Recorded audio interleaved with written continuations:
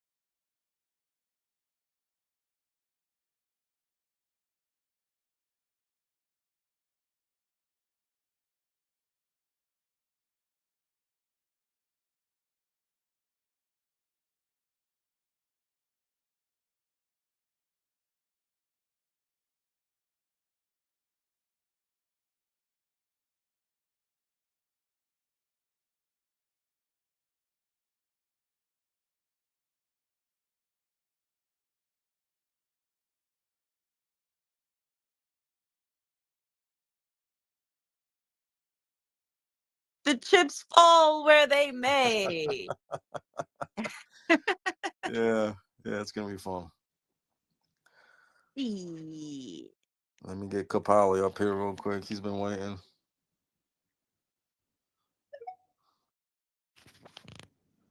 Kapali in the building. Breaking news.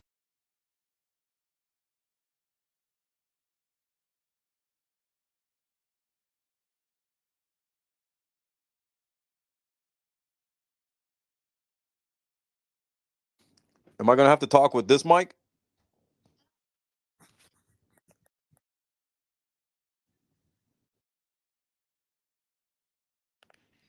Oh yeah, there's a big delay.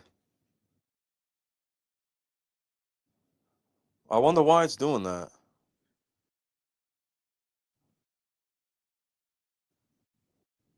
On your TV?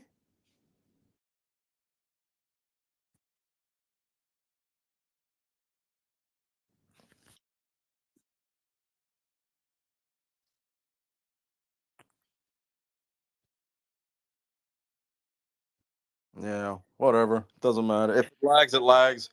It's not like we're gonna be here all night, Just doing a quick little thing.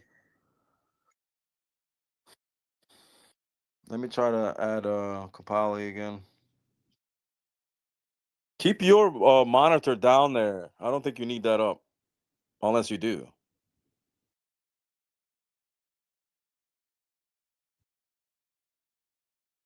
So okay, got you.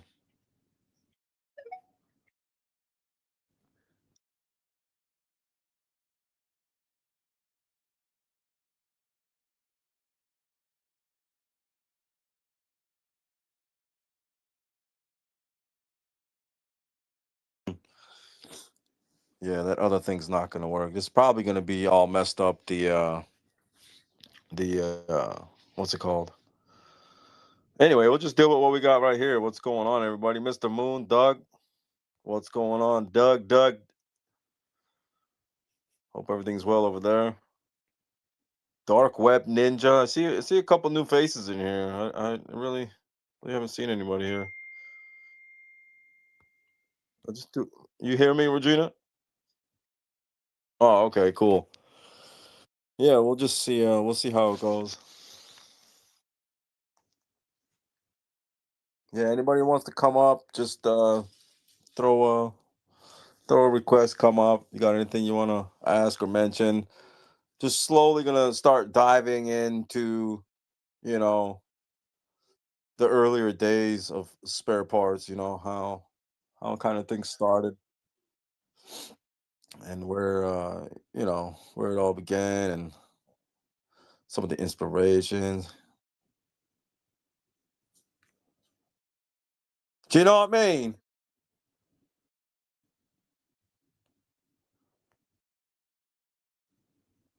Hey, Regina. Hi, Regina.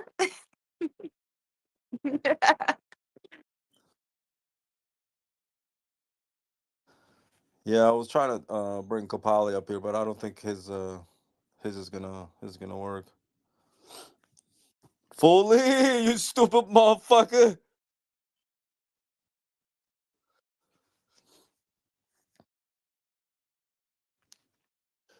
Yeah, there's such a lag here on this end here, but whatever. I'll just work off of here. Yo, yo, yo. My plane leaves tomorrow morning. Oh shit, son. My plane What up, leaves. stupid? My plane leaves tomorrow morning. Nice. Yeah, Kapali's having some telephone issues. He can't come to the phone, but Oliver's here, so what's up? What's up?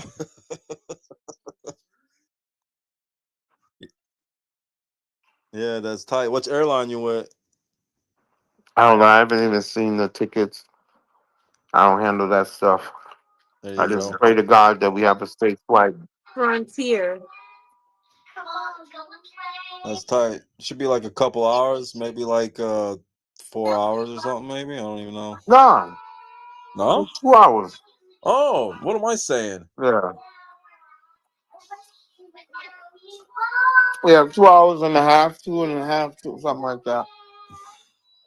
When you over there watching cartoons, bro? Do you want to build a snowman? Can't. Little daughter's crazy. What's up? I hope you guys are bringing some bathing suits. Hell yeah. Yeah, at least one day hit up the ocean, while you're down here. At least, like, I would walk to the beach if I Yeah. have to every chance I got. Yeah. Early in the morning, I'm gonna run on the sand. That's what I'm gonna do. Hell yeah. Trying to build some buns before Saturday. What's up, Poison? Fully, what's good, bro? Hope everything's been well on your end over there, man. Yeah, bro, everything's been solid. Just grinding, putting together Nice. this. I made a metaverse on this platform called Portals. They're pretty dope, and just been getting my community to tap in, and this is kind of where we've been hanging out. It's been crazy. They just Nice. introduced token swap in here, so you could actually buy and sell Solana meme coins in the metaverse. Shit's crazy. Wow. Can I have something where I could like build a gallery and people could walk through and see everything that I created? Or Yeah, that too? yeah, we literally have both. We have a thing called the Stupid Network where we Mm-hmm. host our X spaces, and we'll hop in the Stupid verse in the metaverse. I mean, sorry, the Stupid Network in the Stupid verse, what we call it, and we'll host our X spaces there. But yeah, for sure, you could definitely create a gallery in here. It's super like user friendly too. It's not like they call themselves like the Roblox of Web3 because the building style super easy. But yeah, man, I gotta get you in to check out Yeah, the that's metaverse. tight. Mobile friendly? Nah, not yet. That's once that happens, it's game over. Got you. Word on Danielle, guys. She can't respond she could only respond by emoji. If anybody has a question for her, make sure it's a yes or no, or it makes her laugh. So that way, she could respond with a thumbs up or down or a laughing emoji. Sparico, your twisted co-host up there. He's in the house. What's good, bro? Chilling. Sparico's coming down. Foolie, you coming down to Art Basel, Miami, or what? Yeah, I'll be down on Friday. Oh, nice. What's happening? Yeah. Ugly Duck Society's got an event planned out at the Drunken Labs on there on the 6th. Oh, okay. Yeah. Shit, I'm all the way in LA. It's that'd be a last minute mission for sure. Yeah. If you make it down, you make it. If not, whatever. You lose, bro. Nah, it's crazy because I'm pretty fresh in Web3. I mean, not so much in crypto. I held crypto since 2020, but didn't even know this whole shit existed on here. I have like an entertainment business in real life, so I was doing music festivals like this past like 5 years. But when I saw what was happening here and I see all you guys like coordinating these events, shit's crazy. So I definitely need to start popping up. Yeah, man. Stop by, bro. Stop by in the mornings too. Scrooge hosts an immaculate space every morning. It goes on for hours. All kinds of people come in and out of there, and it's just you learn, you build, you shit all kinds of great contacts and people coming in and out of there. It's every morning, man. You should stop by. It goes on till like 12, 1 sometimes. So your time it'll probably be I don't know. You said you're in Cali, right? Yeah. Yeah. Okay. Yeah. You said on Scrooge's page. Yeah. In the mornings, yeah. Bet. Shot him a follow. Yeah, Scrooge. So What the hell? What do you do? What do you got? 3D glasses too? y'all, Yeah. let's retweet the space. We don't want to talk to ourselves in here. Well, let's retweet the space, everybody. We only got 7 retweets, and it's like 12, 15 of us in here. Yeah, yeah. Retweet the space. We're about to shut the space down in like 4 minutes. Nope, it was 5 minutes and Well, 20 seconds to be precise. right.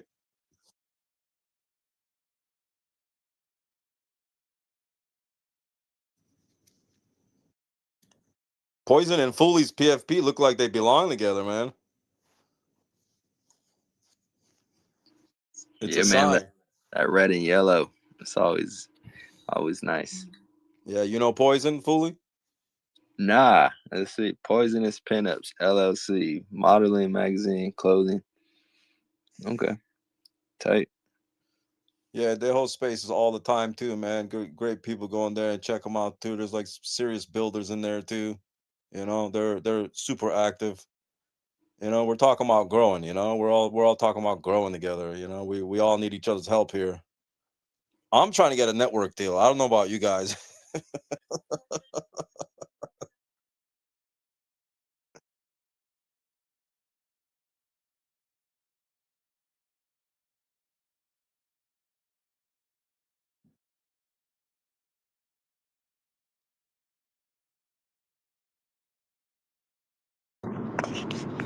Well, I hope you get the network deal because you haven't paid me yet. Your check's coming, bro. Your check's coming. Or your just give me your address. Royalties, man, royalties. Yeah. Yeah, let's retweet the space, guys. If you haven't, so send it to your in-laws, send it to your friends, whoever you're sending it to. I usually send them out on text message. I'll share it out in here sometimes, but most of the times I'll just text the link to individual people. Yeah. Bro, I'm looking at your page. Shit is so crazy. Like, Right? can you explain Limbot number 3? Like, what is this about? I'll be gladly to tell you. No. No, that's not no. I didn't even know what a glue gun was when I was 3. What are you saying? Limbot number 3. Okay, so all right, Limbot number 3. I'll share that one up the top so everybody could follow along. This is Scrimpy. Scrimpy is one of the first ones that I named out of not many, except for the ones that are in the show. And each character in the show is based off of friends that I have and real life conversations. But this guy Scrimpy has not made the show yet, but he is going to be in the NFT collection. That head you see there will be one of the selections. So its mouth is made out of a pistachio, and the tongue is made out of a straw that I chewed the hell out of, a red straw, those little red mixing straws. And the eyeballs are made from thumbtacks. And the body there, the green part is a green bottle cap, so with some kind of beer. I don't remember which beer it was. Eyebrows are made out of tie wraps. I got a whole gang of tie wraps that I use for every character. That's one of the traits that they all share. They share 3 traits, like 98% of these characters, and that is the eyebrows, the mouth, and sand. When it's complete, I add like 2, 3, sometimes 4 layers of sand with self-leveling clear gel in between. I paint it on with a paintbrush. I cover all the excuse me, the adhesive marks, all the glue marks. I'll paint over and I'll put sand on it just to add like another aesthetic to it, make it look cool. And then Yeah, that's Scrimpy. He's very old. The reason why it's titled number 3 is because the lower the number is, the closer to its, spawn date, created date, whichever way you want to look at it. The higher the number, the newer the piece. So you'll see down the timeline once you scroll down, you'll see some of them say like 122, 118, 157. It's not the number in the collection, it just determines how old it is in the collection. And I have a lot. There's a lot of them. I honestly I lost count, but it's close to 200 plus or minus 20. I'll say that much. And I'm making these things every day. No, not every day, but all the time, like super actively. I'm creating. I got some sitting on my bench right now. There's like 6, 7 of them that aren't even done. And what's crazy is the collection, the NFT collection that's going to be coming out, which we're going to release with the heads first only, because you're going to be building your own bot with all the assets that I created. I recently went through and photographed all the new limbots that I created, and there was a lot. I took like 400 images with different angles, and these are the images that I use to, bring in the Photoshop and colorize them to see as you see them in the cartoon show in the NFT collection. And I I break the limbs down into multiple different limbs: left arm, right arm, torso, left leg, right leg, head. And over the course of time, I put together this whole database of traits, and so now I'm adding more, as if it was really needed to add more, but they are, because it's going to be done regardless, one day or another. But what's cool about this collection, all the limbots, after I create all these assets, what's going to be cool is that I literally generated this massive universe that have the potential to to be characterized in the animation. So there could potentially be over 200 characters in the show, if consistent or not. Right now, out of all those limbots, there's only 22 that have been aired in the show. A lot of them I put clips out. Some episodes I haven't released yet, and in the pipeline of working on a pilot episode, and then that's going to be a compilation of what's going to kind of piece everything together. And I started writing a new episode that's going to break the backstory down a little bit, so some people become familiar why these limbots are here. And that's going to be one of the next coming episodes, probably in like a week, probably after this week. I'll do that, and then slowly incorporate the pilot episode, which is going to be starring Sperco as the co-host. He plays a big role, and Danielle might be making some an entry, and that should be fun. And I think what's going to end up happening is, as we start going and going, people become more and more familiar with spare parts, is when they could possibly be involved. Like, let's say Foley is like, bro, I've been acting for years, I got a killer voice, you don't even know about, I want to audition, or I want to be part of the show. We'll figure out a way to slowly start incorporating all these people from other communities, and they will be in the show. But it's got to be on a consistent level. It can't just be like a quick appearance. So if anybody does have an interest in doing anything like that down the road, uh, we can talk about it later. It's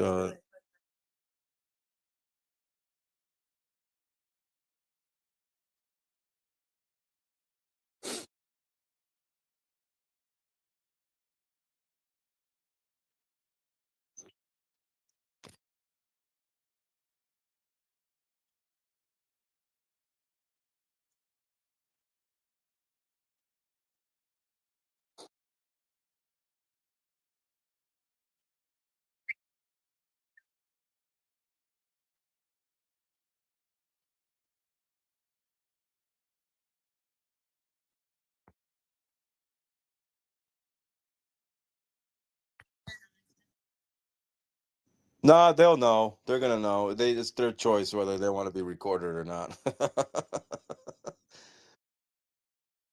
They know. What do you mean? I'm holding a mic to their face. Oh yeah, you made it seem like a secret. Yeah, no, you know. If you don't want to get recorded. No, I recently got a it's like it's the Rode, what's it called? Wireless Pro. That's a super mobile. It's like a little square. It's like 2 by 2 by 1. Super small. Yeah. Yeah. Nice PFP there, Regina, over there sporting Kapali. I did, yeah. I didn't realize until that hoodie was made that I could have, if I could have had the arms placed strategically where it's on his arms, that would have been kind of cool. But I wasn't even thinking about it. Yeah, the head wouldn't be there. Yeah, no, I don't want to do that.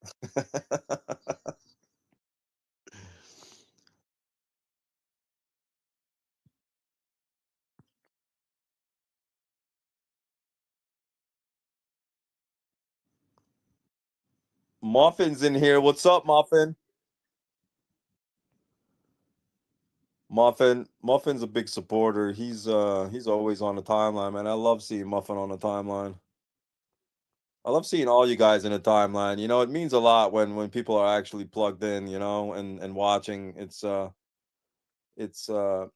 makes me feel good, to see that you guys actually see, you know, the entertainment value to it, because that's what it is, because why not, right? Mr. Moon's crying over there. What's up, bro? You got something to say? You want to jump up here? Yeah, I want to send you the mic.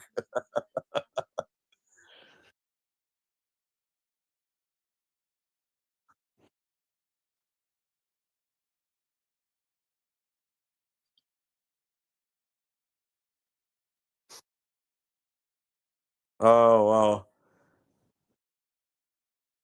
Guys, check out the top picture there. That's Kapali's final image I took about an hour ago, and it's pretty much it. That's done. I'm gonna throw a nice little clear coat over that whole thing, and it's gonna be super cool. I'm gonna be taking this thing everywhere I go from now on, even the bathroom. So that's gonna be fun. I'll take him to the grocery store. Oh man, I'm gonna take this thing to the grocery store and take a picture with it in one of the aisles. Yeah. If you maybe.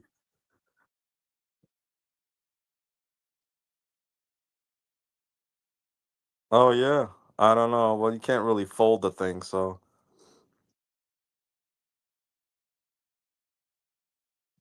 no, it's not gonna work. What was that noise? That was weird. Yeah, sure. What's up, Mr. Moon?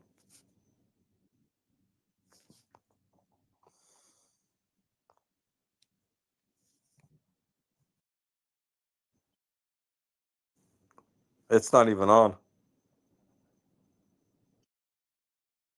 Oh, oh, oh.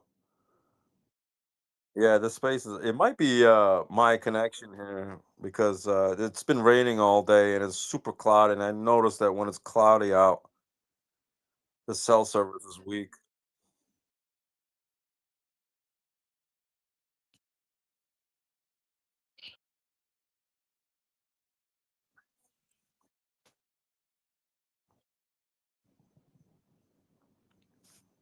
All right. That's cool. Bro, what's up? What's good, Ben? Doug's down there. Oh, Barbie's here. What's up, Barbie? Let me throw you a mic.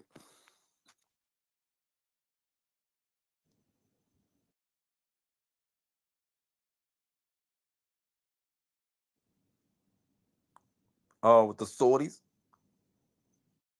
Yo, Spare, we got a grand opening of this metaverse on December 20th, and I was just DMing another artist. He does like black and white art, and I'm gonna have a section where, you know, because we could upload images in here and whatever. Okay.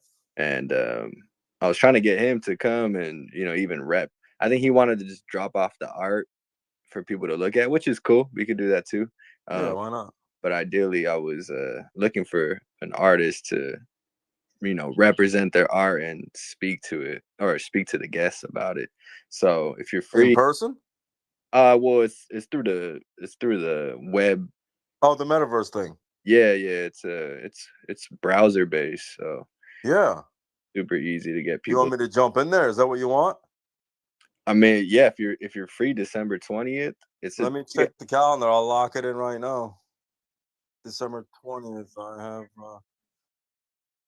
so it's a 3-hour event, and it starts at 1 p.m. Pacific Standard Time. Yeah. Yeah, so 4 to 7 for you.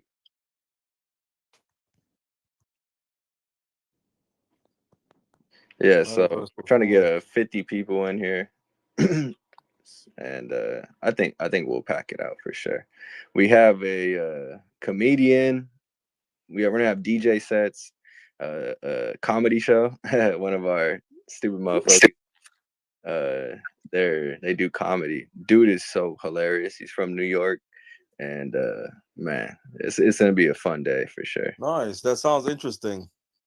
I actually earlier today I was getting a whole bunch of files ready for Art Basel because I'm going to be bringing a projector with me. So I'm about to load up my thumb drive with a bunch of content. You know, like a lot of the stuff that I created, from the NFT collection to the cartoon show, the clothing line, a bunch of little modeling videos and stuff. So what would it be something I would do from my end, or I would send you these files? Yeah, you could send me like a file, and then you could hop in. You have like a PC laptop, right? I'm assuming. Yeah. Okay. Yeah, so you could hop in and kind of just like, so it's there's proximity chat in here too. So you could just like, we could just chop it up while we're in the space, and I could just place it in the art section wherever you want. Yeah. Yeah. We could. Yeah, let's try it out. That'll be. I like those kind of experiences. I'm a big fan of metaverse. It's just I still feel like it's so new and it's got so much improvements to be done on it to make it run efficiently. But there might be some other different ones out there. I don't know. I kind of fell off of it, but I was playing around with Spatial. You know Spatial? Yeah. I hopped on Spatial the other day for the first time. This is nothing like Spatial. I'll tell you that much. This Okay. is this is a little different. I think in a better way. It's So you just have to try it out. The one thing that metaverse is, you know, you said the word efficient. It's like sometimes the connection, there's like a lag, you know, that's like probably the flaw in these metaverses. But um you know, this platform has been pretty damn good, not gonna lie. You just have to hop in and kind of test it out yourself. Yeah. Yeah. I just made a note of it on the calendar, and then I guess just DM me the link too. Yeah. And then I'm pretty sure I got to go up there, like, create an account and stuff, right? Yeah, you may be able to hop in as a guest. But the cool thing is like you could do custom avatars. So if you give me, and I do 3D like characters and shit. Nice. So if sorry, go.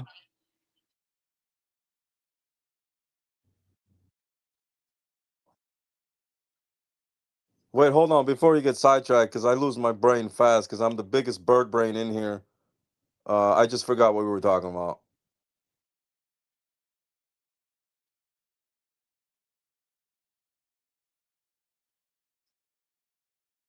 No. Hold on. What were you talking about? The 3D stuff.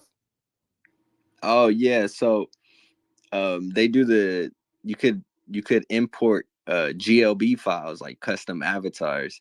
And I got the stupid MS, which is our private NFT collection, and all the NFT characters. So like for every NFT holder, they have their own personal avatar. So we're like right now we're like there's like 5 of us in here. We're just running around with our NFT characters.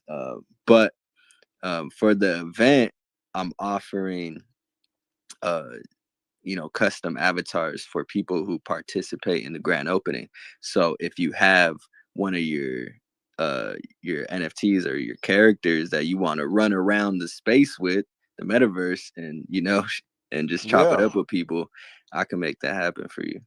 Yeah, let's do it. What do you need? Do you need multiple images from different angles, or what do you need? Just one clear one, bro. That usually does the trick. PNG? Yeah. Oh, okay. Yeah, that's no problem at all. Yeah, I got one right here, right now. I'll send it to you. Heck yeah, dude.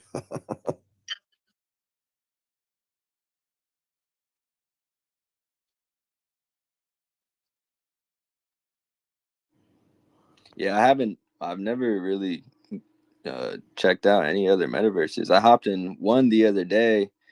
It was spatial. This guy was having like a DJ set, and it was nothing like what we're doing over here, but it was cool. This is like I made this as a networking. No, no, you're good. Sorry, go for it.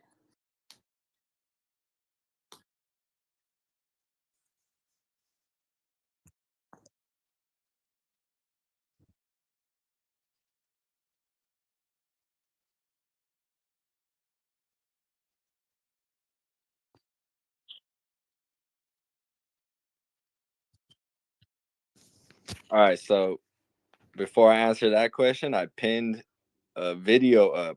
We actually just dropped the like a teaser trailer to what it looks like. So maybe watch that, and I think it should answer. But yeah, we built everything from scratch. We didn't use Blender, Unity. This is all like built um essentially Roblox style. I've never played Roblox, but that's what the platform always claims is like we're the Roblox type of build. So yeah, Nice. it's crazy. But yeah, we just dropped that video today. Oh, I see it here. I'm gonna watch it real quick. Oh, that looks. I love the color work in there, bro. The graphics are nice too.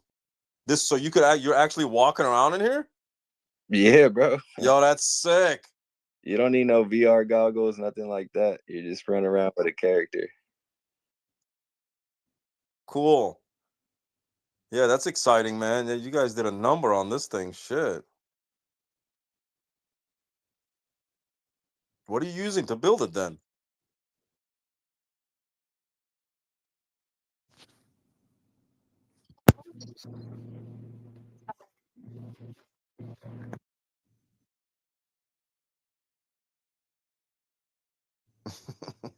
Yeah, so a lot of everything you see there is like was built from ideas and conversations we've had in the past. Like the Eiffel Tower, it's kind of like spare parts. Like it seems like every one of like his projects comes with a story.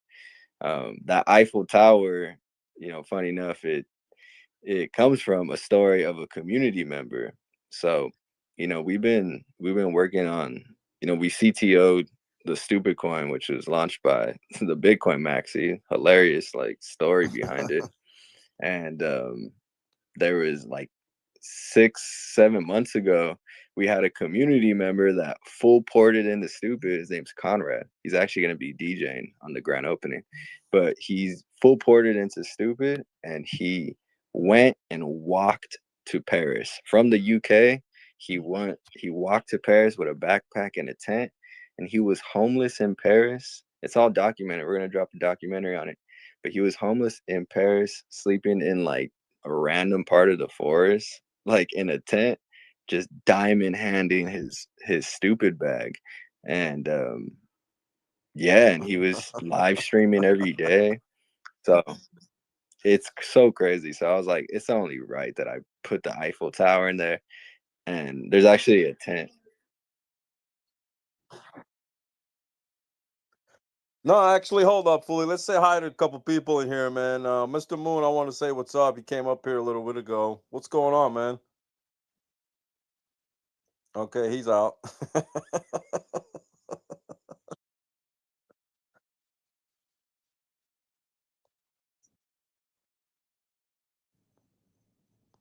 Let's say hi to Samuel here. He seems like a new person here. What's up, Samuel?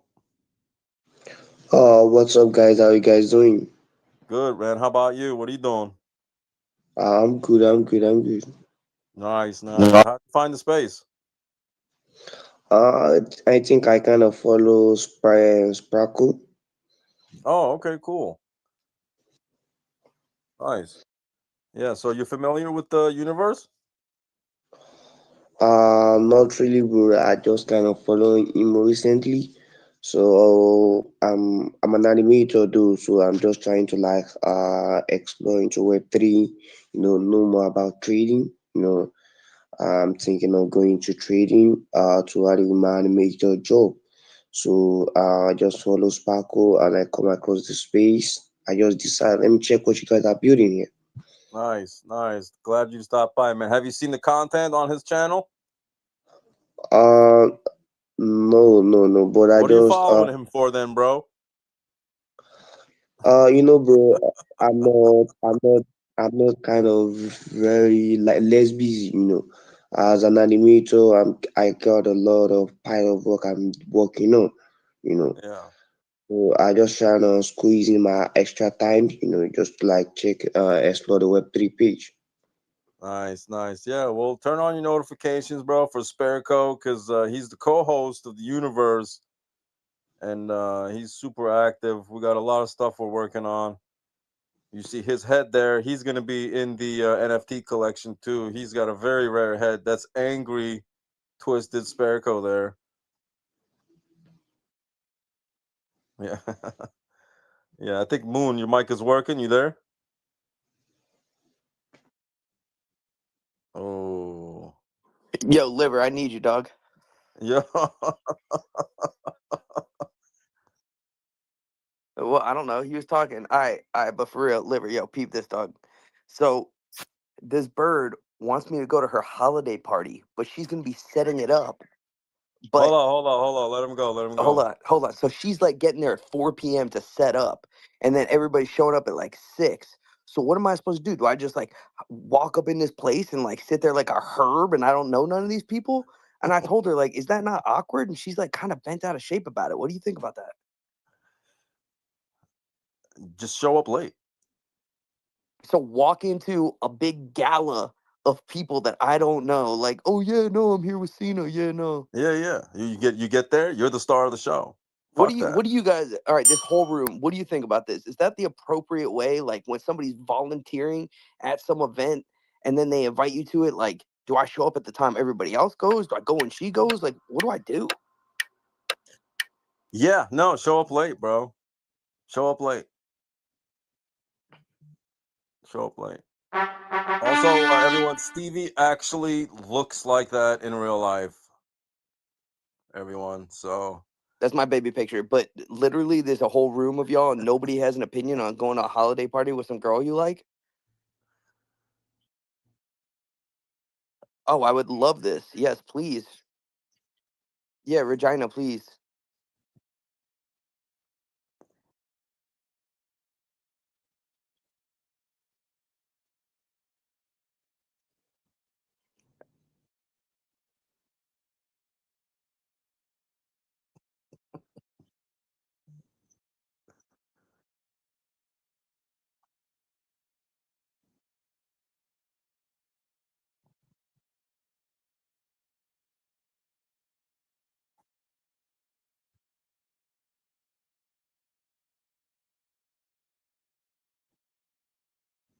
Not the worst advice. Also, Regina is the capital of Saskatchewan, Canada. Just for everyone out there. is it really? Yeah, dog, grow up.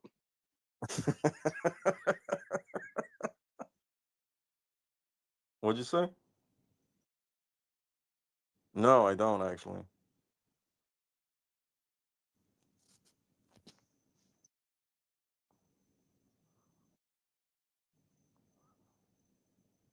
No, I have no idea what it means.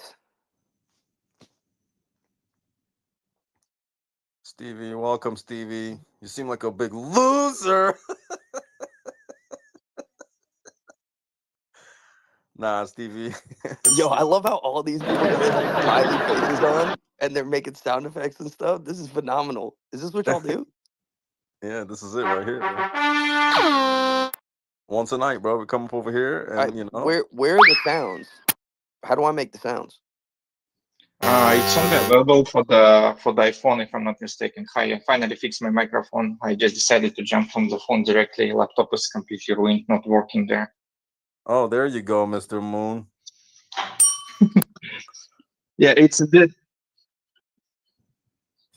usually available for the iPhone users. For the Androids, yeah, for the Androids is not usually available, but for the Apple users, the soundboard is directly integrated into the Spaces. And Yo, it's got a fart noise, dog. Okay.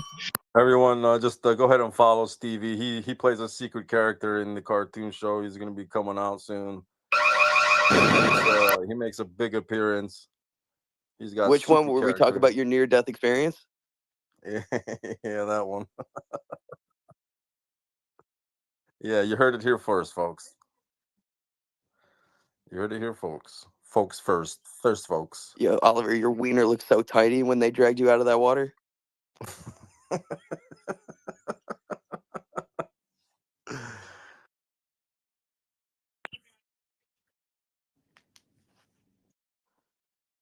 Yeah, all them teeth and no toothbrush. That's why I'm so ornery.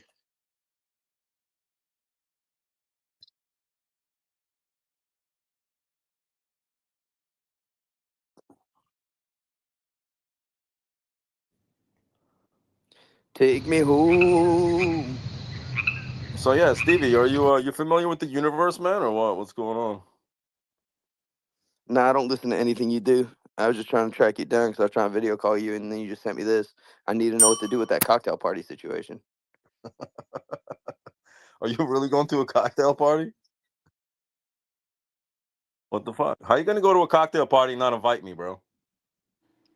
Yo, I think you need a pregame and just not worry about it.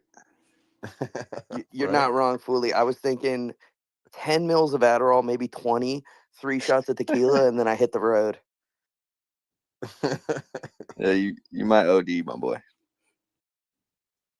You ain't met me, but dog.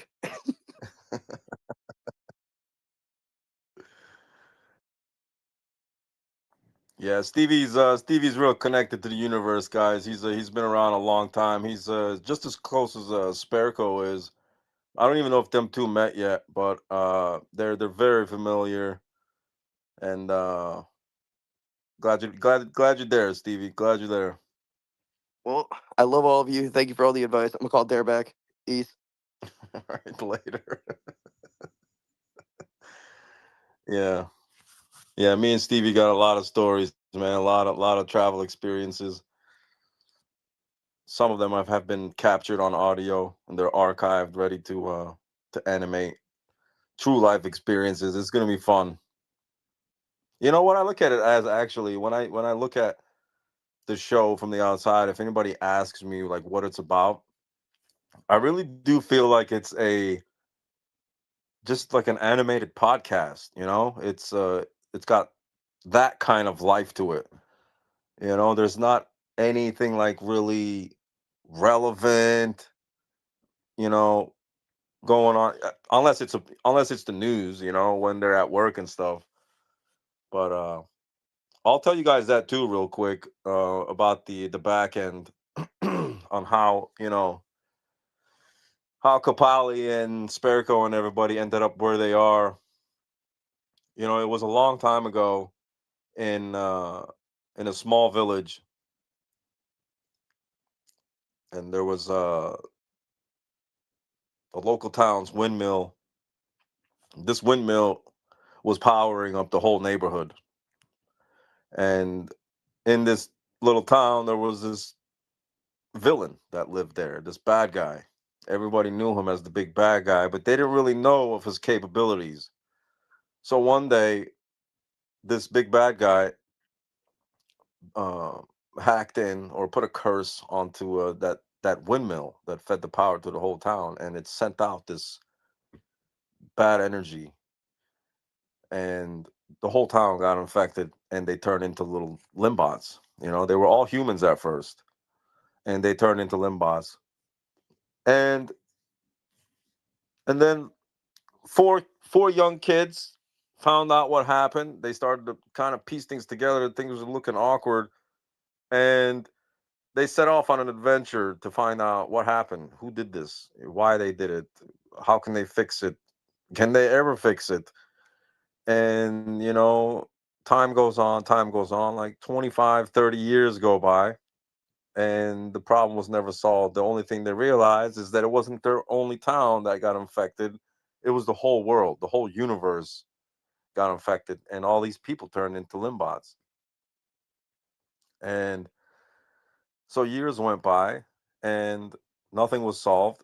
And now Kapali and Sperco hosting the news on WLNG SPUTV on Planet Ultraix, which is a whole different planet from Earth. They managed to find a way to get from home to this other planet, and by means through a an airport cafe, which hasn't been established yet, except just how I'm telling you right now. And whenever they go to work, they're at that other planet at the news station, and whenever they're home, they're on Earth. Wherever they live. That's also hasn't really been established yet. It's there. It's just hasn't been shown. And it's all any content, any episode you see that's not on the news station is all real life stories, experiences, all these characters have went through, or mainly improvisational bits also. So when it's not an actual story, it's improv, and it's there's all kinds. I got so much audio that has to do with all these different stories with Sperco, with Stevie that was just up here. He guest stars in the show too. He's not out yet, and he is going to be in the collection also. He's going to play like a rare any character you see that's in the show is a rare character in the universe until they're spawned, until they're created into a character that's getting voiced. They're more common. So that's a good thing to take a note to, as far as everything that's involved, within the universe, and yeah. So what's up, Moon? Sorry, I guess you got your mic cleaned up now. Yeah, definitely. Hope you can hear me well. I have several questions, actually three specific questions. Number one, how did you come up with this crazy idea? I mean, like for me to come up with this kind of crazy ideas, it will take a lot of creativity. Second question is, you mentioned that they're trying to rush to another planet, so meaning are they not from the Earth technically? And the third question, are you using any of our voices in spaces for your next episodes? No, I'm not. Although they are required, I'll start backwards and answer them backwards. Yeah, The please. I'm very strict on audio quality, and the way the sound comes out from these spaces is very tinny, and there's no low end to it. And I refuse to use that. So down the road, when it comes time to that, people being part of the show, we'll figure out a way how for them to acquire a microphone, and then they could become part of the show. There's a lot of people out there that have setups at home with microphones and stuff, that do their thing. So they're not. I might sometimes record a phone conversation that I have with somebody, and record the speaker. I'll put my phone on speaker, and then I'll capture that audio, and then when I animate it, it just makes it look like the character is on the phone with the person, and you can hear it like that. As far as the planet, they they got contracted to be hosts of this news station, and how that gets figured out is still beyond me right now, but it'll come to me. Not the more I talk about it, and it's slowly coming to me. And tonight, just now, actually, when you asked me that question, I realized I could incorporate a way. They know somebody who hired them to become, news reporters, you know, in another planet, and they accept the job, and then they do what they do. They go there to work, and they come home to Earth, and yeah, that's how the other planet gets incorporated. And the first question is, it's I think the craziness comes from the parts that make up each character, each limbot, physical sculpture. So if some of you are not aware, the each character is made from it's inspired by physical sculpture. And every time I make these characters, it's all natural. I don't plan on it. The only time I'll plan is when I go live, and then I'll just turn the video on. I tell myself, all right, we're going live. I'm gonna make a character live right now. But most of the time, I'll just end up in the studio and just kind of look around, and then sit down, and then it just all comes together. So as far as the craziness of it, I do believe it has. I got some crazy tendencies. I'm wild. I like to do things, whatever. I think a lot of my personal character bleeds into these characters, which is why I have such an emotional attachment to them, and I really don't want to get rid of them. But it's going to be a deliverable through the NFT collection. Once that comes out, people are going to be able to unlock these things and get it shipped to their homes if they want them. Otherwise, it's there's going to be a fun process through which way that goes, and I'm pretty stoked about it. Um, I said a little bit earlier, I'm adding so many more limbs that I don't know. It's super exciting, man. I love working on this concept, this idea, this thing that I put together, and yeah, I think I hope that first one answered your question with the craziness. I wasn't really too confident about that answer. No, no, no worries. That's just perfect answer. Just to add on to the first question, multiple of us having so-called collective memories regarding the creations that you're dealing with, and actually some of my followers, even that follow you, they say they literally also mentioning that they have exactly the same memory that they used to seen it somewhere before. And I think we discussed this part inside the chats, that there was something similar on MTV. And what do you think about it? Like, could it have been somehow correlated to it, or no? No, there's really no inspiration, man. There really isn't. I don't watch too many cartoons. I mean, back in the day, I watched like Transformers and Ninja Turtles and DuckTales. Those were really the shows that I watched. I never really watched some of the shows that people see similarities to, but I did see the resemblance after they mentioned it. And one of them was Crashbox, and another one was Celebrity Deathmatch, and another one was Robot Chicken. I mean, I've watched Robot Chicken, but anytime I created anything, I never once thought of, oh, this looks like that. I just I just knew whatever I was doing was so original as far as aesthetic, visually, that I didn't see it until afterwards, and then I had to actually go look it up too, and I see the resemblance, which is cool. I'm glad it reminds people of that, because it's like kind of not breaking what's fixed, but adding on to it and improving, maybe, if you want to even say it that way. And it's a whole new style, and it's fun. I mean, I watch my own shit so many times, bro. I was just watching some earlier.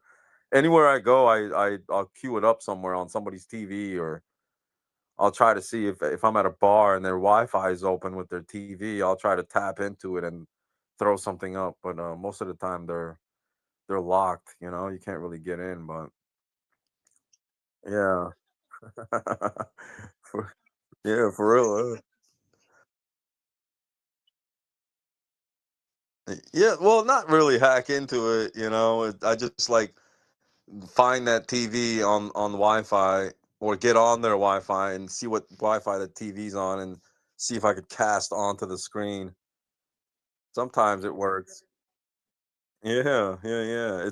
It worked one time, and it was fun. People were like, "What the hell is this right now? What's going on the TV?" And they're like, "Try to watch sports." Yeah. Leg up. What's good? Crypto Fight Club. Red Phoenix is here, guys. Thanks for plugging in, man. I don't do these spaces that often, but it's truly great to see you guys coming in here and showing out, because this actually shows right here who's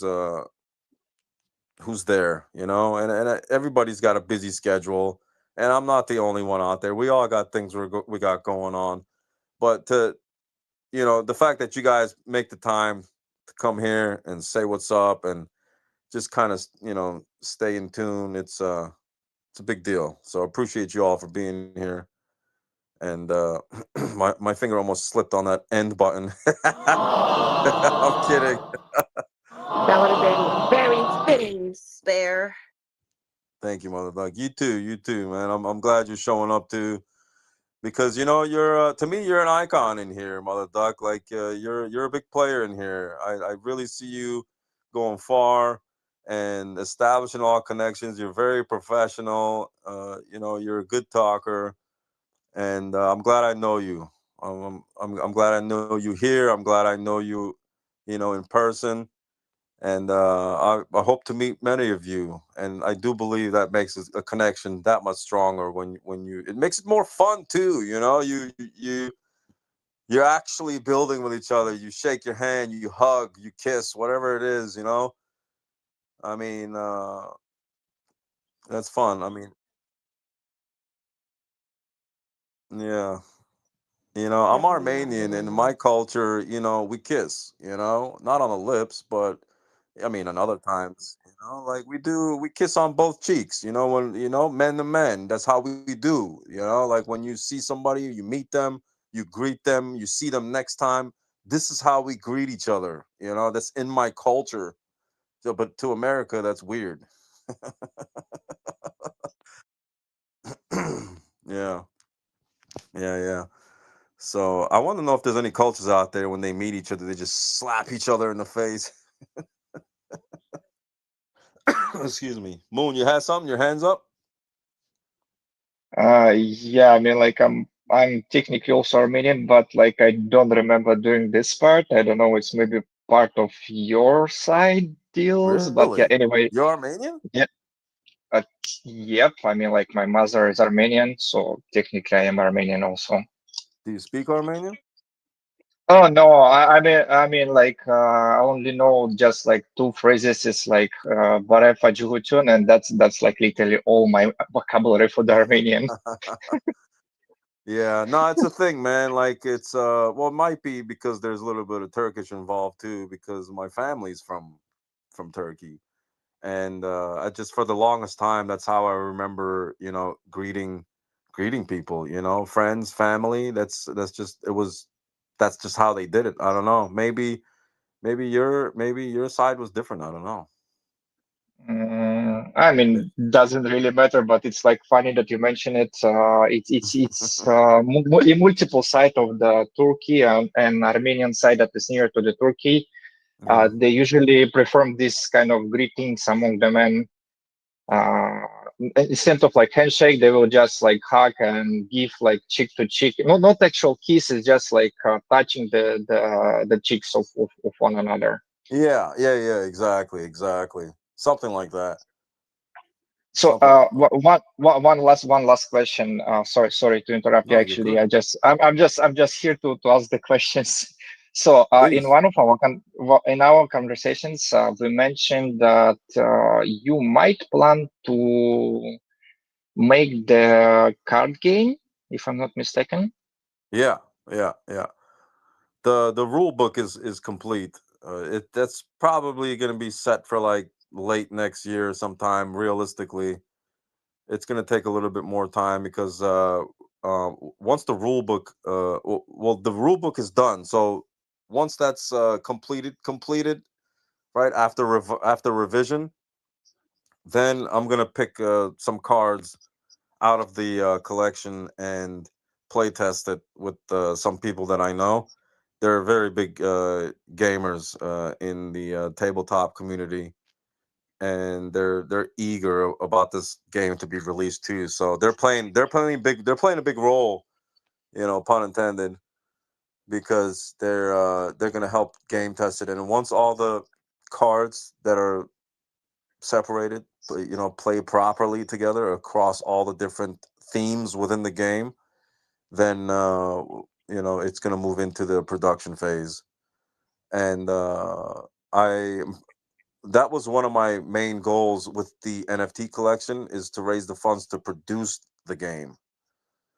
And I'm pretty stoked about it. That's actually one of the things I'm really excited about. I'm excited of all the aspects in spare parts, but the card game is going to be super huge because it's a very niche thing, that specific type of gaming, but it's huge, it's global. There's a lot of heavy hitters in the heavy hitting communities that play these types of games, and it's a very lucrative business.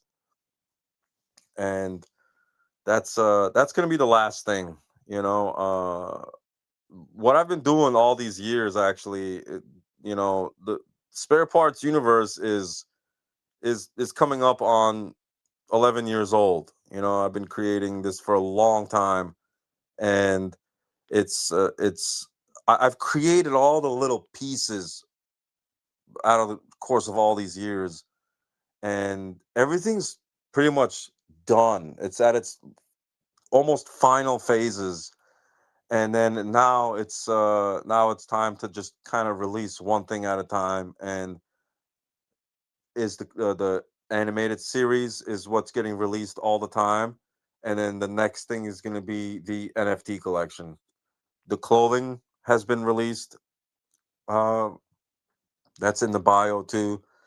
And and then the last thing will be the card game. So, but the main goal here is I'm slowly establishing connections through these spaces, actually, and there's people starting to surface, showing interest and wanting to help take things to the next level. And that's huge to me, because that's all I've ever wanted my whole creative life, my whole creative career, was to team up with people who see the value and want to take things to the next level. And it's happening, people with like TV connections and representatives, agents. They're slowly starting to surface, but the most important thing is to create awareness uh, to the brand, to the whole. universe, the ecosystem, whichever way you want to call it.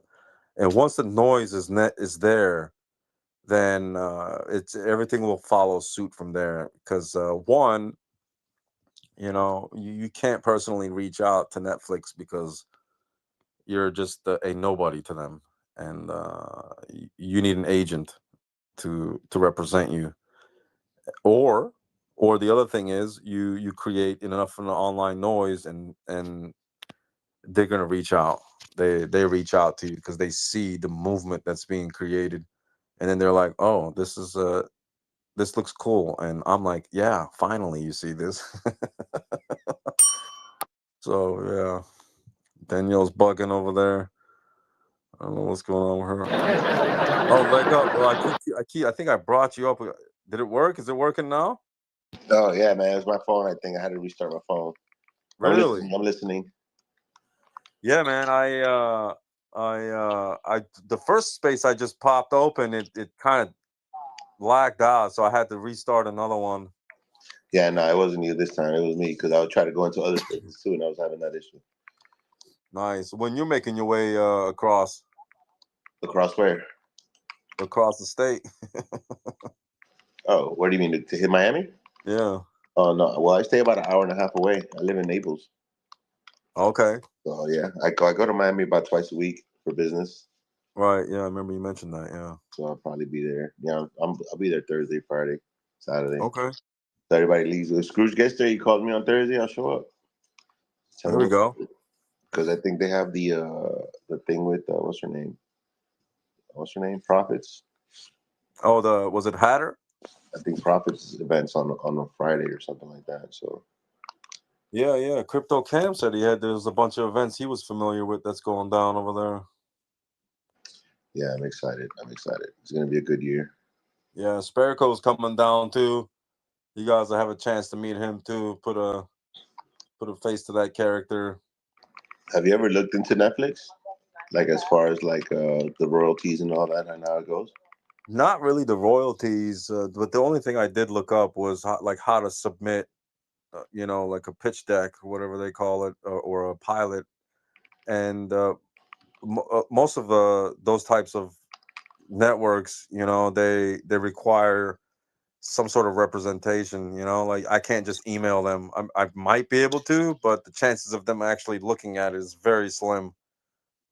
But if somebody has contacts there, and they're representatives of these people, or they work with these companies, then it makes it a little bit easier Gotcha. to reach out to them. Yeah. I'm gonna talk to my homeboy because he's a producer Hmm. and he does some work as well. And like he always talks shit about Netflix because they take a lot of your fucking money. I heard, but I'm gonna ask him. I'm gonna talk to him. He's my best friend. Grew up with him since middle school. Oh, nice. Yeah, he's. I'll talk to him and see what he says. Now Yeah. that, I just thought about it. Now listening to you talk, I'm like, damn, wait a minute, I got a friend. Yeah. Yeah, sometimes you gotta talk about it, you gotta mention it, and then sometimes people don't remember until they actually start thinking about it. It's like, oh shit, yeah, I got somebody here or whatever. Yeah. Yeah, yeah. I'll see what he says. I'll give him a call tomorrow. I'll let you know. I was connected with some agents down here some time ago because I did a lot of TV work and movie work down here in Miami. Oh, nice. But that was a different type of agents.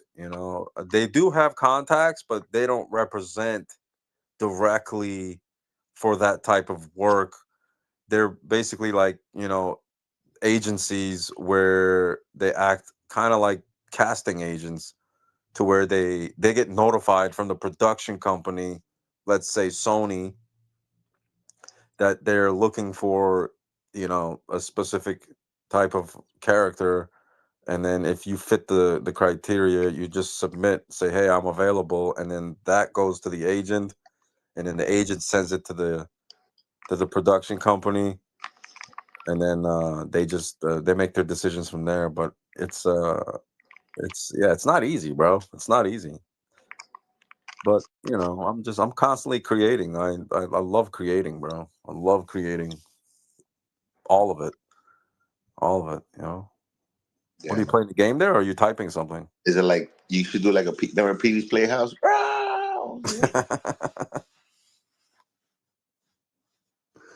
Yeah, no, I'm Yeah, excited, bro. I know you. I know you have a lot of imagination, a lot of potential, and a lot of skills.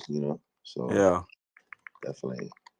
yeah. An order came through from that side there. Oh yeah, it was cheaper for me to order it directly and then ship it to the person directly than to actually ship it myself. Because I started shipping so many of them, like I shipped about 8 of them, and then they were like $20 here. Oh, no way, I really? was like, oh shit! And then the one I bought today was like $5.99. I was like, damn, I should have did this a long time ago. Yeah, that's the thing.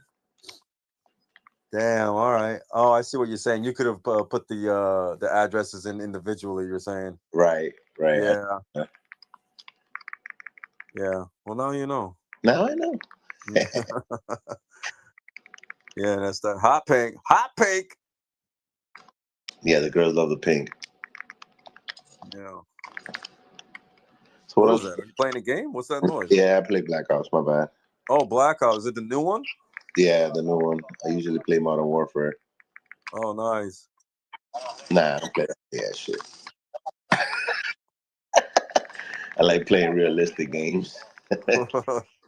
Yeah, I haven't played in a while.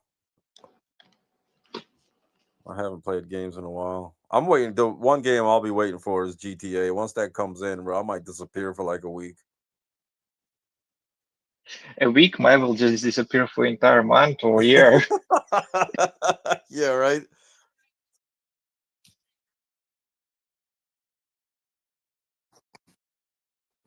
Yeah, right. Yeah, we're slowly gonna wind the space down, guys. I'm glad you guys plugged in, but if I'm gonna leave the last couple questions here, if anybody wants to ask anything or anything in particular, if you're not, But what time are you going to be there, though, at the event? Or when are you going to be? I'm not the event. I mean, when are you going to be in Miami? I'll be there. I'll probably be there a couple times this week. I'm already down here right Oh, now, and I was gonna wait for Scrooge and them to get down. I think they're landing sometime tomorrow. I figured they get situated, and then I think they said something's going on the 3rd, so I'll definitely drive down on the 3rd, also and like then that leaves Thursday. Wednesday. Okay. Yeah, yeah, and yeah, right, exactly. And then you got Thursday, Friday, and Saturday, and then whatever else. I figured, we go vibe out, get some nice dinner, get some nice food, drinks, whatever. Meet some people at these other events that are popping off.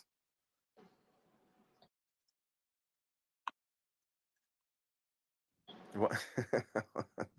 We got to take a Contact. shot for Regina when we're there and go live. Be like, Regina, this is for you. Yeah. You're Do missing you out. do you like to drink, Regina?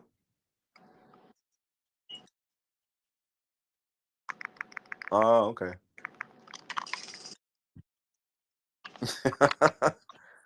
That's so funny you say that. I used to know a couple people actually throughout life I've met where they fake smoked. I don't know if anybody else has experienced that, but I noticed it where it's the process of they take a hit and then kind of like do this like swallow motion and blow the smoke out of their nose immediately. And I'm like, bro, what are you doing? Yeah. Yeah, it was an immediate exhale. But yeah.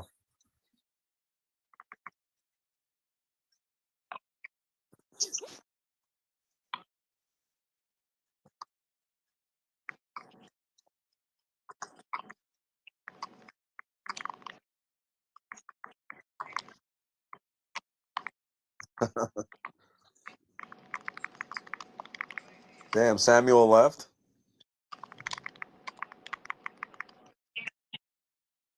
No, Samuel. Samuel was over here trying to show his animations. Bro, you can't top spare parts animation. Period. Match me, bro. Match me. I can't even duplicate my own work. Nah, I'm trying to be humble, guys. You know, your No. you be taking a shit talking about us. Yeah. What That were you life saying, side, Diego? that life side one, it looks good though. The big one you did. Yeah, you're gonna see it. I'm bringing it with me.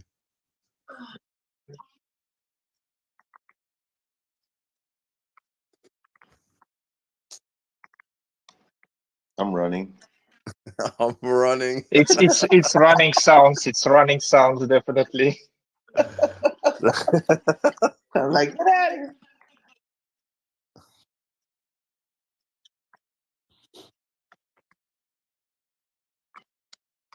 Yeah, I like to run because I'll shoot somebody and then run and then be like, ha ha. She was quick with that one. Yeah. Yeah, that's what's up. That's what's up, man. Maxi, nice for Maxi Mush Josh to join the space. I haven't seen your PFP. Glad you found it here. If you want to come up and say something real quick, see how you discovered the spare parts universe, I'll be more than happy to find out how you did. But all good. Glad you made it here. You guys could tune in tomorrow. I skipped a couple days last week. I had a bunch of family in town, and everybody was just eating, and I was hanging out with my nephew, and you know, I didn't. Yeah, but yeah, Kapali's going out on his first venture tonight. I'm gonna take him out to this place I'm going to, and he's gonna say what's up to everybody, get some pictures taken of him. But yeah, thanks everybody for coming in here. We're gonna go ahead and close it down. I don't know if anybody's got one last thing to say. Regina, you want to say anything before we clip out of here? We love Kapali.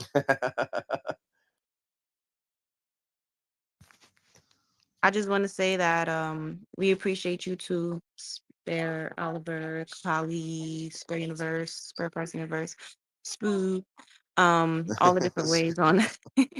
That's how I read it when I see SPU. I'm like Spoo.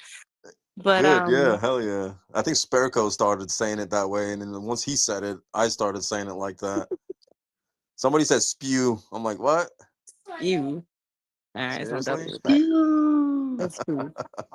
No, but we really appreciate you too. Like you really add character here. Like you make it fun. I love seeing these videos that you're coming out with. Like this is just so creative. And I told you since day one, like you're definitely about to be getting some HBO deal. I don't know why I keep saying HBO, but I'm just trying to manifest that for you. I know, right? It might be HBO. Shit. We need it. Yeah. Once that budget comes in and there's a whole team working on this, I mean, do you have any idea the endless possibilities of what's going to be happening? So many Yo, like I characters. see so much. Yeah. I don't even know how you have time to do what you do with these things. And you spend time here and you work and you do that. And it's just so much. Okay, but can you give me a moment? That's really Um, an so much interesting topic, talent. actually. Yeah. Yeah. Yeah. Go ahead. Because I that is a very deep topic. It's almost frustrating at the same time in a good way and a like 50-50, right? Because there's a lot of people out there that use that excuse on why they don't do certain things that they want to do or that they dream of or whatever it is, and the main complaint is they don't have enough time in a day. If you don't have a child, I don't have a child, okay?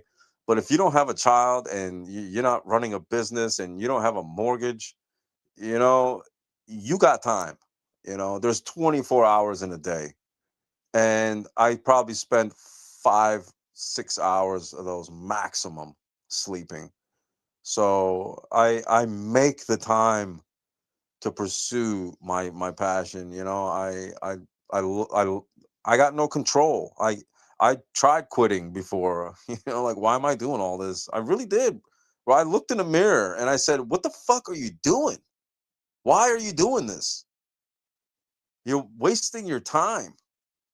And a couple days go by and I snap out of it. I completely forgot I even had that moment. And I get right back to it. I've done it with my cartoon, I've done it with music, everything that I do, but I realized I can't quit. I just can't. And I manage my time very wisely to make it to make it, to create, and it's I believe anybody can do it. You just got to do it. That's it. Who's doing that? Who's timing you? I don't know. It sounded like was it that turn Time sick? is the time is running out. Sounds like a grandfather clock. I thought that was that. I heard that the other day. I thought it was a damn turn signal in the car. I was like, that's loud as fuck. Also, I thought this was the first time I heard it. I was like, who driving? That's funny. But thank God you didn't quit. Thank God you don't quit. Your talent is needed out here for those who think that they're doing something like and they see what you're doing. It's like reminder, you're not doing shit. But um no, honestly, I appreciate your craftsmanship and I know everybody else does too, even if people don't say it, they watching it like, what the hell is going on here? Like, what the hell, Barry? But Yeah, I appreciate you too, mhm. spare parts, Oliver. You Much too, love. man. All of you, for real. I just Yeah, I'm done. I love the idea. You know what really fascinates me is looking back at these spaces. I don't know, 6 months from now, 3 years from now, or 5 years, however long of that time that is, and we are successful, and we look back at these conversations like, yo, we were right here. This is where we started. Building relationships and and growing together. And I I I love seeing when I see somebody creating something and I'm like, damn, this shit is fire. I want to know this person. I want to stay in contact with this person because later on in life I want to be like, yeah, I know that guy. Think about back in the day when these people like Nike and Reebok or whoever all these people were, they've had friends, they've had supporters, they've had people there with them their whole lives. And imagine the stories these guys are sharing with them amongst themselves. It's got to be so fun and exciting, to know that you went from point A to point Z and it was just been this massive explosion. And I feel that. I really do feel like, something's going to take off here, whether it's with spare parts, whether it's with ugly ducks, whether it's with Ben, whether it, what I'm saying, whoever it is, something's going to take off here, and we're going to be here and we're going to boost each other because, again, that's our duty. We're not in here to waste time, you know? Just like Shiny's collection, like, bro, there should I that's why I love the fact that Scrooge is doing what he's doing. Like he's pushing people. But it's necessary, like you have to. Like what the fuck's $10, $20 to you? I mean, it's a shame the people that can't even muster 10, 20, $30 together, which they're gonna make back in half a day anyway, the next day, unless you're just that broke, you know? It's huge. It's huge. So yeah, everybody, if you guys haven't checked out Shiny's collection, go check hers out. We'll drop it in the comment section too here. Yeah, we have like over 300. We have over like 300 people in our chat, right? And all of a sudden, people just show up, support me, support me. I'm like, who the fuck is this guy? Look at Yeah, his page and shit. I'm like, yo, this guy doesn't have no likes, no retweets of our family or community, any of my posts, anybody's posts. But yeah, yeah, he's quick to come and like ask for like support. yeah, yeah. Well, somebody was just in here talking. I was just because I genuinely want to know when there's a new PFP in here because we're familiar. A lot of people still have the same PFPs. I want to know, how did you find the space? Are you familiar with spare parts, and they were like, no. I'm like, all right, cool. How'd you come in here? They're like, I follow Spareco. I'm like, all right, nice. Have you seen what Spareco got on his timeline? He's like, no. So what the fuck you following him for?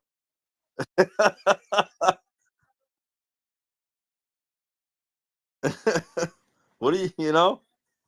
Yeah. If you're gonna follow somebody, follow them, show up for them.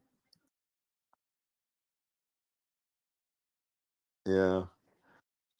Yeah. Yo, You give everybody a chance though, and huge shout out to Russell Connell, man. Rocking that spare parts, showing up in X spaces. right? That's a one of one, bro. Nobody else I don't even have that. He's literally the only one with that. Nice. I got Yeah. me a 1-on-1 too. All right. Oh, what's up? Yo, just throw emoji up if you want to come up. Yeah. Yo, so Regina, I bought the hoodie from Spare Parts. I bought the one that says "You want to fuck." So I went to the club, right, and all these girls, girls were smiling at me all the time, and I was with a bunch of females because it was my sister's birthday party. So like, there was a bunch of females there too. Yo, forget about it. Finally, when everyone realized, oh, yeah, what, yeah, they were rubbing off. Yeah, I got the And now I got the bomber jacket. He says Now I got the boxers and the swimwear. yeah. Oh, I got a whole Oh my damn gosh. And then let's not even did I, did I get what? no, man. Mm, Something mm, happened mm, with the mm, damn mm, package, yo. I'm so mad at that, but it's nobody's fault, man. It's nobody's fault. mm, That shit mm, happened.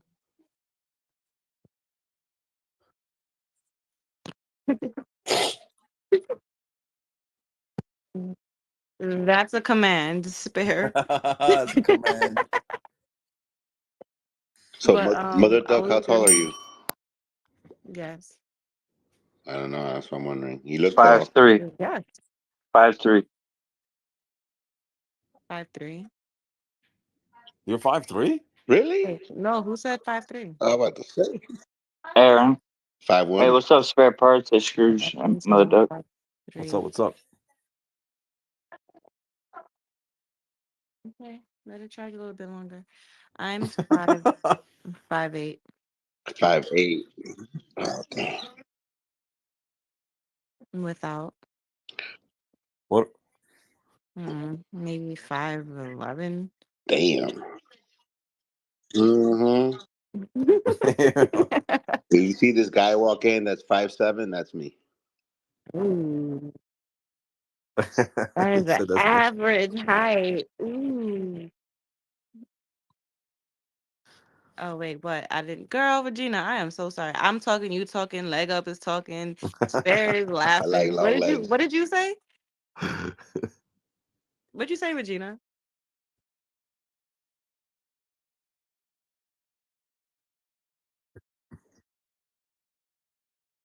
But if you want to Yeah, drink my sure. water, you can. Go, go.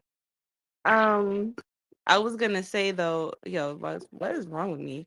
I was gonna say though, Spare, that you can't go anywhere though, because I laugh. That laugh is needed. I need to hear that laugh Yeah. once a day.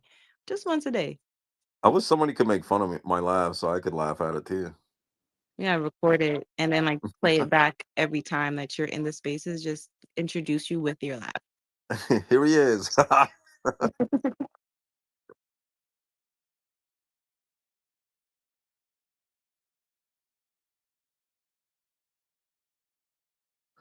Oh, I see what you're saying. Yeah, I see it added a little bit more of depth Like to that. it. More yeah. Yeah. You got to do. Like he's not like, Oh, like what? Like who laughs like that? He has a hearty laugh, like nah, that's a real laugh. Even if he's trying to fake it, it just turns into a real one. You're like, oh yeah. Right. Even if his fake is real, it's like, yeah, that's Yeah, I the could I laugh could you fake need. laugh real. I could real fake laugh. Okay. Ooh, child, as a female, you learn how to laugh to anything. I tell you. Yeah, I'll have I my mic tell with me too, Mother Duck. So maybe we could have a couple improvisational conversations you. Let's do and it. Let's do it. throw you into the show somehow. Somehow, some way. Give me the afro. The afro, How? limba, The Afro bot. the afro. But Yo, that sounds I'm fire. gonna be rocking my afro. So, you know. The Afro bot, that does sound tight. It does.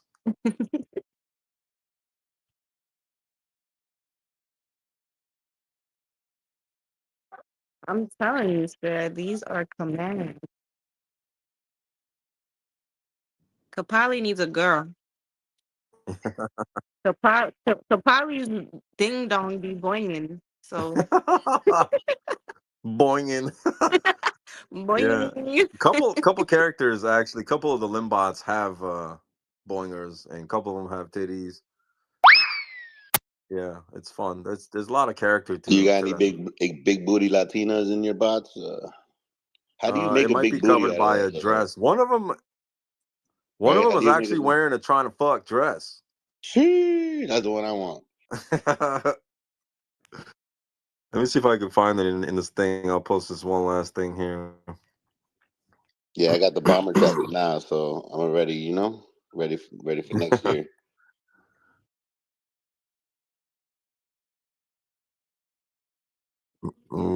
It's not Oh, here. I don't see it. yeah, it's 10 o'clock now. If you have time, we'll talk tomorrow. Mañana. Yeah. I'm so sorry. I'm here trying to take a Barbie's shoe off. What happened?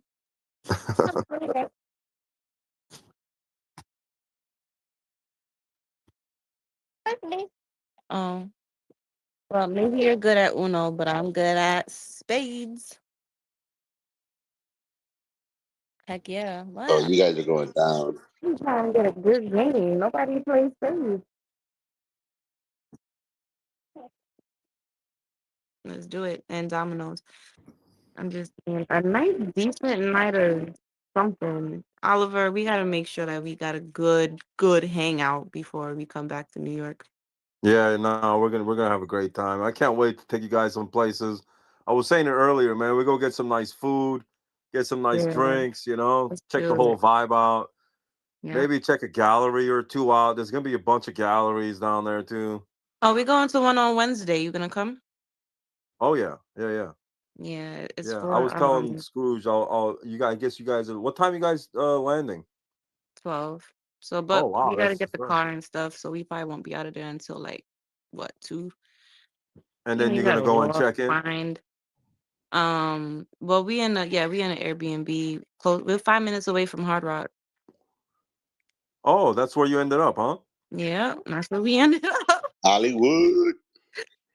Yeah. Okay. That's where the cheaper hotels are at. That's why. Cheaper R.I.P. Hulk Hogan. Yeah, Airbnb. Oh, listen, no, we gotta go. We gotta go to the Hard Rock one of the nights. You gotta experience I it. yeah, I'm gotta down. get well, we've been there. The Oh, last okay. time All right. when we went to Palm Beach for the convention out there, we went to Hard Rock a couple nights.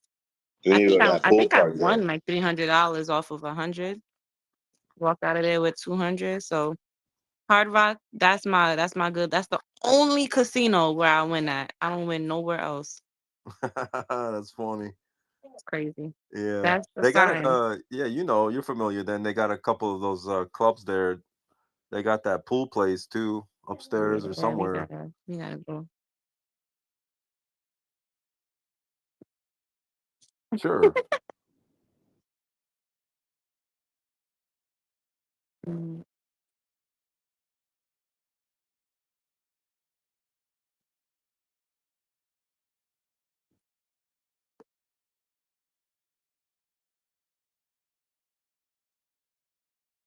Wanna play online? Wanna play online? Okay. Send me a link. That one. Ooh, Ooh. and do betting. You're gonna need Bet. that practice. With me and Oliver gonna take y'all out. Yeah, you're not taking me out. I will renege. I will renege on your ass, and you won't even I know will which catch can I it. reneged on. Man, I got a whole yard. I got 3 in a possible. Hit a pop. Hit a mother effing pop. Yo, those possibles. You ever had 3 possibles?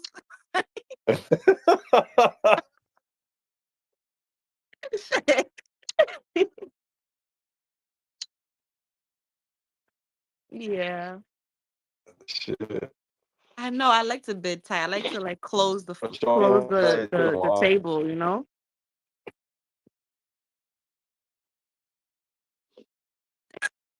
If you see me throwing the low cards, it means I don't have no more of them. Oh. Anyways, girls know how to talk with their eyes. So Shit, fire. Cheat. just so y'all know. Nah, we went to this place, bro. In a few years ago, I went to Vietnam with a couple friends, and we spent some time out there. And we ended up in this little village in the mountains, and we had an Airbnb, and the families also lived there. And that night, one of the nights we were there, we all played cards together, and it was called Tin Lin Min Nang, and it was I I can't even explain how to play it, but once we started playing it, it was so much fun. I'll look into it, see if I could find the rules, and then maybe one of these days. Also, I had a pretty cool idea. I don't know if it's ever been done, and I wanted to host a IRL shill event. I don't know if that's a thing, but it'll be like it's gonna be like spaces, but you come up on stage, and then I don't and know. then That sounds like it's gonna be boring as hell. You know how bored I'd be when people be chilling? Like I'd be like, oh my god, if this person's gonna shut up already. Word. If you gonna be up there feeling like a robot. Well, you know what? Nah, because that would be fun because then it's like karaoke. So, you gotta yeah, pull them off the stage. Like, nah, you exactly. got 30 seconds. You got 30 more seconds to change this. If you can't change this, There was a what's that Spanish stick where show. you pull them off the stage? Like,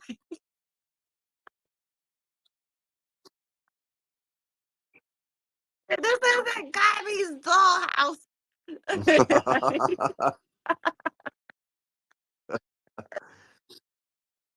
Scrooge ain't here to defend himself.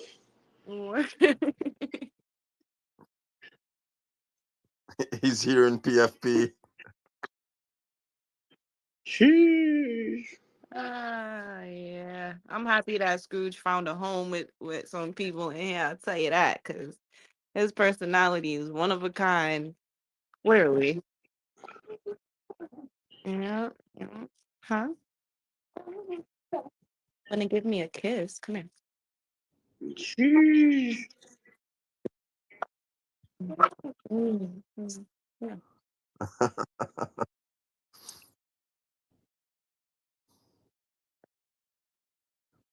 All right, guys, we're closing the space up for real. All righty. I'm being Ciao. summoned. I gotta get out of here. Kapali wants to I'm go on an being summoned adventure. to. I'm gonna see. I can't wait to meet Kapali. Oh my gosh. Oh man, I can't wait till you see I this. can't Oh wait to my meet Danielle. gosh. Oh yeah. All right, guys. It was fun. Thanks for plugging in with Kapali. Josh, I see you down there. What's up, man? We'll catch you guys soon, man. Hope you can make it to Miami, Josh. If not, I'm trying to make it up to Texas for a friend's birthday bash out in whatever that city was, Hemsworth or some shit. Hempstead, yeah, Hempstead. Yeah. Yeah, yeah. So if somehow the universes, collide at the same time and you're there too with the maker, we could link up the three of us and see if we can make it happen. I need to take a trip. I need to go somewhere. So it's coming to that time. I get that itch to leave the country. At least I got to leave the state. All right, guys. I'll catch you later. I'll catch you guys tomorrow. Yeah. Everybody have a great Monday. You guys went through today. Keep it up, man. I'll see you guys soon.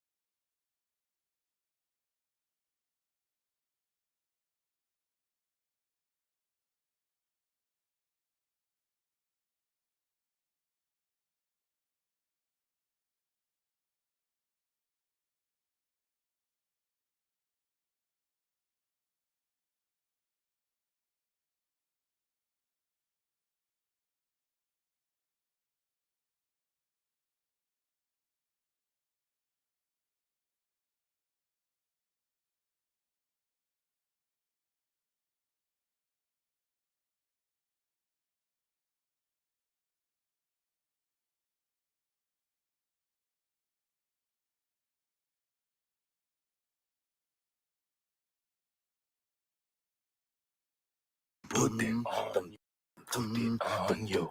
You put them on you when you find anything to hide.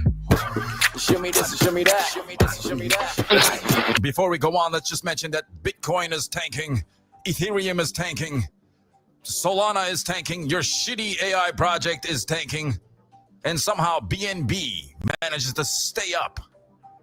And Tether is still at $1, with rumors of it mooning in the near future.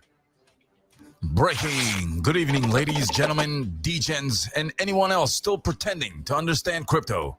Buckle up, because tonight, today, or whatever the fuck time it is wherever you are watching this video, we're diving in headfirst into the digital money dumpster fire that somehow keeps getting hotter. First up, Vanguard.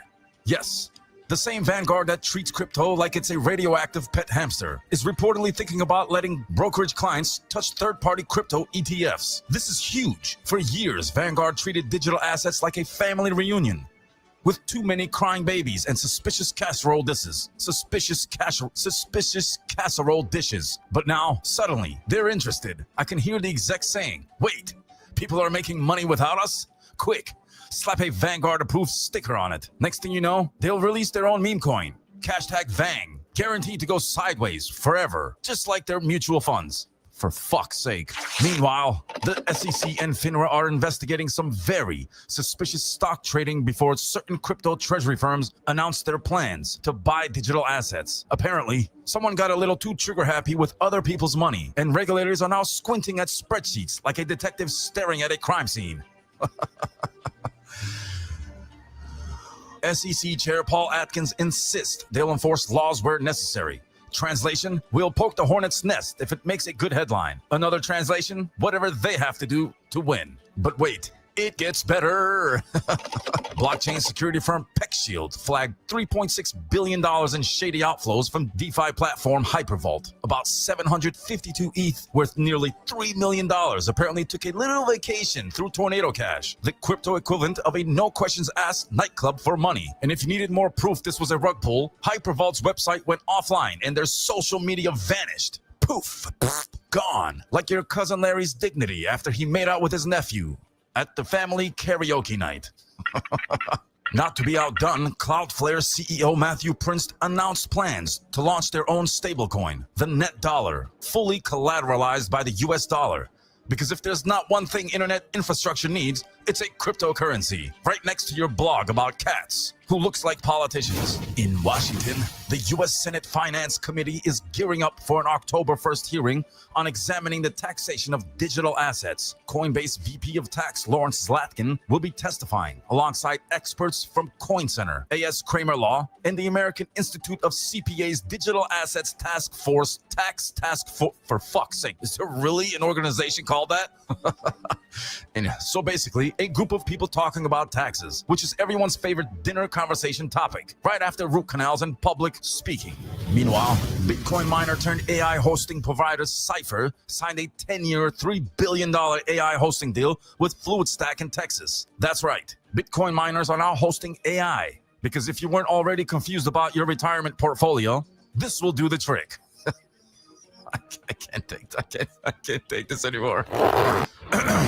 Flare Network rolled out FXRP, a wrapped version of XRP for DeFi. It's over-collateralized, non-custodial, and ready for minting.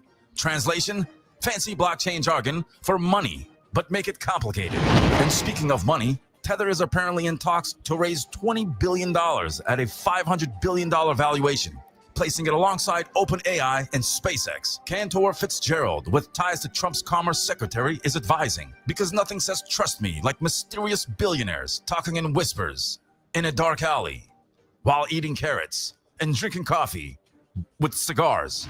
Meanwhile, the FTX Recovery Trust sued Genesis Digital Assets over reckless investments from Sam Bankman-Fried. Apparently, SBF ignored political unrests, energy caps, and new taxes while throwing money around like a college kid at spring break. Guess some people never learn. World Liberty Financial is rolling out a debit card soon, with Apple Pay integration linked to USD1 stablecoin. Yes, now your coffee purchases can be both digital and vaguely dystopian. Crypto regulation is also coming, folks. Patrick Witt from the White House expects a sweeping market structure bill before the end of 2025. And SEC Chair Paul Atkins wants an innovation exemption to fast-track on-chain products. Translation: government speak for "we'll try not to kill the fun too much." Moving on-chain analytics platform Bubble Maps launched Intel Desk, rewarding users with tokens for uncovering scams, just like Fukuru. Finally, an app where snitching is profitable.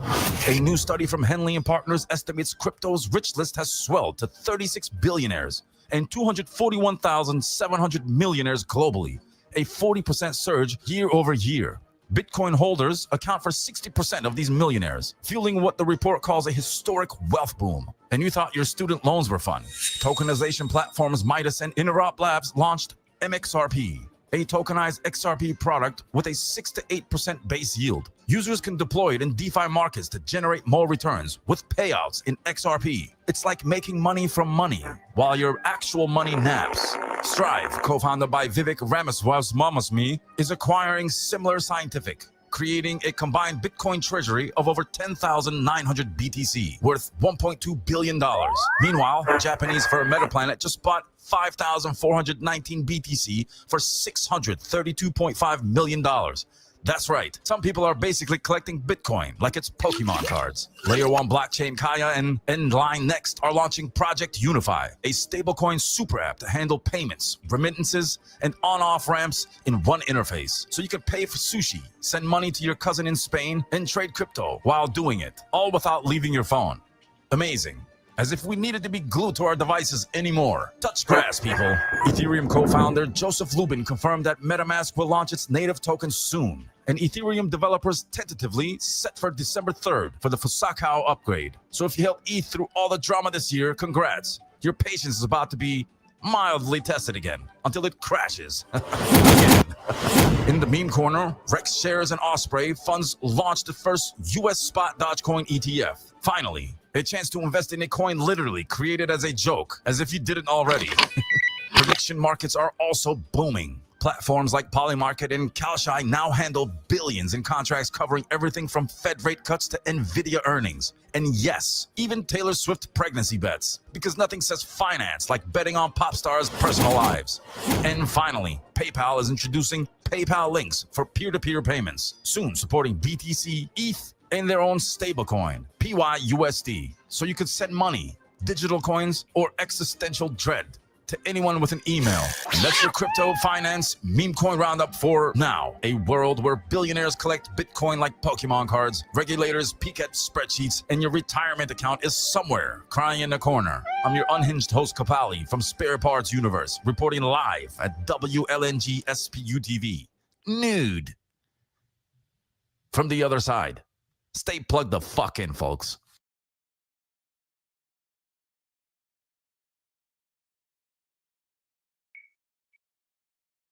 Peter Gibbons' pennies. Peter Gibbons inspired by a 26-year-old cult movie launched. Hashtag PGP. No site, no X account, no roadmap, just vibes. And a downloaded TPS report he didn't even fill out. 5 months stuck on a bonding curve like a hamster on meth. Project of the year, folks. The Dundee's butt apocalypse. The Dundies are multiplying, folks. New bot accounts are popping up with 6 followers, stock PFPs, and suspicious growth. Oh, just like the Sweet My NFT account that went from 200 followers to 8,000 in less than 2 weeks. Totally organic. Definitely not cooked. Nothing to see here, guys. Moving on. In entertainment news, comedian Matt Rife bought a Doginal dog at 77,000 Doge, roughly $18,000. Totally organic. Totally not paid promo, right? Right. You put it on you when you find anything to do. Show me this, show me that. Show me this, show me that. Breaking news brought to you by MoonTube. Last month, we uncovered the bizarre rise of the dueling bunion challenge, a TikTok trend in which 2 people attempt to defecate simultaneously into a single toilet, claiming it aligns the bunions and cleanses the soul. One TikTok user initially refuses to participate, stating, "I poop alone. It's my right." Moments later, they're dragged gently but firmly by 2 government agents into a conflict resolution restroom, where they emerge 17 minutes later enlightened, smiling, and holding hands with their toilet twin. One B-list reality star said, "I got 3 million views and a hemorrhoid. Worth it." But tonight, new intel reveals that this isn't just disgusting performance art. It's part of a global behavioral experiment disguised as a social media challenge. Wow. And maybe it may be backed by the FBI, the Pentagon, and Gwyneth Paltrow, and sponsored by the Bureau of Experimental Social Harmony, the National Toilets Council, and a shadowy entity we're not legally allowed to name. According to a recently leaked slide deck titled Synchronized Defecation and the Future of Civil Obedience, this challenge was quietly greenlit as Phase 2 of Project PLOP. That's Public Latrine Observation Protocol, a covert behavioral study testing how far people will go when validation is delivered via likes, shares, and comments like LMAOOO. You guys are wild. Internal FBI documents redacted with what appears to be Taco Bell sauce refer to bowl pairing as a predictive analytics tool to identify potential dissidents. Supposedly, those who refuse to participate in the dueling bunion challenge are flagged as emotionally autonomous and placed on a watch list called the Brown List. So what started as a viral toilet stunt may actually be a mass compliance experiment, a latrine litmus test, and possibly the first act of Great American Unification ritual of 2025. 1 bowl, 2 minds, 0 dignity. I'm your unhinged correspondent Kapali from WLNG SPU TV. Stay plugged in, folks, as the story continues to be uncovered or covered.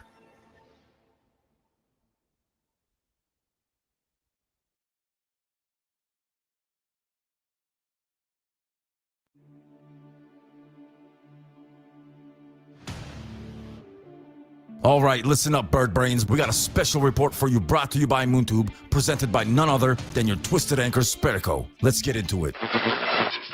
Welcome to the Spoo Special Report. I'm your twisted anchor, Sperico. Let's dive in straight into the madness. This special report is dedicated to raising awareness about the ongoing exploitation of gig workers by major companies such as Uber, Lyft, DoorDash, Grubhub, Spark, GoPuff, and others. Why? Specifically, because of their persistent underpayment of drivers who serve as the backbone of the operations. Since 2017, I've closely studied the algorithms and payment structures these companies use, and the changes over time have been alarming. Let's take a brief look at how things have evolved over the years. Pre-pandemic, drivers were compensated with a combination of base pay, per mile rates, tips, and in some cases, pay for wait time. Just before the pandemic, companies began cutting mileage and wait time pay, leaving drivers with just the base pay, typically between $3 to $4 plus tips. During the pandemic, temporary pay increases were implemented due to driver shortages, not out of fairness or support. Once the pandemic was officially declared over, base pay dropped even further, down to $2 plus tips in many cases. Today, most of these platforms employ a pay algorithm where low-paying orders are first offered to drivers. If declined, the same order is gradually increased and offered again until someone accepts. This approach has been validated by both studies and extensive driver experience. After all, these companies continue to avoid offering basic worker protection or benefits. This must change. We are calling for a nationwide driver strike on Memorial Day, May 26th. Here's how you can participate. To all the drivers out there, be online from 9 a.m. to 9 p.m., but do not accept any orders. I'll repeat, do not accept any orders. Decline everything and witness how the pay model shifts in real time. Go grab some salsa, a few margaritas, get twisted, whatever. To all the customers out there, refrain from placing orders on this day. You may not receive them. I personally will be grilling some kebabs in my backyard. And to all the restaurants out there, power down your delivery tablets in solidarity. These services have cut into your profit anywhere between 15 to 30%. And to anyone listening out there, if you know a gig worker or a customer, share this message. Also, if you ride with an Uber or Lyft before May 26, inform your driver about the strike. The more people we reach, the more impactful this will be. And do not forget to let your favorite restaurants owner know about the strike. Let the movement begin and power to the people. And one last thing, buy and huddle spoon. This is Fairco reporting at WLNG SPU TV. Stay plugged in, folks. Danielle, grab me my polished Springfield from the office. I'm done playing nice. I'm heading to the mechanic shop to settle a score. There's a real chance I won't make it home for dinner. And for fuck's sake, where the fuck is Bull? I need a fucking drink.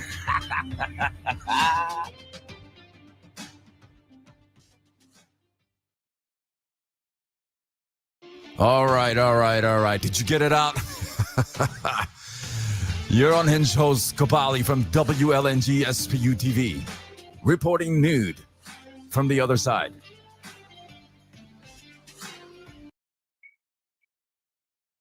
Breaking news brought to you by MoonTube. TikTok's dueling bunions trend leaves authorities baffled and toilets overwhelmed. Let's dive right into it. In what experts are calling a gastrointestinal Woodstock, a new TikTok trend known as dueling bunions has clogged more than toilets. It's clogged the very arteries of civilization. The trend, which involves two people simultaneously defecating on a single toilet, one seated normally while the other squats atop their thighs and fires through the middle, has taken social media by storm and public restrooms by siege. Where did it start? No one knows exactly who started dueling bunions, but conspiracy theorists, anti-plumbing activists, and several retired janitors believe it to be the handiwork of the cabal, a shadowy syndicate rumored to be behind every viral challenge since Tide Pods and Slap Your Teacher. God damn it, who wrote this shit? It has all the hallmarks of cabal op, said Dr. Eliza Trout, a sociologist at the University of New Jersey, Luxembourg. It's disruptive, humiliating, and somehow monetized. There's already a crypto token called Bunyan Coin, the rise of the porcelain double-decker. TikTok creators have racked up over 3.2 billion views under the hashtag dueling bunions, with some influencers performing the act in magic Balenciaga diapers or synchronized to Taylor Swift's new remix of Shake It Off, featuring Cardi B and The Pope. A trend-setting duo known as the Dump Twins posted a video with the caption, "It reached 22 million views before being flagged for biohazardous content. We would play the clip for you, but the video has been taken down." Health officials respond. The CDC released a strongly worded statement titled, "Toilets are not a team sport," warning participants of structural damage, splashback injuries, and something called PES, perennial echo syndrome. Meanwhile, orthopedic surgeons are reporting a spike in high thigh compression fractures, particularly among older participants attempting what's now called the reverse thrust fall. The cabal's alleged involvement, leaks from encrypted Reddit forums, suggest the cabal has been testing mass behavior control through bathroom trends since 2020, when sink bath Sundays mysteriously went viral. What is going on here, people? One alleged cabal insider, known only as Flush Daddy 99, posted, "Dueling bunions was just phase 4. Wait till y'all see the toilet centipede challenge. That's when the algorithm really awakens." In conclusion, a society grapples with psychological, architectural, and intestinal consequences of dueling bunions. The question remains, who's actually in control? Us or the cabal's content team? One thing's for sure, this trend is number 2 in more ways than one. I'm your unhinged correspondent, Kapali, from WLNG SPU TV, reporting nude from the other side. Stay plugged in, folks. There's a shit ton to uncover.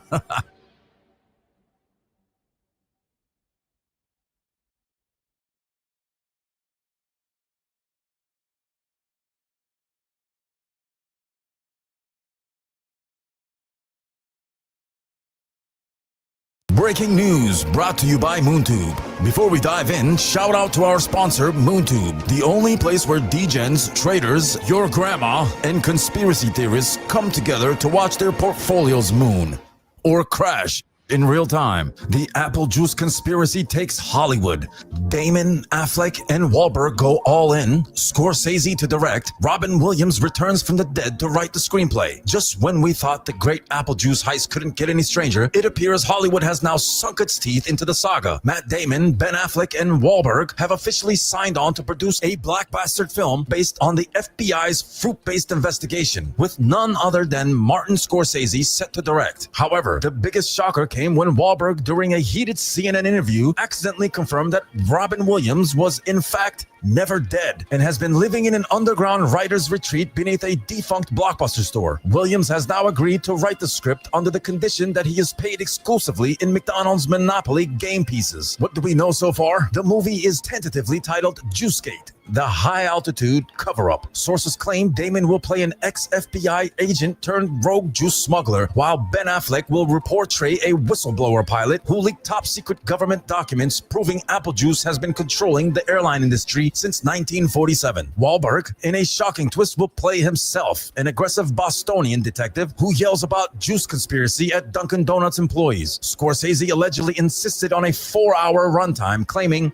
the people need to know the truth, even if it takes an eternity. Meanwhile, Robin Williams, now officially back from the dead, gave a rare public statement saying, "When I faked my own death, I never imagined it would be for an apple juice scandal. But here we are. The world's lost its mind, and I love it." The plot thickens. Rumors are swirling that Matt Damon and Ben Affleck have been in secret meetings with FBI agents and rogue anthropologists who believe this conspiracy dates back to ancient Egyptian aviation technology and a forbidden juice formula lost in time. Some speculate Netflix is funding the film in an attempt to control the narrative, ensuring the public never learns the real reason apple juice was banned mid-flight. Elon Musk tweeted critically, "Apple emoji, airplane emoji, and big eyeballs emoji," causing XRP to spike by 300% for no reason at all. As news of the film spreads, the FBI has doubled down on its investigation, detaining several Delta airline pilots who were caught hoarding vintage McDonald's apple pies, which are believed to contain traces of the original apple juice recipe. At this rate, it's no longer a question if apple juice is dangerous. It's why they never wanted us to know. Stay tuned as this story continues to rot like an uneaten apple in the sun. I'm your unhinged correspondent, Kapali, from WLNG SPU TV, reporting news from the other side.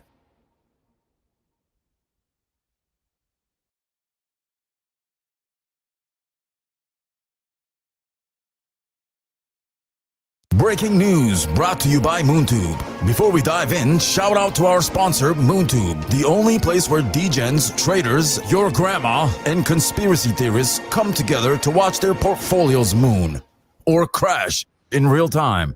The apple juice ban deepens. FBI and anthropologists called in as conspiracy unravels. The mid-flight apple juice purge has taken a bizarre turn as the FBI and a team of leading anthropologists have been brought in to investigate what some are calling the Great Juice Heist. Reports confirm that passengers who sipped apple juice before the ban took effect are now being flagged for questioning, with one traveler claiming his boarding pass was marked with a mysterious apple emoji before airport security pulled him aside. FBI officials refused to comment on what they call an ongoing fruit-based investigation. However, leaked documents suggest that the apple juice may have ancient ties to long-lost aviation secrets, possibly linked to early flight rituals performed by prehistoric civilizations. We believe apple juice consumptions at high altitudes may have unlocked something that was never meant to be rediscovered, said one anonymous anthropologist who insisted on speaking from an undisclosed cave for safety reasons. Theories are now spiraling out of control. Did ancient aviators use apple juice as a navigation tool? Is apple juice interfering with the Earth's magnetic field? Is Big Cranberry erasing history to push their agenda? Meanwhile, Applebee's, one of the last places legally serving apple juice, has reportedly a surge in customers requesting flight mode juice, leading some to wonder if the restaurant chain holds key information. One thing is clear,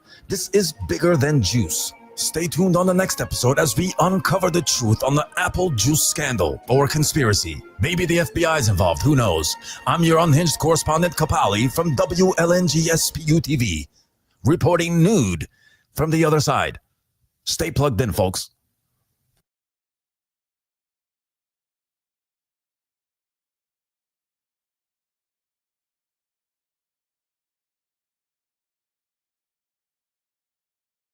Breaking news brought to you by MoonTube. Before we dive in, shout out to our sponsor, MoonTube, the only place where degens, traders, your grandma, and conspiracy theorists come together to watch their portfolios moon or crash in real time. Airlines ban apple juice and passengers revolt mid-flight. Chaos erupted at 30,000 feet today as airlines officially removed apple juice from their in-flight beverage selection. Passengers, once united in quiet superiority, are now in open rebellion, demanding answers from flight attendants who don't make the rules, but are now public enemy number one. Reports indicate that one particularly enraged traveler attempted to barter his entire SkyMiles balance for just one sip of the golden elixir, while another was seen whispering to the ice cubes in his water, hoping they might still hold traces of the past apple juice glory. A pilot on a major international flight allegedly refused to take off in protest, demanding the airline restore order before agreeing to fly. Meanwhile, rumors are swirling that private jets have doubled in value overnight due to their bring your own juice policy. The official reason for the ban? The airlines claim it has nothing to do with the turbulence science or just conspiracies, just supply chain issues. But skeptics believe Big Beverage is behind the move, pushing their lukewarm tomato juice agenda in what some are calling the most shameless drink swap in aviation history. As tensions soar, the White House has yet to comment on whether the apple juice ban constitutes a national crisis. But one thing is clear, this is the biggest airborne scandal since they started charging for carry-ons. Stay tuned on the update for the next episode. I'm your unhinged correspondent, Kapali, from WLNG SPU TV, reporting nude from the other side. Stay plugged in, folks.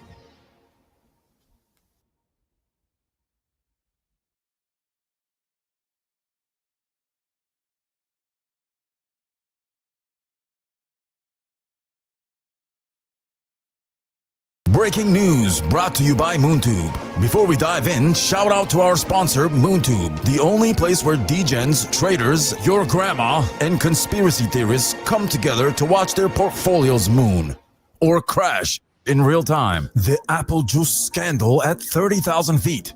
Passengers worldwide are reporting a shocking trend. Drinking apple juice on flights is apparently the ultimate power move. Flight attendants are growing suspicious as more and more travelers demand that crisp, golden nectar instead of coffee or overpriced in-flight cocktails and water. Sources say that ordering apple juice instantly grants passengers an unspoken sense of superiority. One man, after sipping his juice on a Spirit Airlines flight, reportedly started negotiating oil prices with an imaginary Saudi prince. Another woman demanded a seat upgrade after explaining that her apple juice had aged like fine wine in the airplane's tiny storage compartments.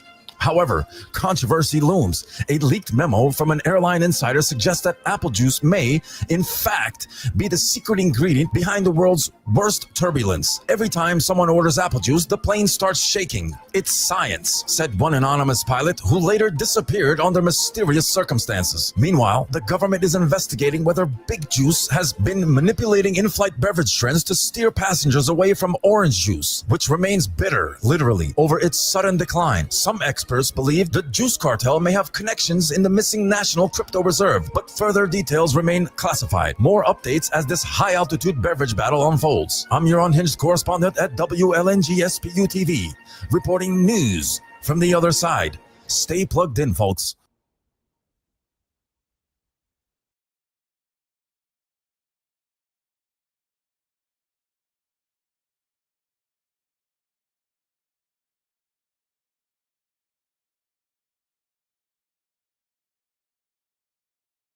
Breaking news brought to you by MoonTube. Before we dive in, shout out to our sponsor, MoonTube, the only place where degens, traders, your grandma, and conspiracy theorists come together to watch their portfolios moon or crash in real time.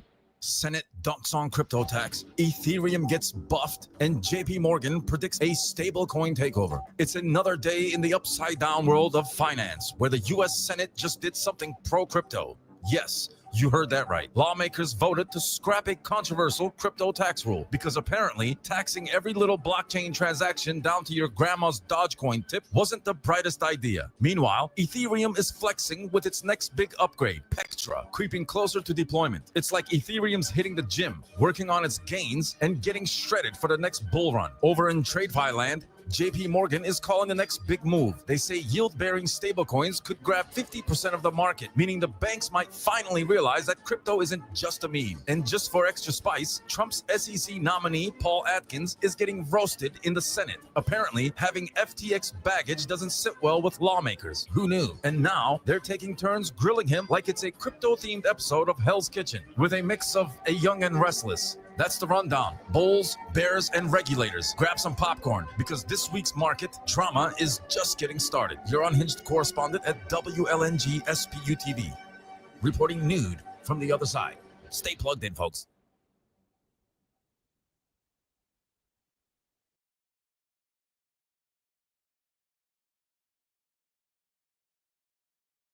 Breaking news brought to you by MoonTube. Before we dive in, shout out to our sponsor, MoonTube, the only place where degens, traders, your grandma, and conspiracy theorists come together to watch their portfolios moon or crash in real time. Elon kills the Doge dream, BlackRock shakes the dollar, and Trump's dick for Bitcoin.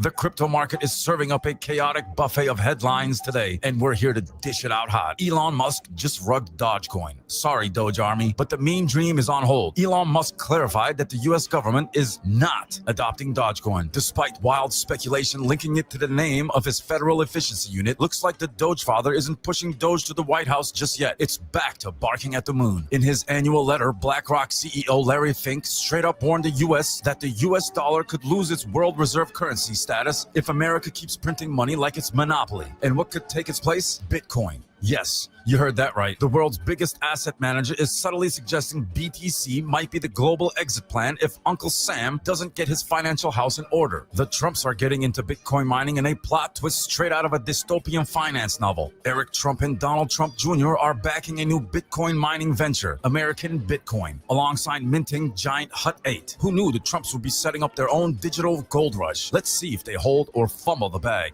Stablecoin giant Circle has reportedly tapped JP Morgan, Chase, and Citi to back its IPO, according to Fortune. USDC's creator is finally heading to Wall Street, because what's more stable than partnering with the biggest banks while you're trying to disrupt them? The market is moving fast, people, and the simulation is glitching harder than ever. Buckle up. Your unhinged correspondent from WLNG SPU TV, reporting nude from the other side.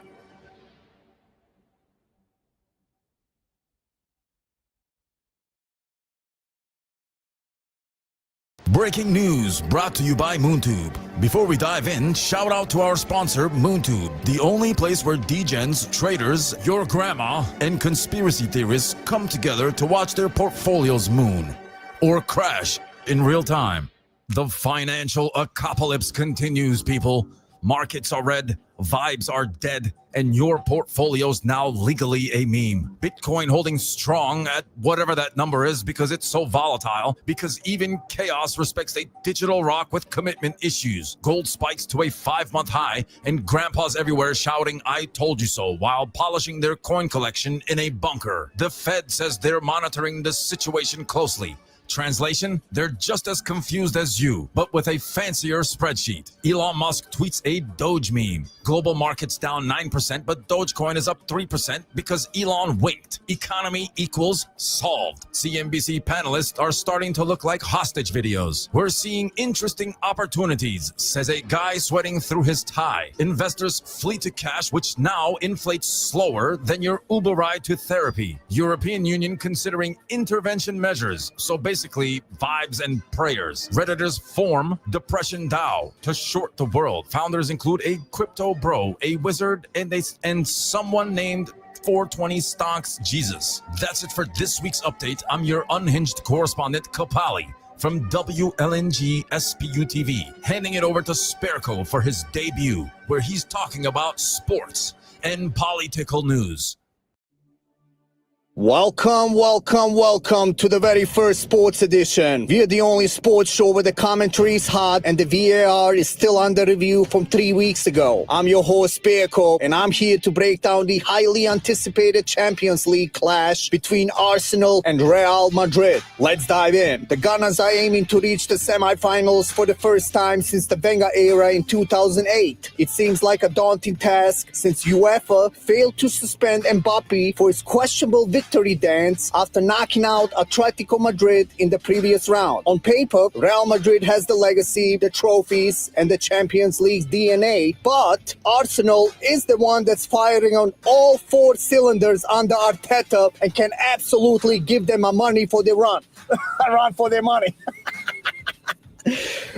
On paper, Real Madrid has the legacy, the trophies, and the Champions League DNA. If Arsenal brings that high press, slick passing, and Saka, Odegaard, and Rice are cooking in the midfield, they can beat anyone. Real Madrid, on the other hand, has a scary habit of pulling off miracles even when they're playing mid-Vinicius Jr., Bellingham, and Modric that doesn't even need a full 90 minutes to ruin the night. Let's hand it back to Kapali.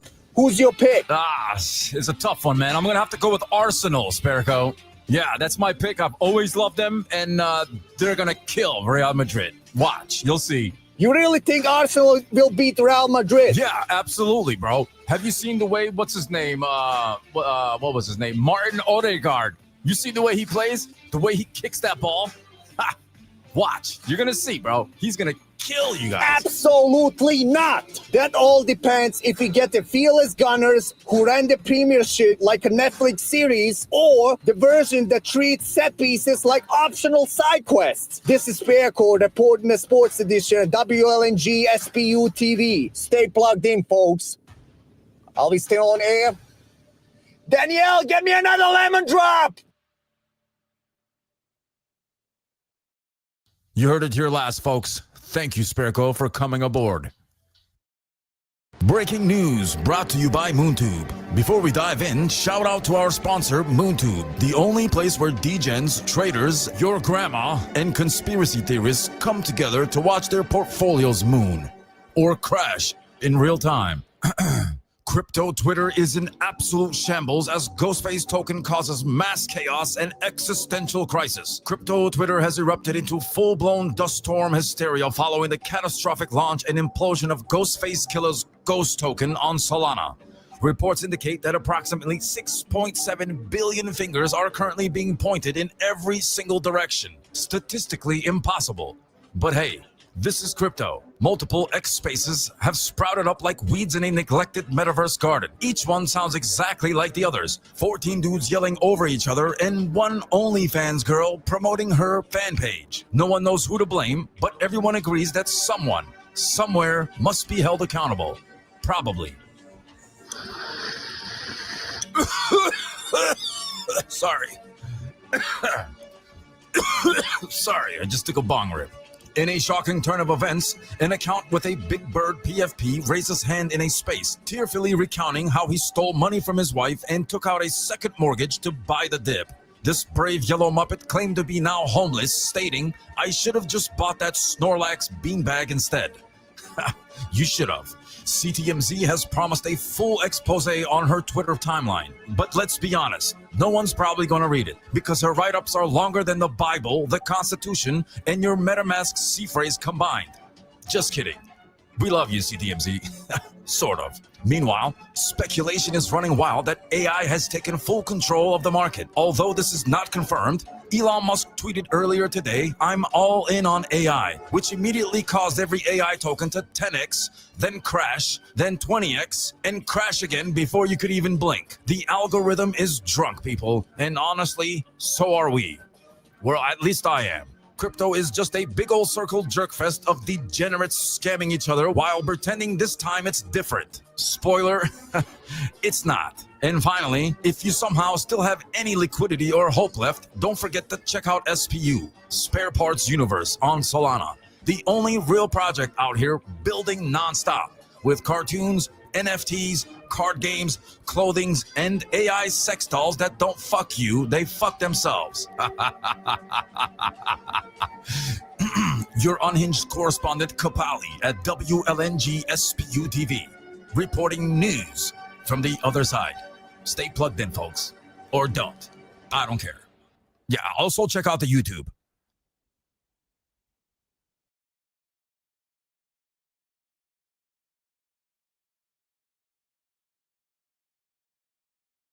Breaking news brought to you by MoonTube. Before we dive in, shout out to our sponsor, MoonTube, the only place where degens, traders, your grandma, and conspiracy theorists come together to watch their portfolios moon or crash in real time. Market madness.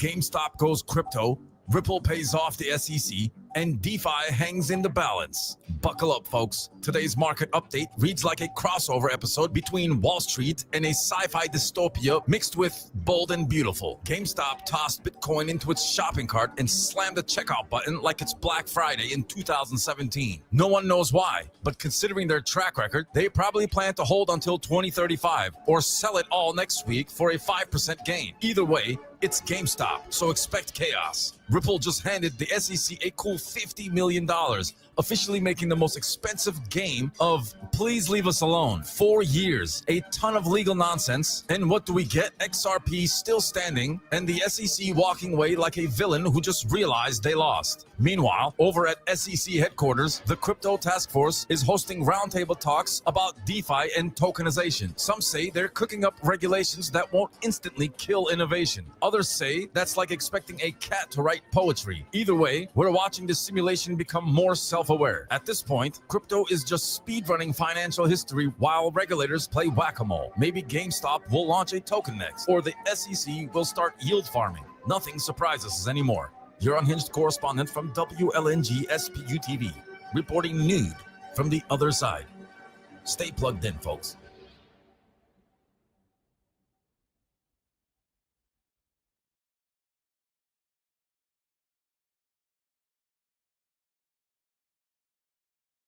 Breaking news brought to you by MoonTube. Before we dive in, shout out to our sponsor, MoonTube, the only place where degens, traders, your grandma, and conspiracy theorists come together to watch their portfolios moon or crash in real time. Ugly Duck Society wobbles into Web3 with real-world swagger. In a plot twist no one saw coming, Ugly Duck Society is turning greasy spoon leftovers into blockchain gold. Their UDS Fat initiative recycles used cooking oil from restaurants into biodiesel, currently fetching around $2.50 per gallon. A slice of these greasy earnings fuels a liquidity pool for the UDS token, which gets airdropped to NFT holders. So, every time someone fries up a batch of onion rings, your digital wallet gets a little fatter. But wait, that's not all. UDS has also rolled out a collection of 2025 3D NFTs, each featuring over 100 unique traits. These aren't your average rubber duckies, folks. They're digitally hand-drawn masterpieces by artist Ignacio Traverso, embodying urban culture with a side of quirk. Mint 5 and you might score a custom UDS NFT in your own image. Finally, a duck that truly reflects your inner weirdness. Quacky perks? Of course. Holding a UDS NFT isn't just for show. You'll get discounted entry to the Drunken Lab, UDS's entertainment venues in Brooklyn and Houston, where you can party like a duck in water. Music aficionados can enjoy discounted studio time and exclusive music NFT drops, thanks to a collab with the Mix Palace. And for the fashion forward, UDS offers NFC-enabled apparel that blends urban style with tech, because nothing says cutting edge like a jacket that can probably outsmart you. By merging environmental initiatives, digital art, and tangible perks, UDS is crafting an ecosystem where Web3 meets the real world. Whether you're in it for the biodiesel fuel tokens, the avant-garde duck, or just a chance to party at a place called the Drunken Lab, UDS offers a nest worth checking. If this isn't quackish to you, I don't know what the is. Stay tuned for the follow-up full interview with the Ugly Duck Society founders. Your unhinged correspondent from WLNG SPU TV, reporting nude from the other side. Stay ducked in, folks.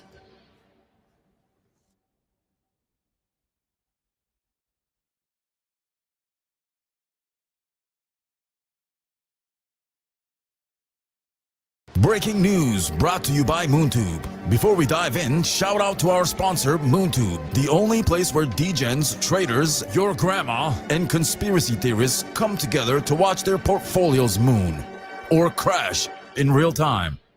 Breaking Kong. the NFT jungle that just got wilder. Hold on to your bananas because Supreme Kong is here to shake up the NFT space. This elite digital ape collection isn't just another profile pic project. It's a full-fledged membership club with high-end perks, exclusive events, and a metaverse empire in the making. What's the hype? Forget the same old monkey business. Supreme Kong is all about luxury, exclusivity, and utility. Each Kong isn't just an NFT. It's a path to premium rewards, networking events, and real-world benefits. If Bored Apes are the streetwear of NFTs, Supreme Kongs are the tuxedos. These Kongs come with built-in value, including in real life and virtual experiences, because flexing in the metaverse isn't enough. Supreme Kong gets you into exclusive real-world events, a growing ecosystem, merch, staking, and collaborations with big names in crypto and fashion. Community-driven perks. Holders have a say in project direction, making it an NFT with actual governance, not just gorilla gifs or GIFs. So, if you're tired of rug pulls, meaningless PFPs, and NFT hype that fizzles faster than a flat soda, Supreme Kong is your next blue chip flex. It's where crypto meets class, and the elite ape society is just getting started. Join a Kongdom now before these apes become untouchable. Your unhinged correspondent at WLNG SPU TV, reporting nude from the other side. Stay plugged in, folks.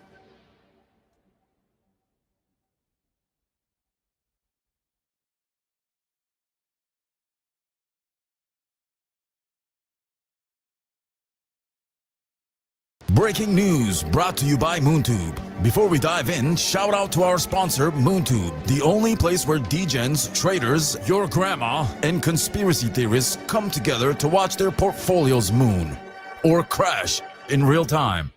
Fullport.it unveils the KOL Villa, the ultimate Bitcoin Vegas experience. Hold on to your wallets, crypto enthusiast. Fullport.it is launching the KOL Villa, a luxurious oasis set to become the epicenter of Bitcoin 2025 festivities in Las Vegas. Scheduled from May 25th to June 1st, 2025. This event promises a fusion of high-stakes crypto discussions and Vegas-style indulgence. Forget your average crypto conference, people. Fullport.it is throwing a week-long Bitcoin blowout in a Vegas mega mansion, and it's shaping up to be the place to be for Bitcoin 2025. From May 25th to June 1st, the KOL Villa will be a 24/7 hub for top crypto influencers, live streams, networking, and exclusive side events. Picture it: a private chef whipping up gourmet meals, live interviews with Bitcoin's biggest names, and a headline party that'll make even Wall Street jealous. Big names? Check. Luxury experience? Absolutely. Sponsorship perks? Unmatched exposure, VIP access, and the kind of brand recognition that makes crypto Twitter explode. If you want your name in the middle of the Bitcoin conversation, this is where you need to be. Fullport.it is selling the sizzle, not just the steak, and you don't want to miss out. Get in before it's just another wish I was there moment. Visit Fullport.it now. I'm your unhinged correspondent, Kapali, from WLNG SPU TV, reporting nude from the other side. Stay plugged in, folks.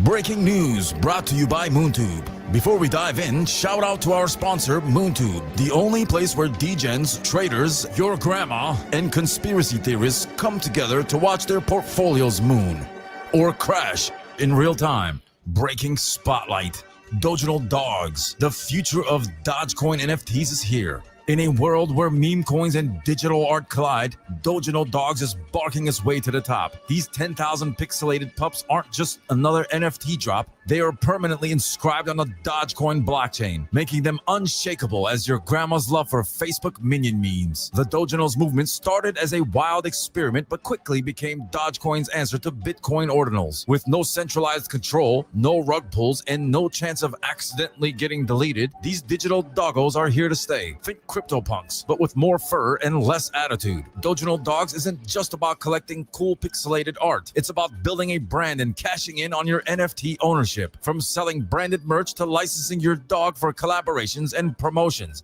this ecosystem is all about putting the fun in funding. Want your Doginal dog to be the next Doge, the Bark branding course teaches you how to market, promote, and give your NFT its own fan base. Whether it's meme campaigns, viral tweets, or a marketing strategy straight out of Elon Musk's playbook, the Bark branding course guide has you covered. With immutable ownership, branding potential, and blockchain-backed performance, Dogenaut Dogs is giving Dogecoin a real use case. And it's not just buying Tesla merch. Whether you're here for the tech or just want a pixel pup with passive income potential, this one Doge project isn't rolling over anytime soon. Get your paws on one before they're all gone. Your unhinged correspondent at WLNG SPU TV, reporting news from the other side. Stay pawed in, folks.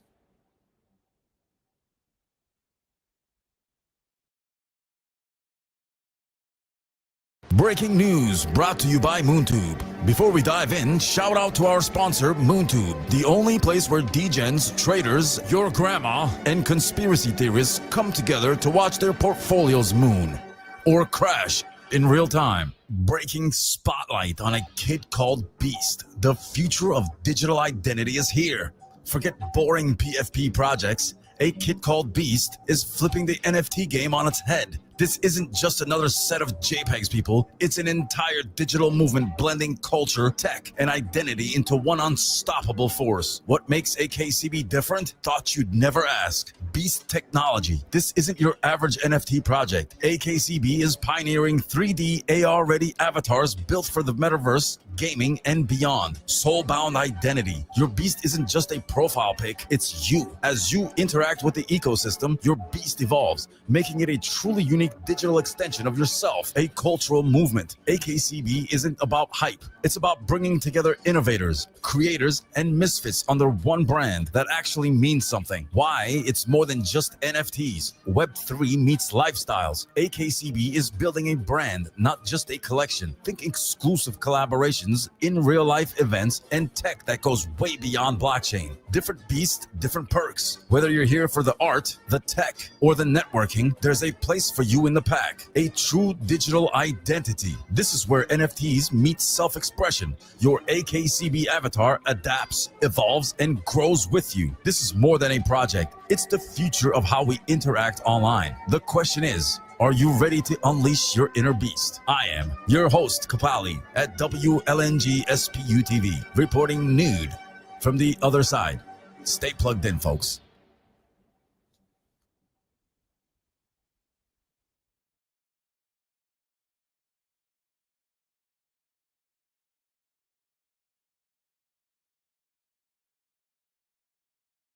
Breaking news brought to you by MoonTube. Before we dive in, shout out to our sponsor, MoonTube, the only place where degens, traders, your grandma, and conspiracy theorists come together to watch their portfolios moon or crash in real time.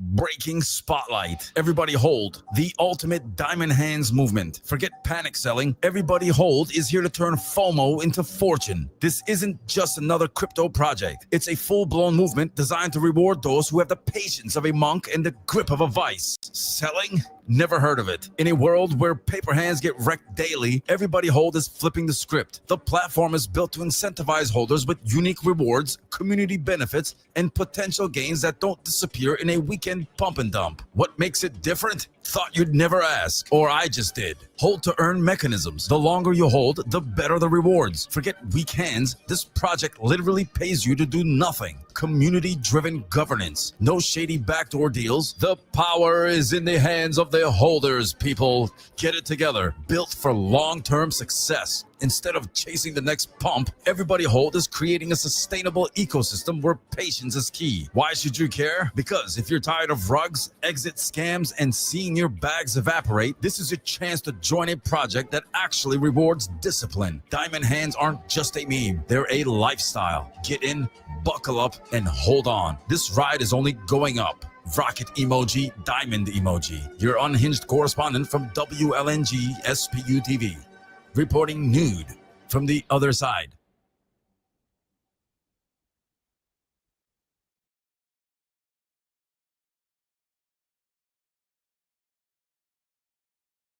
Breaking news brought to you by MoonTube. Before we dive in, shout out to our sponsor, MoonTube, the only place where degens, traders, your grandma, and conspiracy theorists come together to watch their portfolios moon or crash in real time. Oh, sorry, I gotta take my medication. Anyway, markets have completely lost it, and it's not as serious as we're making it seem to be. Arthur Hayes, the man, the myth, the leverage legend, is calling for Bitcoin at 110,000. Why? Because reality is optional at this point. Meanwhile, the Federal Reserve is backing off rate hikes, practically whispering, we might start printing again. But like casually. If you thought eggs were expensive before, just wait until your morning coffee costs half a Dogecoin. Michael Saylor's Bitcoin addiction reaches clinical levels, reaching 500,000 BTC, meaning Michael Saylor officially owns more Bitcoin than 95% of nations. At this point, he doesn't run a software company, he's basically the final boss of the Bitcoin network. If world governments ever try to regulate BTC, Saylor's probably got a contingency plan involving a private island and an underground mining fortress. Trump turns Truth Social into a meme coin casino, and it's mooning because of course it is. His social media platform, Truth Social, has transformed into a full-blown meme coin infomercial. Somewhere in the White House archives are shedding actual tears. If this keeps up, the future debates won't be about policy, they'll be about which presidential candidate has the best tokenomics. Final thoughts, logic is dead. Holders are kings, Bitcoin skyrocketing, Saylor's hoarding, Trump's memeing, for fuck's sake. The Fed is even playing financial limbo. If you're still trying to make sense of this circus, you're the problem. Just buy the dip, sell the top, and pray your hardware wallet doesn't end up in the washing machine. Your unhinged correspondent, Kapali, from WLNG SPU TV. Stay plugged in, folks.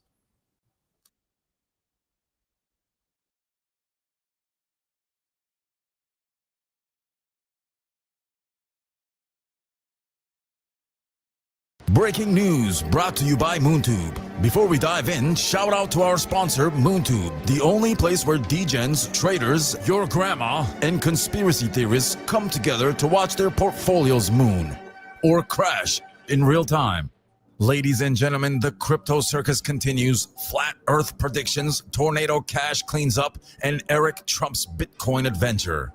Hold on to your tinfoil hats, folks. According to Dune Analytics dashboard, Polymarket boasts 94% accuracy rate in predicting events just 4 hours before they happen. However, considering some of its users still believe in the earth is flatter than a pancake, we might want to take these prophecies with a grain of salt, or perhaps the whole shaker. In a plot twist worthy of a daytime soap opera, the U.S. Treasury Department has decided to remove Tornado Cash from its sanctions list. Once accused of laundering money for North Korean hackers, this crypto mixer is now free to, well, mix crypto again. Treasury Secretary Scott Bessent assures us they're still keeping an eye on North Korea's cyber shenanigans, but for now, Tornado Cash is as clean as a whistle. In a move that left both crypto enthusiasts and late-night comedians scratching their heads, Eric Trump has been appointed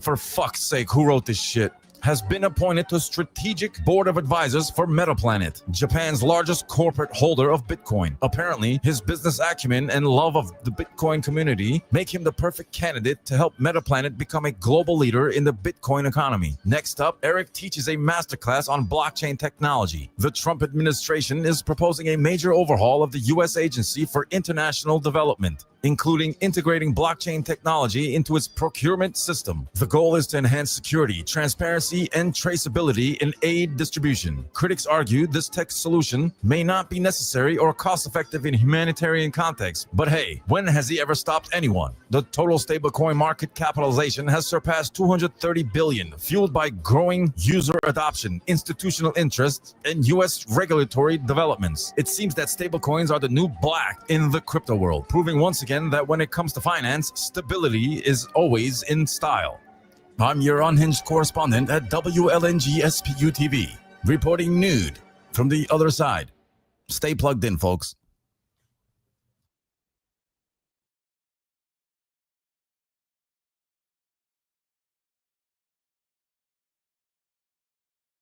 Breaking news brought to you by MoonTube. Before we dive in, shout out to our sponsor, MoonTube, the only place where degens, traders, your grandma, and conspiracy theorists come together to watch their portfolios moon or crash in real time. In today's news, chaos in the crypto streets. Solana's getting ETFs, BlackRock's invading Europe, and Binance employees are getting too greedy. The only thing missing is Elon Musk tweeting something ridiculous to send Dogecoin flying. Let's get into it. Fidelity just entered the spot Solana ETF race in the US because clearly they weren't satisfied with just hoarding Bitcoin and Ethereum. At this point, TradeFi giants are trying to collect blockchains like Pokemon cards. Will the SEC approve it? Probably not. But hey, at least they're trying. BlackRock is bringing its Bitcoin ETP to Europe because why let Americans have all the fun? Now European investors can finally experience the thrill of crypto volatility, all from the comfort of their overpriced flats and cafes that charge extra for tap water. Binance just suspended an employee for allegedly profiting from insider information. This is like finding out a casino dealer is counting cards. Not surprising, just awkward when they get caught. Expect CZ to tweet something vague about integrity before everyone moves on. I'm your unhinged correspondent from WLNG SPU TV,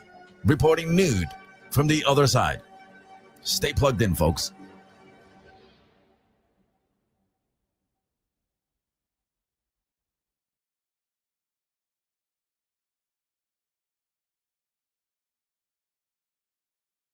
Breaking news brought to you by MoonTube. Before we dive in, shout out to our sponsor, MoonTube, the only place where degens, traders, your grandma, and conspiracy theorists come together to watch their portfolios moon or crash in real time.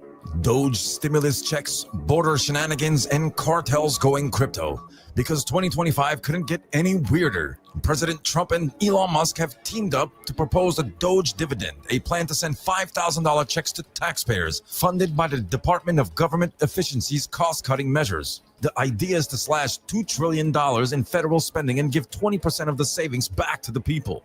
However, experts are skeptical about finding such massive waste in the budget, and the plan would exclude low-income individuals, retirees, and some families. Rumors of the $5,000 Doge checks have sparked a surge in immigration, with hopefuls flocking to the U.S., envisioning a land where money grows on blockchain trees. Border officials report an uptick in arrivals clutching Dogecoin wallets, chanting, "In Doge we trust." Whether they qualify for these mythical checks remains as uncertain as the checks themselves. In a plot twist no one saw coming, Mexican drug cartels are now accepting XRP for cross-border transactions. Blockchain analytics have uncovered financial links between these cartels and Chinese suppliers of fentanyl precursors, facilitated through cryptocurrency transactions. This modern twist on money laundering shows that even criminals can't resist the allure of digital assets. As we navigate these bizarre times, remember, if it sounds too ridiculous to be true, it's probably happening right now. I'm your unhinged correspondent from WLNG SPU TV, reporting nude from the other side. Plug the in, people.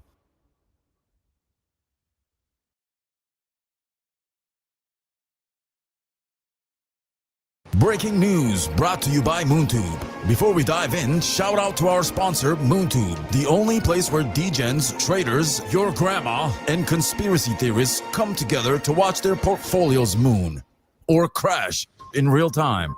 In today's entertainment news, we have a bizarre and tragic story. The disappearance of legendary actor Gene Hackman and his wife took a grim turn as authorities discovered their lifeless bodies buried beneath an enormous pile of Jenga blocks. Investigators are baffled, with one detective suggesting that a crucial support block was pulled, triggering a catastrophic collapse. Witness marks indicate that Hackman may have leaped forward in a heroic attempt to shield his wife from the falling pieces. However, not all investigators agree. A second detective has stepped forward with his own theory, claiming the couple may have been victims of an overly ambitious DIY home renovation. It looks like they attempted to reinforce their ceiling with Jenga blocks, and well, gravity had other plans, he stated, pointing to a crude set of blueprints featuring a load-bearing structure made entirely out of children's toys. Authorities are now considering new safety regulations for oversized Jenga games, urging players to wear helmets and sign waivers before engaging in any high-stakes block removal. Meanwhile, the game's manufacturer has yet to release a statement, though sources say they're quietly updating their warning labels to include "not recommended for structural engineering." I'm Kapali from WLNG SPU TV, reporting news from the other side. Stay plugged in as the story continues to unfold like a complex origami set. And I'm Kapali from WLNG SPU TV. Prayers go out from the news team.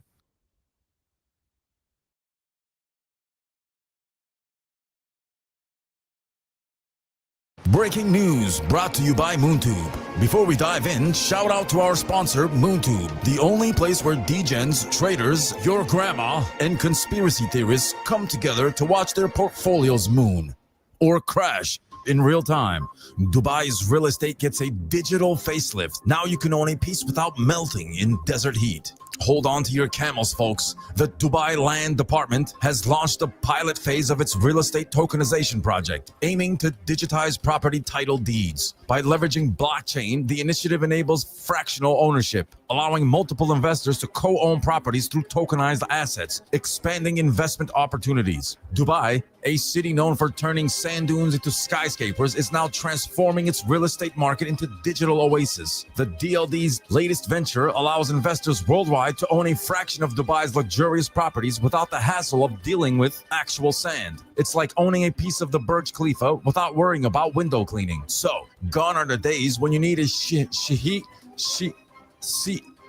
however they pronounce that, fortune to invest in Dubai's real estate. With this tokenization project, you can now own a fraction of a property, making it as easy as buying falafel. Imagine telling your friends you own 0.00001% of a luxury villa in Dubai. Talk about a conversation starter. By leveraging blockchain technology, the DLD ensures that your property investments are as secure as the crown jewels. No more shady paperwork or dubious agents. Everything is transparent and immutable. It's like having a digital bodyguard for your investments, minus the sunglasses and earpiece. This initiative opens up Dubai's real estate market to global investors who now invest without ever setting foot into the city. No need to endure scorching heat or navigate through the sea of Lamborghinis. You can invest from the comfort of your own home while sipping on some mint tea. Dubai continues to cement its positions as a global hub for innovation. With the real estate tokenization project, the city is not just building skyscrapers, it's building the future.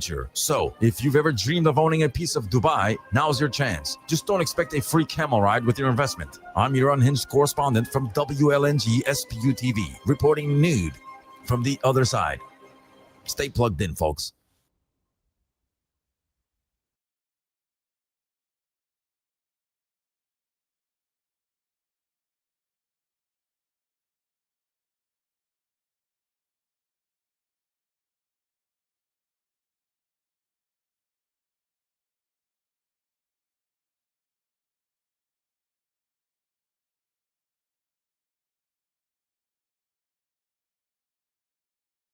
Breaking news brought to you by MoonTube. Before we dive in, shout out to our sponsor, MoonTube, the only place where degens, traders, your grandma, and conspiracy theorists come together to watch their portfolios moon or crash in real time. I'm fucking tired of this shit, man. I don't want to fucking do this. Good evening. Breaking news again. Tesla's week in hell, from falling steel to fiery protests. Ladies and gentlemen, grab your popcorn and fireproof jackets because Tesla's week has been hotter than a lithium battery on a summer day. Tesla is recalling vehicles after reports of steel panels falling off mid-drive, making Cybertrucks look less like the future of transportation and more like rejected props from a low-budget Transformers movie. Elon swears it's future, not a flaw. Something about natural weight reduction? Sure. Over in Deutschland, Tesla's reputation is running on fumes. Reports indicate that 94% of Germans are officially done with Teslas. Mine's charging downstairs. And let's be honest, when Germans don't trust your engineering, you know you've messed up. Violent protests have erupted at Tesla showrooms and charging stations because nothing says sustainable energy like Molotov cocktails in a parking lot. Across the US, vandalized Teslas, dealership gunfire, and one man literally setting himself on fire have turned Tesla centers into Grand Theft Auto side missions. Witnesses say the man tagged the dealership with "Elon lied" before going full human torch mode. His last words, "Full self-driving is a scam." Sources say all of this chaos stems from Musk's ongoing war against federal bureaucracy. He wants less government interference, and the government wants, well, a car that doesn't shed parts on the highway. The tension is reaching a boiling point, and at this rate, Musk might be one tweet away from declaring Tesla an independent nation. That's all we have now, because if I keep going, I'm legit going to have a panic attack. Your unhinged correspondent from WLNG SPU TV, reporting nude from the other side. Stay plugged in, folks.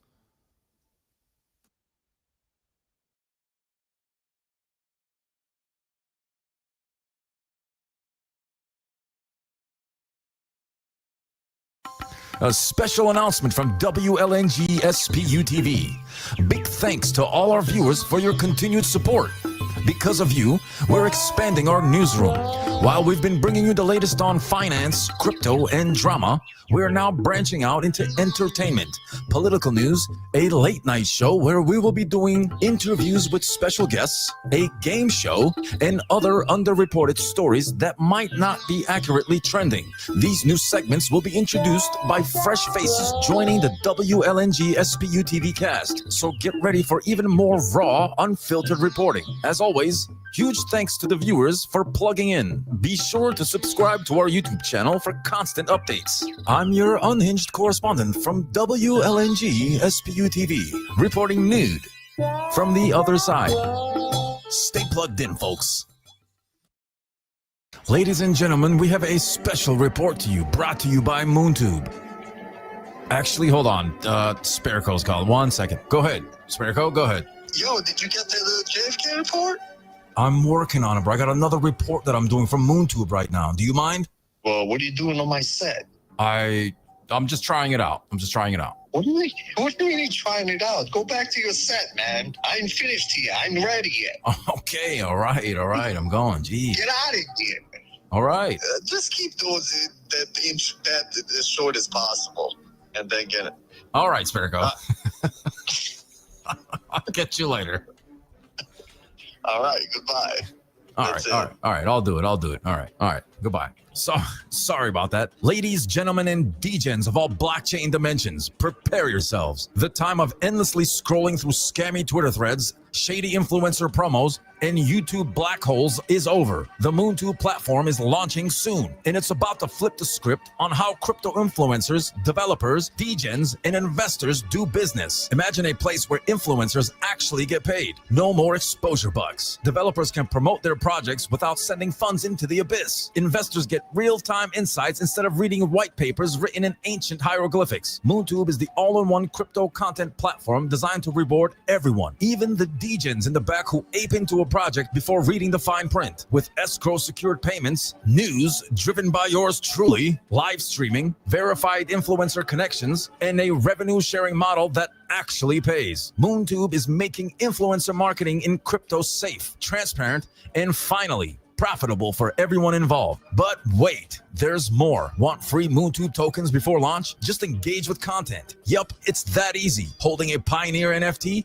Congrats. You get 5% off platform revenue. Finally, an NFT that actually does something. Need a crypto influencer but hate getting rugged? MoonTube's got a secure hiring system that keeps scammers where they belong, on other platforms. So if you're tired of the wild, wild west of crypto influencing, hop aboard MoonTube, the only platform where you don't have to risk your entire portfolio just to promote your project. The degens are coming, and this time, they're bringing receipts. I'm your unhinged correspondent Kapali from WLNG SPU TV, reporting nude from the other side. Stay plugged the f*** in, people.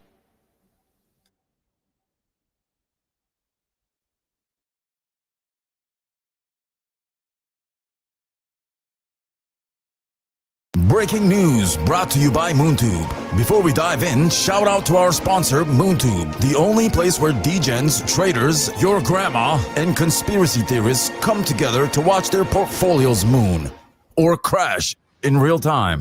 This just in, Hollywood screenwriter turned pumpkin targeted in Telegram hacking scandal. In an unexpected plot twist straight out of a rejected Netflix pilot, a Hollywood screenplay writer turned crypto pumpkin who requested to remain anonymous has found himself at the center of a Telegram hacking scandal or conspiracy. According to reports, the mystery mogul's TG account was compromised, sending entire Telegram communities into chaos as his hacked account began spamming fake links and sending phishing links to community members with Walmart coupon shopping discounts. Like a rogue AI with a vendetta, innocent community members, unaware of the lurking threat, were left dodging phishing attempts like a mid-budget sci-fi protagonist. The same elite crypto investigators who exposed Vicky the Jeter / scammer believe that this may be a targeted attack, a conscious effort to personally dismantle the Pumpkin's empire. Fortunately,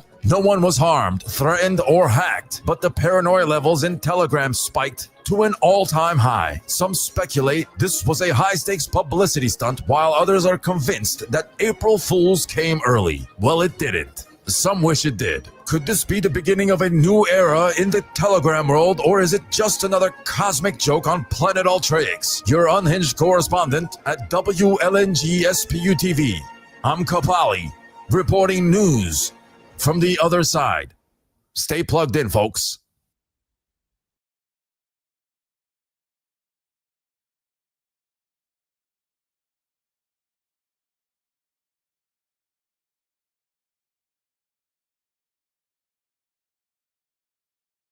Breaking news brought to you by MoonTube. Before we dive in, shout out to our sponsor, MoonTube, the only place where degens, traders, your grandma, and conspiracy theorists come together to watch their portfolios moon or crash in real time. The stop sign standoff.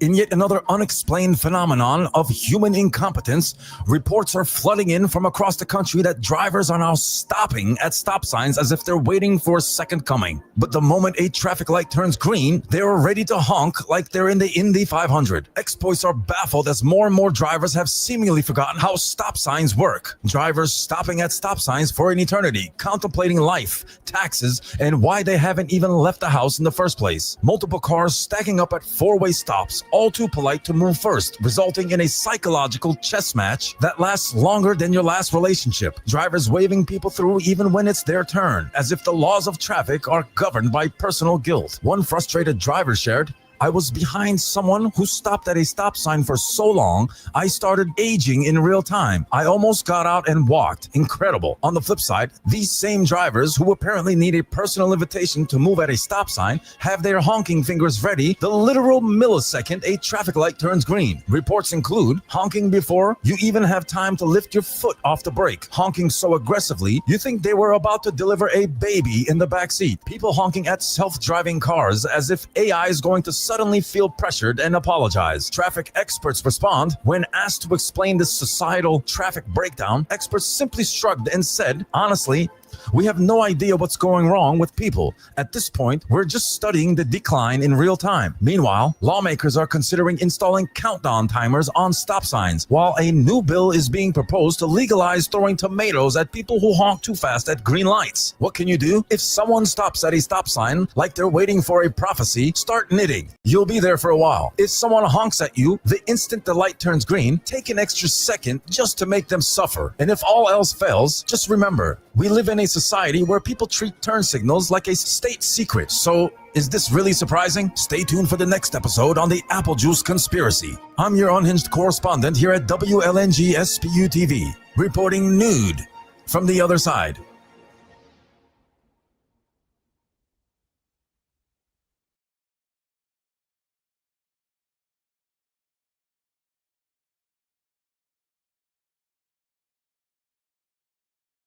Breaking news brought to you by MoonTube. Before we dive in, shout out to our sponsor, MoonTube, the only place where degens, traders, and conspiracy theorists come together to watch their portfolios moon or crash in real time. This just in, 1-800-COLLECT makes a comeback, now catering to they-them callers. In a stunning revival that no one saw coming or asked for, 1-800-COLLECT is back.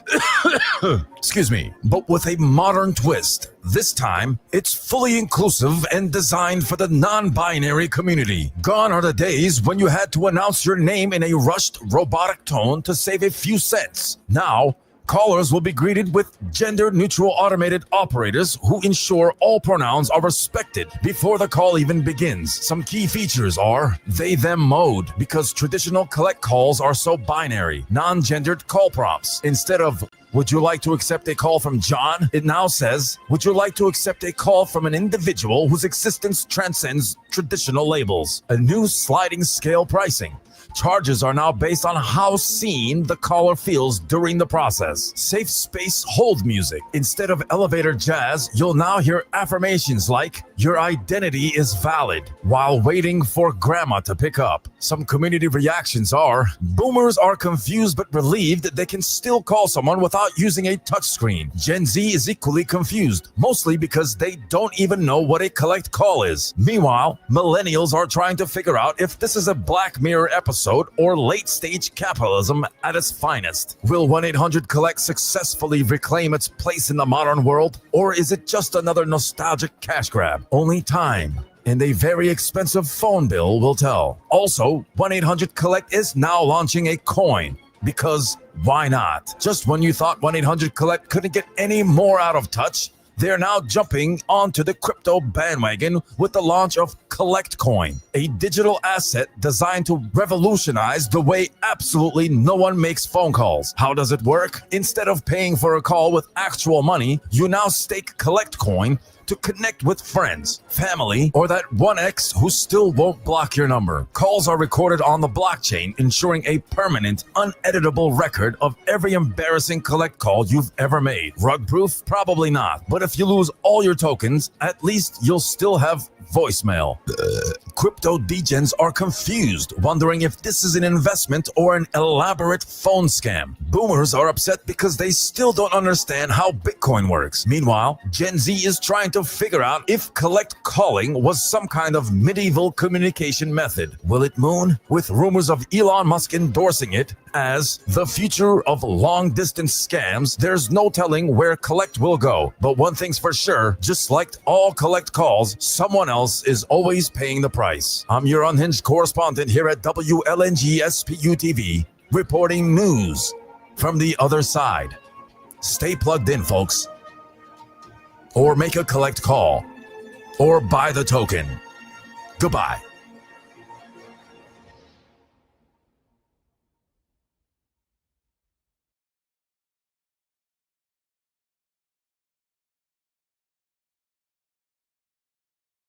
Breaking news brought to you by MoonTube. Before we dive in, shout out to our sponsor, MoonTube, the only place where degens, traders, your grandma, and conspiracy theorists come together to watch their portfolios moon or crash in real time.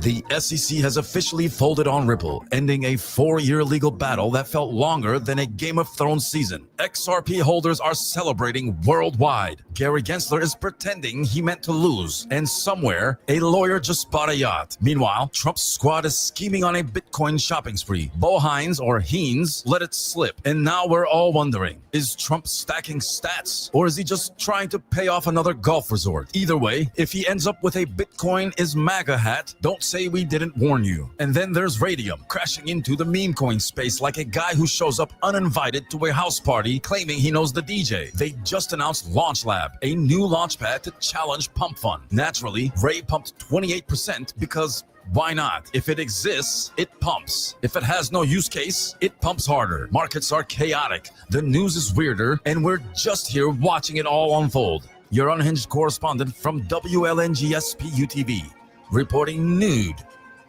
from the other side. Stay plugged in, folks.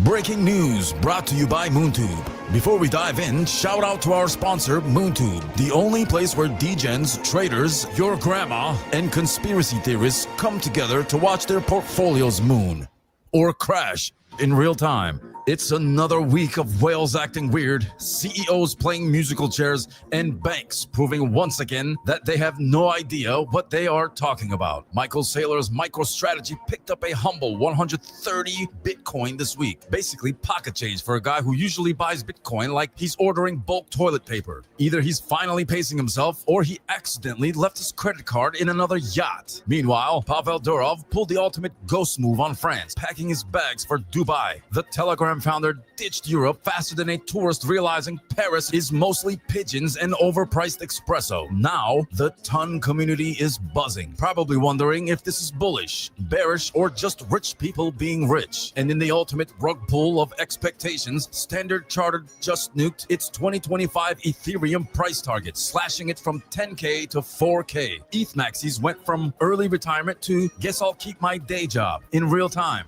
Banks being wrong about crypto? Shocking. Truly, by the time you have finished watching this, the market will have flipped again. Your unhinged correspondent Kapali at WLNG SPU TV, reporting news from the other side.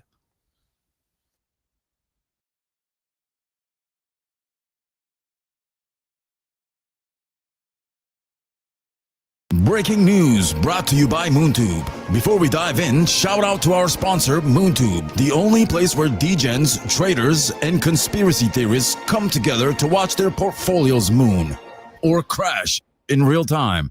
This just in, Hamas government spends $50 million on butterfly condoms in highly questionable environmental strategy, in what experts are calling the most confusing use of taxpayer money since the $2.5 million shrimp treadmill study. The Hamas government has reportedly allocated $50 million to equip Monica monarch butterflies with tiny, high-tech condoms to curb their rapidly increasing population. The plan, according to an unnamed government official, the initiative, dubbed Operation Wingman, aims to prevent an uncontrolled butterfly boom that could disrupt local ecosystems or worse, increase pollen output to levels never seen before. If we don't act now, we could be looking at a future where every flower is overpollinated, said one concerned scientist who may or may not be funded by big pesticide. The custom-engineered microcondoms, known as flutter wraps, are designed to be both aerodynamic and ultra-thin, ensuring they don't slow the butterflies down mid-air.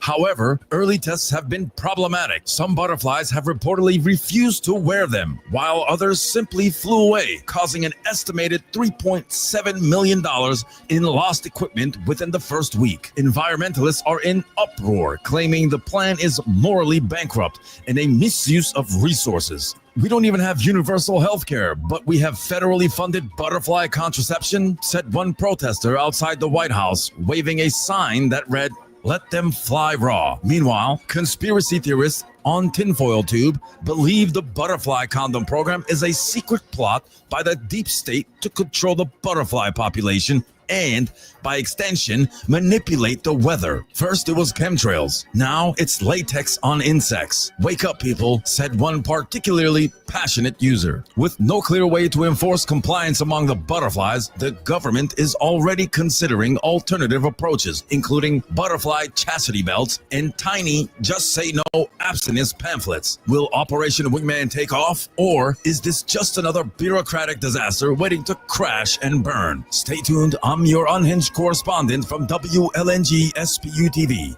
reporting news from the other side. Stay plugged in, folks.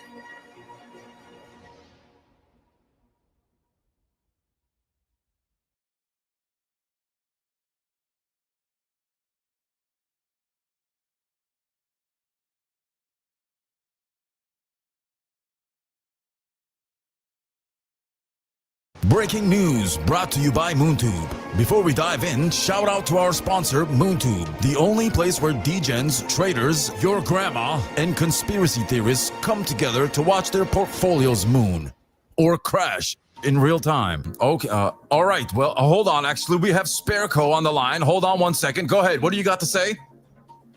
Yo, Kapali, I got the hottest story ever, man.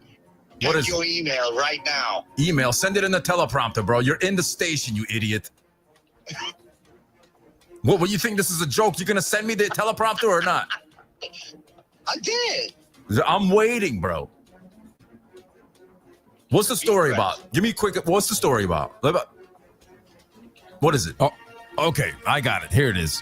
Ladies and gentlemen, gather your kernels because today's breaking story is about the biggest financial pop-off since someone tried to pay for snacks with Dogecoin. Introducing the AMC heist of the century, Project Popcorn. A scheme so greasy, even your fingers would slip trying to hold the truth. It's a tale of deception, dilution, and popcorn so stale it could break your teeth. Allegedly orchestrated by AMC's very own CEO and a shadowy crew of insider traders and some social media influencers who were cashing out faster than an ATM on payday. This scheme saw billions of dollars siphoned from retail investors. How many investors? Reports suggest millions worldwide, all believing they were part of the next big market revolution. Instead, they got served a cold bucket of financial betrayal. It all began in 2021 when AMC stock became the darling of the ape movement. Retail investors rallied, believing they were part of a historic short squeeze. Hopes were high, memes were flying, diamond hands were the phrase of the year. On June 2021, AMC stocks skyrocketed over 3,200% from its all-time lows. A movie-worthy moment, except instead of popcorn, investors got served a different kind of pop. Oh, and the plot thickens. AMC secretly sold 11.55 million shares on lit markets at an average price of $50 a share, raking in billions of dollars. And who knew these shares? Hedge funds. Yes, the very funds everyone thought they were fighting against. Hedge funds covered their over-leveraged short positions, while retail investors were left holding the bag, and not the good kind. Enter the ape shares. Enter the ape shares. AMC preferred equity. It sounded empowering, like a nod to the loyal investors, but in reality, it was more like handing someone a parachute after they've already hit the ground. The ape shares effectively diluted the value of AMC stock. Retail investors thought they were gaining power, but they were actually losing value faster than a movie ticket at an empty theater. And if it wasn't enough, AMC cranked out more shares like they were printing monopoly money. Dilution wasn't just a tactic, it was a strategy. Every new share printed meant the value of existing shares dropped faster than AMC's popcorn prices during a weekday matinee. It was like standing in a rainstorm and someone hands you an umbrella with holes in it. And let's not forget about the infamous buy button drama. When retail investors wanted to buy more, suddenly they couldn't. It was like AMC decided the best way to handle demand was to shut the doors and throw away the key. Meanwhile, insiders were cashing in like it was Black Friday. Now,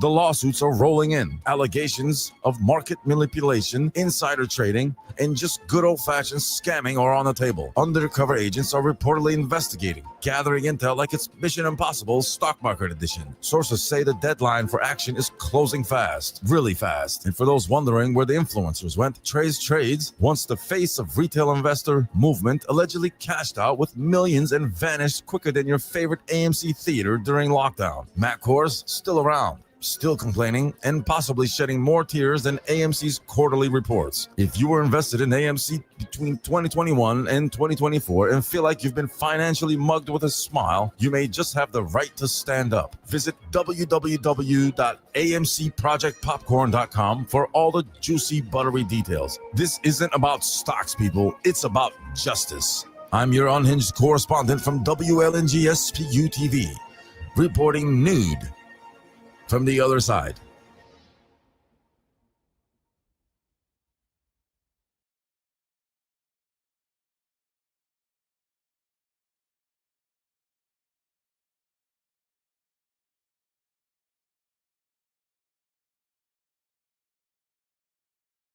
Breaking news brought to you by MoonTube. Before we dive in, shout out to our sponsor, MoonTube, the only place where degens, traders, your grandma, and conspiracy theorists come together to watch their portfolios moon or crash in real time. Breaking update, scammers expose the blockchain bloodbath. Talk about trenches. This isn't just crypto warfare. This is Nuketown madness. And guess what? It was all connected to Yeezy Coin, Exploit Alliance, Epstein Coin, and much more scams than we could even fit in the teleprompter. This is like peeling back the layers of an onion, but instead of tears, it's just straight up betrayal and rug burns. The plot thickens. Blockchain investigators have confirmed that Nick Cannon himself was an innocent bystander, duped like the rest of us, or rest of you. Poor Cannon just wanted to name his twins and ended up in a scam saga. Sorry, Nick, your only crime was believing in Web3. But the real villain, drumroll. Drumroll, please.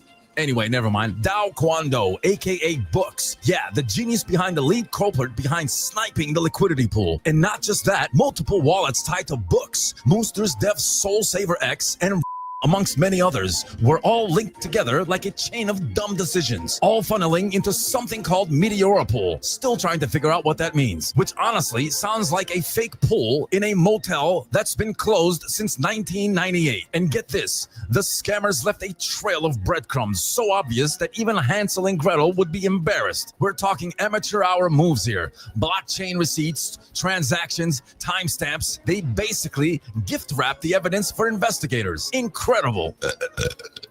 The 4 a.m. scam squad. It's like the Den of Thieves 4. The liquidity sniping went down at 4 a.m. because nothing good happens after midnight. And apparently, that's when crypto rats come out to play. Real low-life hours.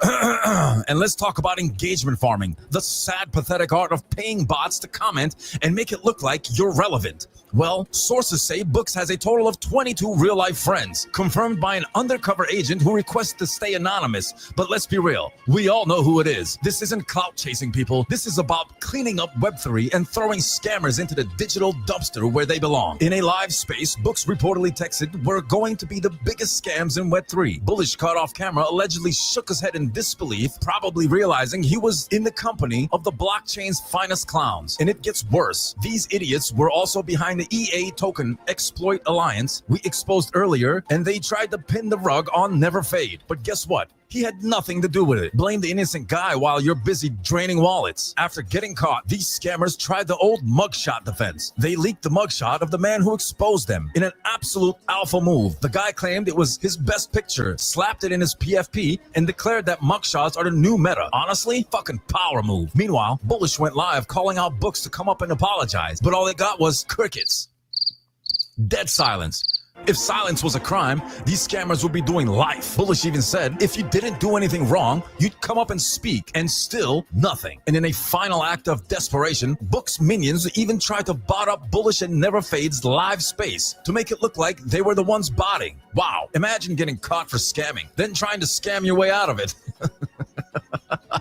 The levels of pathetic are unmatched here, guys. Seriously, poor Nick Cannon. All he wanted to do was drop some coin and name his twins. Now he's in a web of scams deeper than the Titanic sank. Props to Bullish, his team of investigators, and the noisemakers calling out these frauds. Real heroes of the scammer smackdown. Here's an audio clip of the moment they called out the whole scam. So fucking come up on stage, get out of your little pussy ass fucking Discord in there. You keep texting my actual phone. Come up here and talk about it, bro. And you're not gonna talk about it. You wanna know why you're not gonna come up here and talk about it? Because you know the proof is on that fucking chain and you have no way to fucking explain it. Rumor has it, Wild and Out coin might still have some life, and Twitter's own CMTZ joined in the debauchery, claiming she's getting death threats from the scammers for exposing the truth. She's got a full write-up, and the link is in the description below.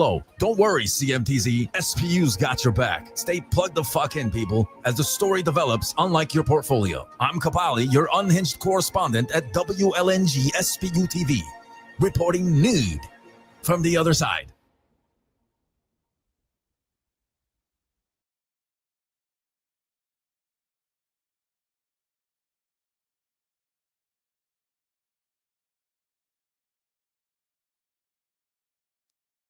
Good evening to all my fellow Limbots. I have a special announcement to make for you. I'm going to play a song that that I did, and I'm going to perform it for you. Any day now, Sparrow, play the track. Yeah. I need you to play the, go ahead and play the track. Say what? I need you to play the track. What track? The track that I sent you. What track? You check your email, bro. No, here, let's do that. Think what I'm gonna say, and then we can do it later. I'm driving right Come now. on, are you serious, bro? Play the fucking song. Okay, I'll play the song. All right. Let me cue it up for you. Sorry, guys. He's new. He's new at this. Sorry.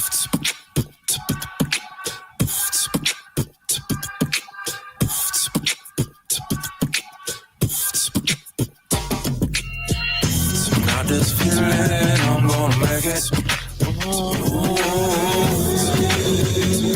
I'm gonna make it. There's no more of us take over emotions in day-to-day life.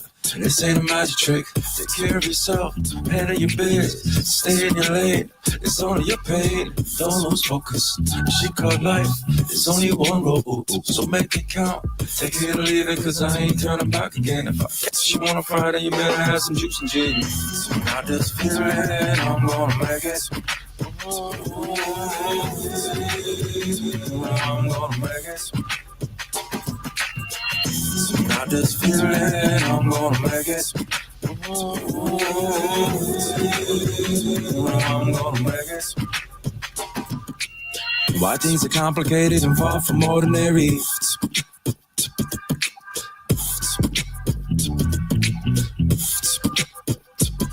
Tip your hat down, say hello and goodbye, keep walking. Kiss someone on the cheek and keep talking. Tell somebody they're having a good day and keep moving. So I just feel it, I'm gonna make it. I'm gonna make it. So I just feel it, I'm gonna make it. I'm gonna make it. I just feel it, I'm gonna make it. I'm gonna make it. Put it in the comments, let me know if it sucks. I mean, like how bad it really sucks. Negative comments are encouraged. Okay, bye.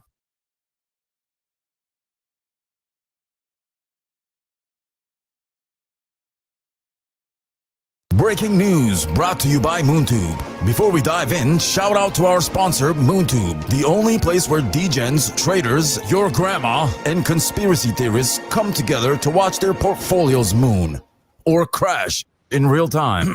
It looks like Nick Cannon is back at it again, and no, we're not talking about another show no one watches. This time, he's launching a crypto scam. Sorry, we mean a highly promising Web3 project, and using his two brand new babies with Iggy Azalea as a marketing leverage. Cannon officially announced that he won't reveal the names of his latest additions to his personal army of offspring until his crypto coin Wilding Out, ticker W whatever it is, reaches a 10 million market cap. I want these kids to have generational wealth, Cannon quoted in a deleted tweet right before posting an affiliate link to an offshore account. Meanwhile, Iggy Azalea remains suspiciously silent because she has already cashed out her pre-sale allocation before the inevitable rug pull. To make sure this pump and dump runs smoothly, Nick has enlisted some of Twitter's finest crypto influencers whose also shilled Exploit Alliance right before it went to zero. Or it's heading to zero. Among the big names that have decided to partake in this celebrity scam include Nick Cannon himself, some guy named Rome Books, who's actually sounds Indian today, but not yesterday, which is highly questionable, Soul Saver, Nico, Creep, Meep, Jeep, Steep, among the big names backing Wild on Altcoin, BitBoy Crypto, because he just can't resist a bad idea. The guy who used to be a fitness influencer but now tweets about life-changing altcoins. That one dude who starts every tweet with, "Sir, this is not a drill." A 19-year-old with laser eyes in his PFP who claims he's a millionaire but still lives home with his parents. All of them have promised to raise awareness about Wild on Altcoin, which is crypto bro code for get paid in pre-mined tokens and dump on the followers. If history has taught us anything, it's that this coin will follow the same predictable life cycle. Step 1, influencers posts. This is bigger than Bitcoin tweets. Step 2, Nick Cannon releases a freestyle about blockchain and nobody listens. Step 3, price spikes. Your broke cousin buys in. Step 4, someone finds out Nick's baby names are just Moon and Lambo. Step 5, Nick deletes all tweets and announces baby number 27. Nick Cannon also announced that if his coin passes $100 million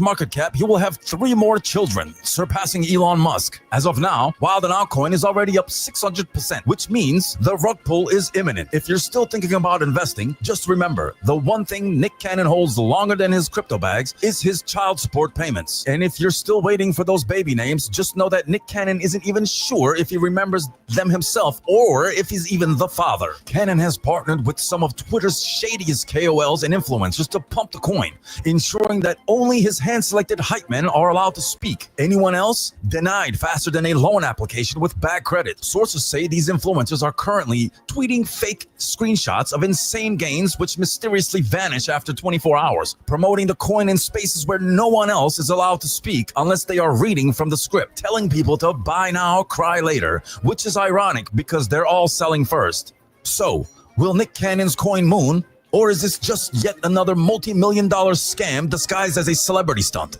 Stay tuned, but maybe keep your money in your wallet and disconnect your wallet. Tune in for the following episode where drivers are now treating stop signs like red lights. I'm Kapali from WLNG SPU TV, reporting nude from the other side. Stay plugged in, folks.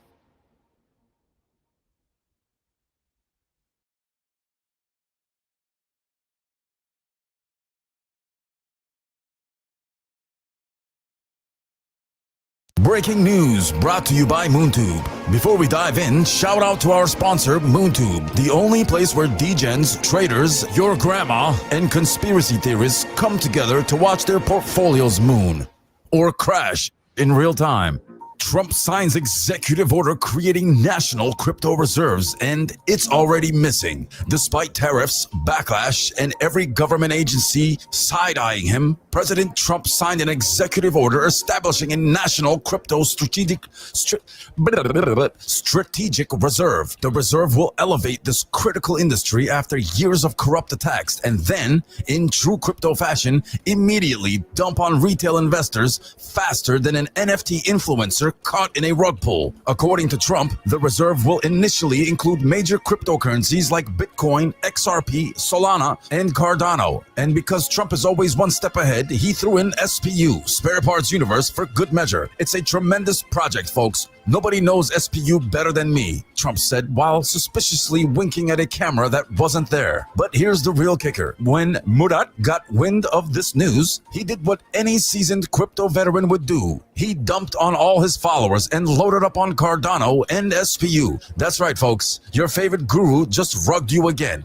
What the fuck, indeed. In a shocking turn of events, just hours after the reserve was created, reports surfaced that the funds are already missing. Where did they go? Some say they were transferred to a cold wallet owned by an unknown entity named Not BlackRock, while others believe the funds were last seen taking an all-expenses-paid trip to Epstein's Island, which doesn't officially exist anymore but somehow still does. Experts are calling this the biggest vanishing act since the U.S. gold reserves mysteriously disappeared. That's right, folks. First the gold, now the crypto.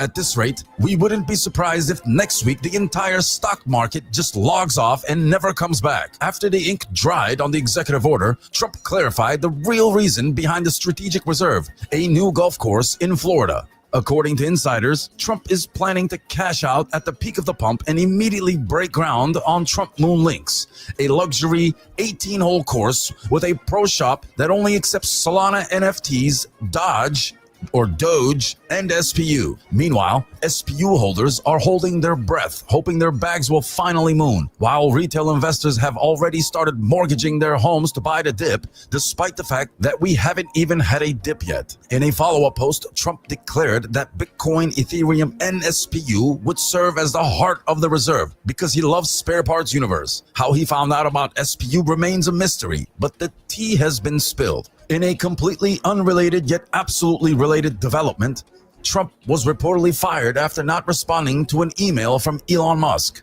What was in the email? Why did he ignore it? Was this the real reason behind the strategic reserve? We may never know. Meanwhile, the FBI claims the Epstein files shredded themselves. Officials say this is a totally normal thing that happens all the time, and not at all an organized cover-up. When asked for a comment, the FBI just responded with a 404 error page. Meanwhile, in other news, the Onion News Twitter account may or may not have been hacked just before launching 2 meme coins that completely rugged in under 15 minutes. Speculation is swirling that this was actually a social experiment to prove that people will buy literally anything if the vibes are good enough. And in a move no one saw coming but should have, the entire US government's crypto wallets have been drained. When asked how this could have happened, the Saudis reportedly shrugged and said it was customary. So, will crypto's fate be determined by the orange man himself? Will the National Crypto Reserve magically reappear in time for the next bull run? Or will we just pretend that this never happened, like we did with the missing gold. One thing's for sure, we're about to win so much, we might just start hating it. More updates soon, assuming the FBI doesn't glitch this article out of existence. I'm your unhinged correspondent from WLNG SPU TV, reporting nude from the other side. Stay plugged in, folks.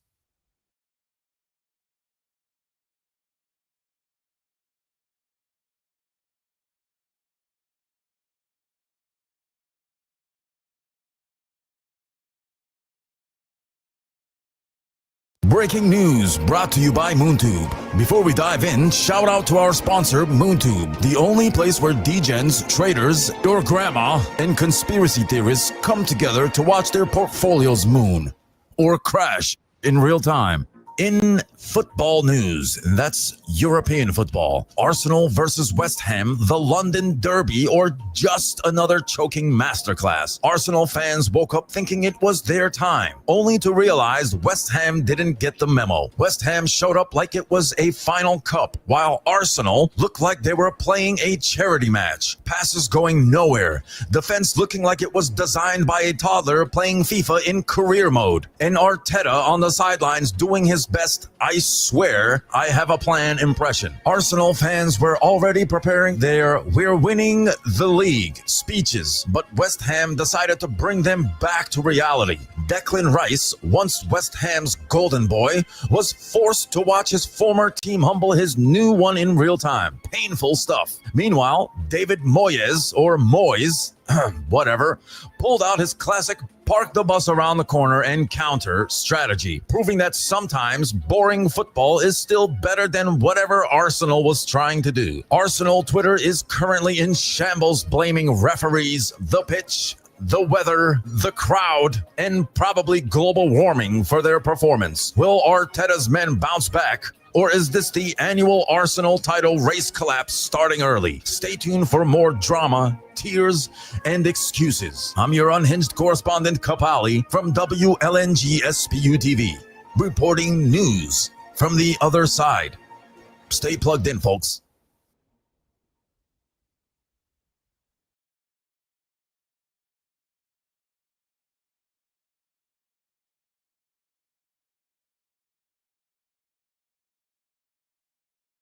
Breaking news brought to you by MoonTube. Before we dive in, shout out to our sponsor, MoonTube, the only place where degens, traders, your grandma, and conspiracy theorists come together to watch their portfolios moon or crash in real time. Nvidia prints money while the rest of us eat ramen.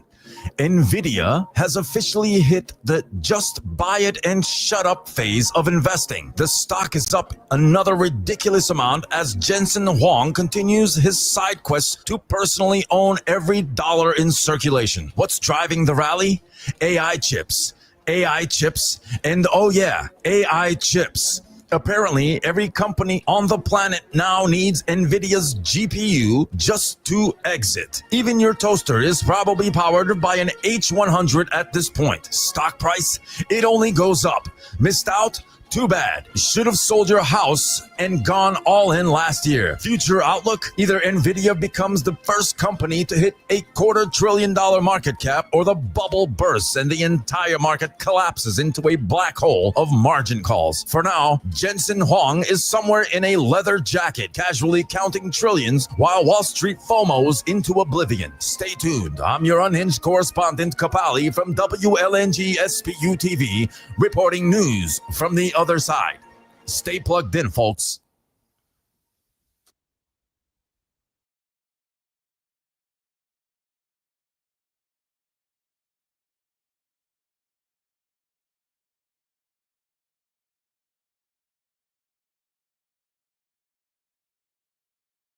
Breaking news brought to you by MoonTube. Before we dive in, shout out to our sponsor, MoonTube, the only place where degens, traders, your grandma, and conspiracy theorists come together to watch their portfolios moon or crash in real time. In today's news, we discuss Epstein files. How many phases do we actually need? Ladies and gentlemen, welcome to yet another episode. Actually, this is the first one of the Epstein files, the never-ending documentary where the government releases just enough information to keep you engaged, but never enough to actually answer anything. We've all seen this movie before. Cameras conveniently malfunctioning, guards fall asleep, like it's the last Disney fairy tale, and the world's most high-profile prisoner suddenly decides to tie a self-help knot. Jesus Christ, that was a tongue twister. Who wrote that? And call it a day. Sound familiar? Oh, right. It's happened about 100 times. And let's be honest, who even cares anymore? The guy is dead. Or is he? At this point, the Epstein files are coming out in more phases than the Marvel Cinematic Universe. We have the phases here. Phase 1, names redacted. Phase 2, names still redacted, but now in bold letters. Phase 3, FBI confirms they lost Phase 1 and 2. Phase 4, government officials mysteriously forgot how to read. Phase 5, whoops, a natural disaster conveniently takes out key files. Phase 6, whoa. Why all of a sudden are planes crashing nationwide? Rumor has it the government is milking this conspiracy just to drive engagement and keep news outlets rolling in ad revenue. Because let's be real, why solve a crime when you can turn it into a never-ending Netflix binge? Former President Trump, once acquaintance of Epstein, has hinted at releasing even more government files if elected. But let's be honest, will he actually reveal anything? Or just be another stack of conveniently black-marketed PDFs that say, we take this very seriously, while revealing absolutely nothing? Another rumor has it that Epstein didn't just traffic teenagers, but also exotic animals. Because why stop at the horrific crimes when you can also turn your private island into a dollar store Jurassic Park? Tired of waiting for the truth? Want to own a piece of the cover-up? Well, good news. I mean, great news. We're raffling off a fresh new line of Epstein hoodies, a limited collection you'll never see again, just like key evidence from the case. So, comment below. What's your theory? Cover up? Distraction? FBI sleepover gone wrong? Or are we just all living inside one big simulation of who wants to be a government pawn? I'm Kapali from WLNG, reporting nude from the other side. Stay plugged in, folks.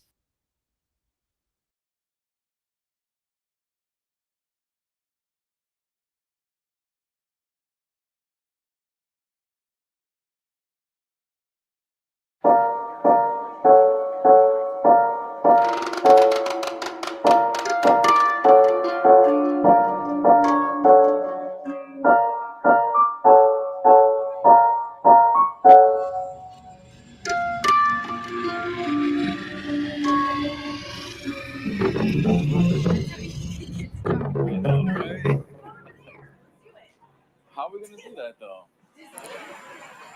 Well, it's official. Word is going around that superstitions are not true. Sources say that date back to 1,500 years ago when dinosaurs first stepped claws on Earth. So you can put all that shit aside. And, quick mix-up with the teleprompter there. So you can put all that shit aside about walking under ladders. You will not even, you will not have bad luck. Who the hell wrote this teleprompter? Instead, you'll wake up with a terrible headache the next morning. Try Excedrin. That works best for me. Your global news guy at WLNGSPC TV, reporting bad news, fake news, or something that's not accurately trending. We have it all here at WLNGSPC TV. What are you doing, bro? Fucking drive, you fucking loser!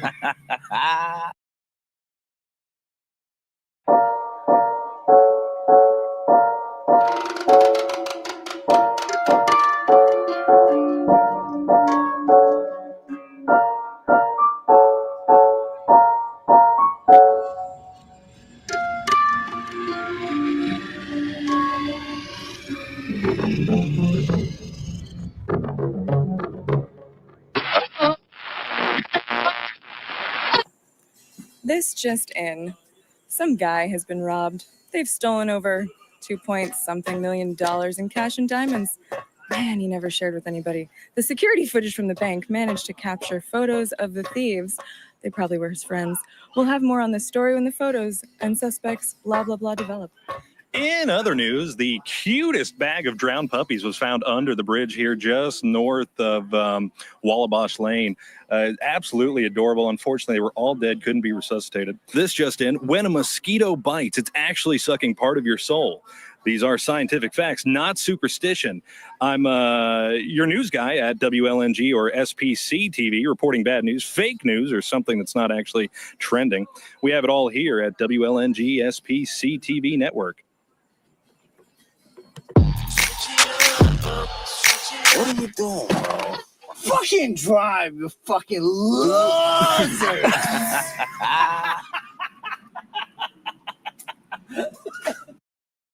Breaking news brought to you by MoonTube. Before we dive in, shout out to our sponsor, MoonTube, the only place where degens, traders, your grandma, and conspiracy theorists come together to watch their portfolios moon or crash in real time.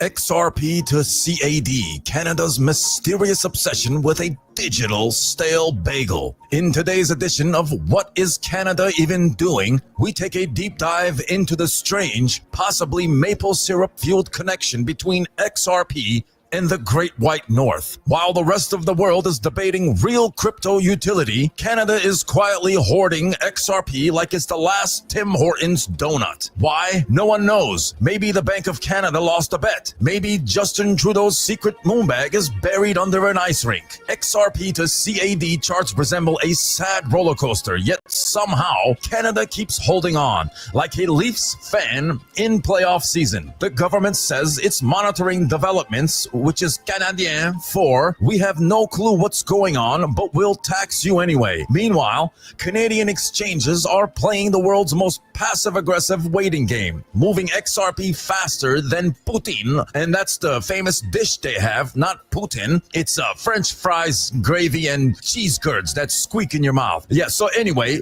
they're moving XRP faster than a Putin order at 2 a.m. Conspiracy theories are flying. Is Canada using XRP to secretly fund underground moose racing? Did the government just realize XRP is older than Bitcoin in crypto years? Is this all just an elaborate distraction from another housing crisis? Stay tuned as Canada continues to do the most polite market manipulation possible. I'm your host, Kapali from WLNG SPU TV, reporting news from the other side. Stay plugged in, folks.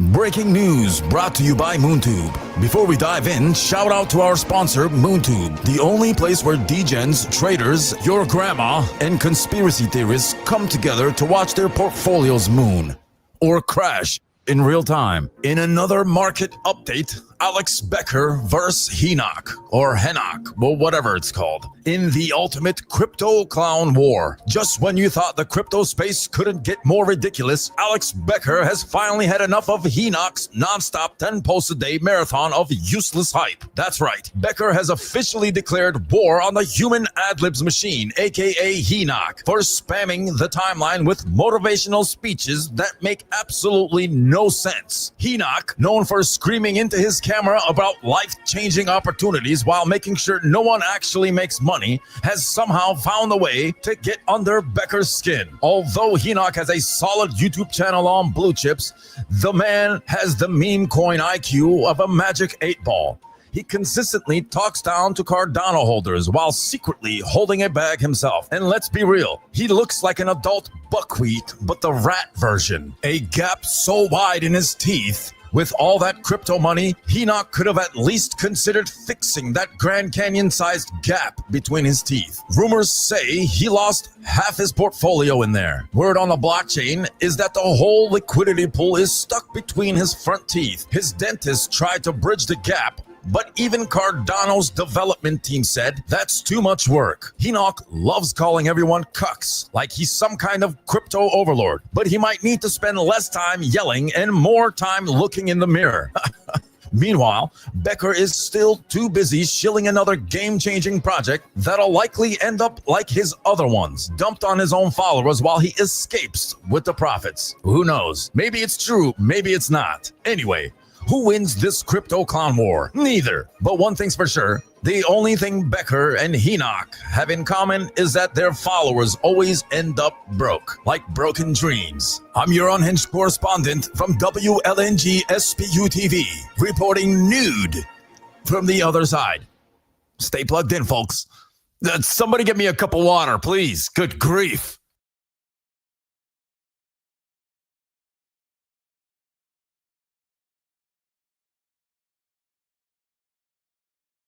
Breaking news brought to you by MoonTube. Before we dive in, shout out to our sponsor, MoonTube, the only place where degens, traders, your grandma, and conspiracy theorists come together to watch their portfolios moon or crash in real time. Unicorn Fart Dust now in talks of locking transactions. In a groundbreaking revolution for DeFi security, or so they claim, the Unicorn Fart Dust protocol has introduced a new, unhackable transaction locking mechanism that ensures absolutely nothing happens with your funds. Ever. Sources say this cutting-edge technology is the brainchild of an old dude who spends 18 hours a day live streaming from his basement, explaining the future of finance, while ignoring the fact that his chat is just 3 bots and his own burner account. This is it!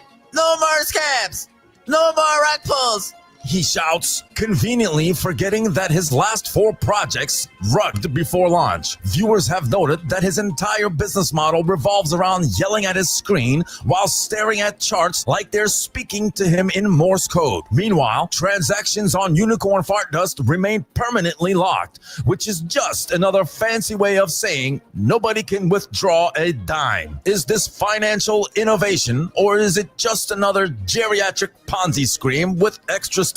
Either way, the old guy will be back tomorrow, same time, same place, same 4-hour rant. I'm your unhinged correspondent from WLNG SPU TV, reporting nude news from the other side. Stay plugged in, folks.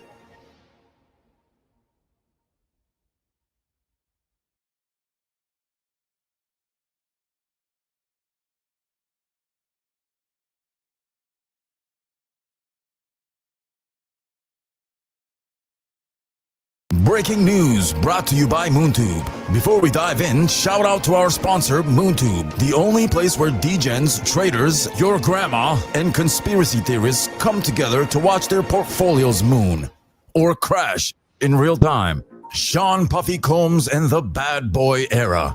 In a plot twist nobody is surprised by, Sean Puffy Combs, aka P. Diddy, Puff Daddy, Brother Love, the man who won't sit down, is now facing the ultimate remix, a courtroom battle that's shaping up to be his worst production yet. Legal analysis described the case as a historical artifact, since it seems like every scandal, allegation, and unpaid contract formed the last 30 years is finally catching up to him. Industry insiders say that while P. Diddy was busy throwing lavish parties and making ad-libs on other people's songs, his lawyers were working overtime settling NDA violations like it was a side hustle. Rumors say his defense strategy involves releasing another remix of I'll Be Missing You, dedicated to his disappearance reputation, throwing every former bad boy artist under the bus, which shouldn't be hard since most of them were already broke after signing those legendary contracts, distracting the public with another Love Era rebrand, even though nobody believes it.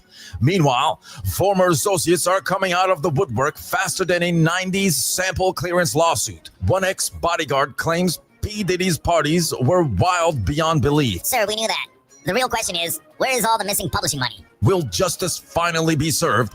Or will Diddy moonwalk his way out of this like it's another shiny suit era? Stay tuned, because unlike his old contracts, his trial isn't getting swept under the rug. I'm your unhinged correspondent Kapali, reporting from WLNG SPU TV. News from the other side.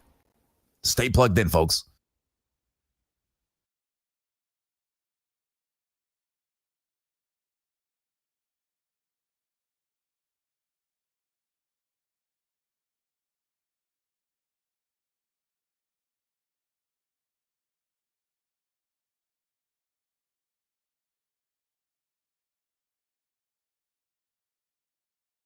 Breaking news brought to you by MoonTube. Before we dive in, shout out to our sponsor, MoonTube, the only place where degens, traders, your grandma, and conspiracy theorists come together to watch their portfolios moon or crash in real time. Crypto's self-proclaimed prophet, Murad, or Murat, however they're pronouncing it these days, has been exposed for hiding a whopping $24 million in meme coins, all while acting like he's just another humble trader. Turns out, the only thing he's actually trading is blind loyalty for exit liquidity. Despite preaching about cults, Murat refuses to acknowledge the Can-Do Army, a group so dedicated that one guy allegedly got a tattoo on his dick. That's next level conviction, and yet Murat stays silent. Maybe he's just too busy pumping his own bags nobody even understands, like XPX 6900. What is it? A trading strategy? A secret society? A code that only causes seizures in rabbits? Nobody knows. Meanwhile, his so-called GigaChad crew consists of an empty telegram with 4 mods arguing amongst themselves. And let's not forget Popcat, Mr. Punky, and Frank the God, who went full Houdini, making their pages private after 48 hours before rugging the community. Bravo. So, is Murat truly the mastermind or just another overhyped Telegram trader with a god complex? One thing's for sure, the Can-Do Army will do anything in their cult power to get this man's attention. The gears are spinning. The rocket fuels are on fire. Jimmy Carter is building a bridge from the grave. Not sure what that meant, but Walmart is having an unbelievable sale this weekend. Next weekend. I'm your unhinged correspondent, Kapali, from WLNG-SPU-TV, reporting nude from the other side. Stay plugged in, folks.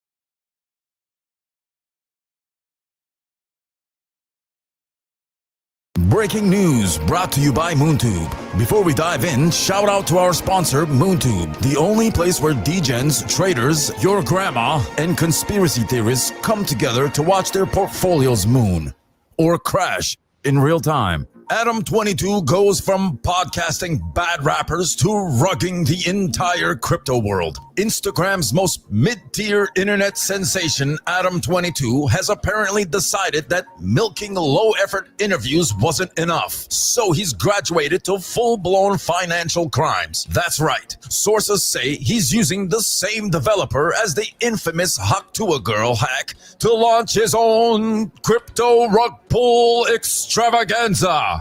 Sorry, got a little excited there. Because why just ruin hip-hop culture when you can scam an entire financial market too? Adam22, best known for pretending to care about SoundCloud rappers, has now pivoted to pretending to care about decentralization, a natural transition for someone who's been rigging everything he touches since day one. They say he promoted his new coin harder than promoted his own wedding. Entertainment News says that he promoted his coin harder than he promoted his own wedding. Insiders claim the entire liquidity pool was pre-rugged even before launch. Some say the white paper was just a copy-paste of an OnlyFans terms of service. His wife, that was. And the best part, he's using the same dev team as the Haktua Girl, meaning this scam comes preloaded with betrayal, exit strategies, and a zero chance of success. And we actually have the playbook, step by step. Step 1, shield a coin on his platform with the same enthusiasm as those exposing the industry clickbait videos. Step 2, watch his NPC followers ape in faster than they unsubscribed from his account after he started interviewing washed-up TikTok influencers. Step 3, dump on his entire fanbase while dropping a fake apology video blaming bad actors and unforeseen market conditions. And finally, step 4, disappear with the bag, but not before launching a paywalled podcast episode explaining why it was, quote-unquote, actually the community's fault. So, What's next? Will Adam 22 try to gaslight his fans into thinking this was all a social experiment? Will he get bailed out of the same degenerates that defend Logan Paul's scams? Or is he already preparing for his next fake redemption arc? One thing's for sure, if you invested in his coin, you just paid for his next clout-chasing stunt. Good job, everyone. I'm your unhinged correspondent from WLNG-SPU TV, reporting nude from the other side. Stay plugged in, folks.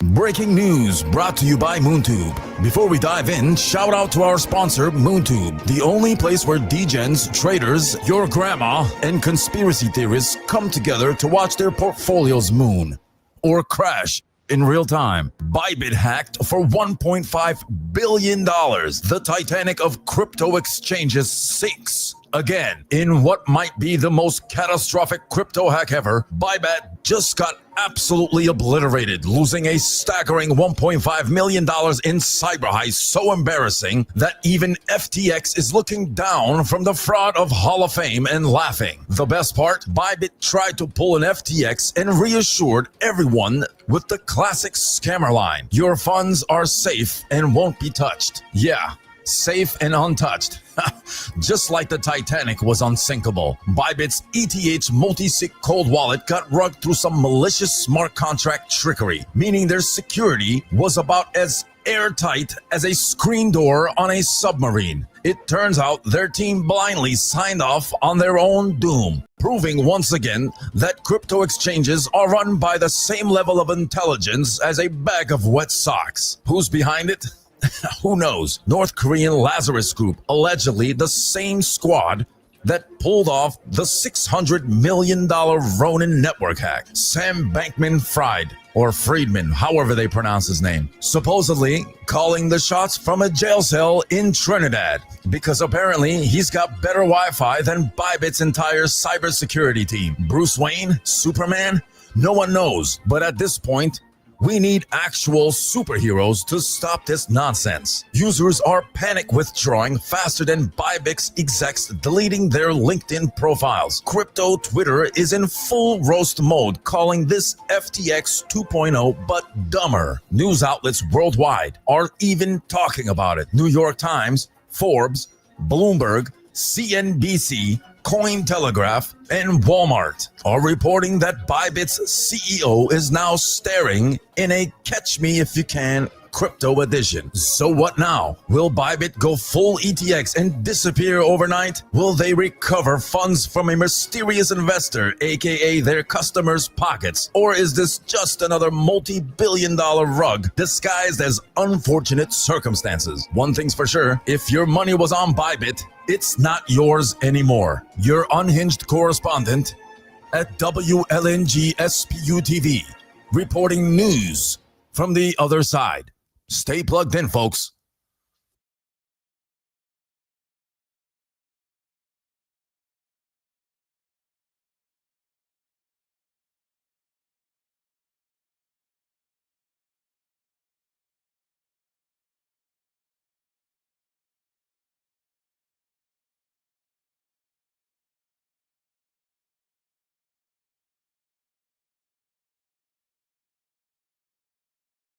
Breaking news brought to you by MoonTube. Before we dive in, shout out to our sponsor, MoonTube, the only place where degens, traders, and conspiracy theorists come together to watch their portfolios moon or crash in real time. In recent tech news, Ring doorbell cameras now doubling as Border Patrol agents. In a shocking but somehow not surprising turn of events, Ring cameras have reportedly signed a government contract to help track illegal immigrants. Some key features new to the update: motion sensor alerts now say, "Hi, you are currently being deported." Sources claim Amazon is testing drone integration, meaning your Ring camera could literally chase intruders down the block. A bug in the new system mistakenly identified a DoorDash driver as an international threat. His only crime?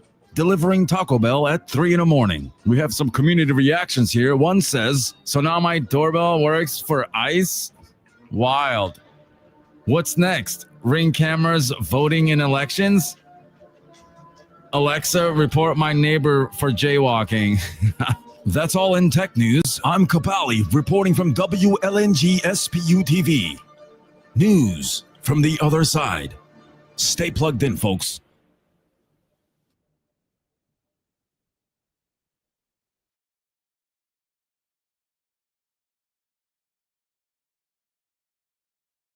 Breaking news brought to you by MoonTube. Before we dive in, shout out to our sponsor, MoonTube, the only place where degens, traders, and conspiracy theorists come together to watch their portfolios moon or crash in real time, market in free fall, and big red dildos everywhere. The overall crypto market is tanking, leaving VCs and retail investors in full panic mode as charts are flooded with massive red dildos that some traders are now referring to as financial violations. With Bitcoin plummeting, speculation is running wild. Was this just a seasonal dip? Or is the groundhog secretly on payroll of the 1%? Some believe Punxsutawney Phil's shadow, whatever that guy's name is, shadow sighting was a coordinated market manipulation effort to shake out weak hands and redistribute wealth back to the elites. Meanwhile, politicians remain suspiciously quiet, leading some to theorize that this entire dip is just another deep state scandal to suppress retail investors while institutions buy the dip. One trader summed up the chaos perfectly, saying,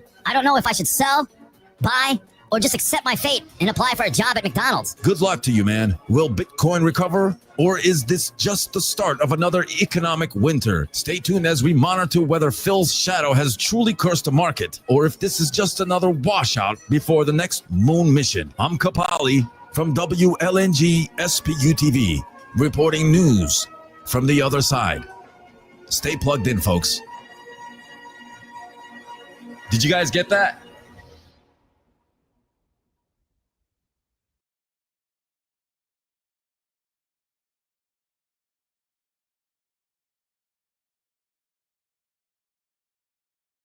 Breaking news brought to you by MoonTube. Before we dive in, shout out to our sponsor, MoonTube, the only place where degens, traders, and conspiracy theorists come together to watch their portfolios moon or crash in real time. Subscribe now and stay ahead of the meme coin pump before your uncle finds out and rugs you first. And now, on to the biggest story shaking up the crypto world today. Breaking news. In what might be the most ironic turn of events in meme coin history, Pump.Fun, the beloved casino for degenerates, has been hit with a proposed class action lawsuit claiming securities violations. The Solana-based platform, which has been minting meme tokens faster than the IRS can write new tax laws, now finds itself in hot legal waters, or a steam room, or a sauna.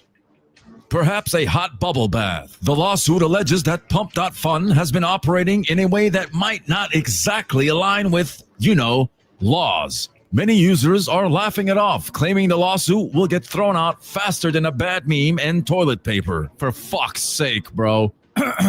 Some fear this is just the beginning of regulators setting their sights on crypto gambling platforms. Pump.Fun's response?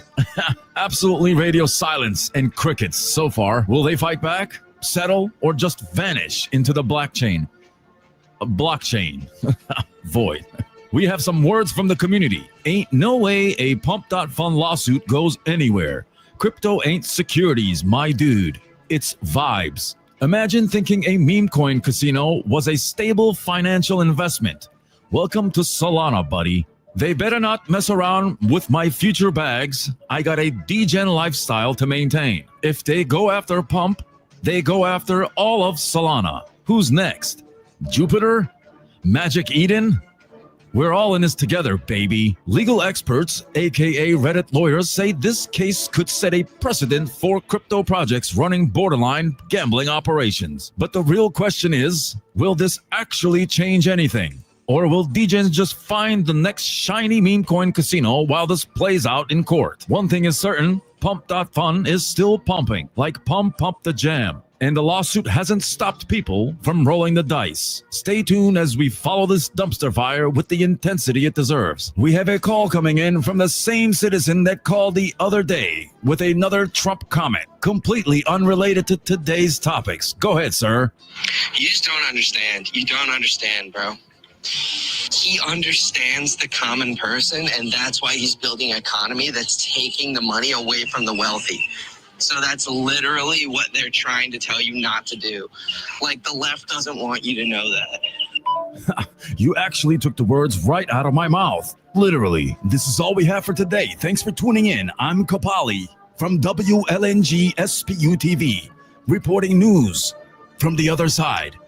Stay plugged in, folks. Really, stay plugged in.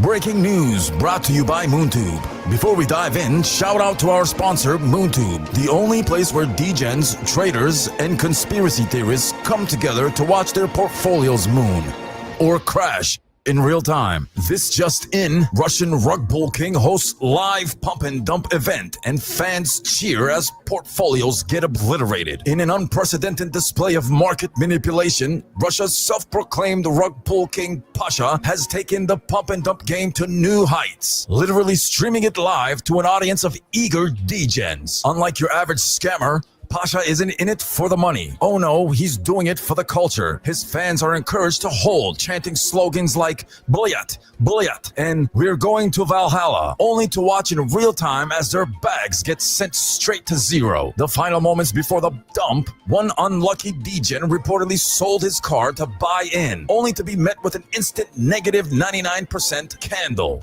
A viral comment read, "Don't call the police, I'm just an AI. It would be pointless." We have one of the live clips here that were aired yesterday. Here it is. 200k, generational wealth. It's only generational wealth from now on. Блять, okay. Dump this guys. It. Let's dump it. Let's dump it. Dump the dump it, dump it, dump it. For those brave enough or dumb enough to learn from the master, Pasha's exclusive Discord is rumored to contain secret pump schedules and rugging tutorials for aspiring scam artists. The link might be in a description below, or maybe it already disappeared, like your liquidity. The only question now is, who is the real fool, Pasha or the people still joining his pumps? I'm Kapali from WLNG SPU TV, reporting news from the other side. Stay plugged in, folks.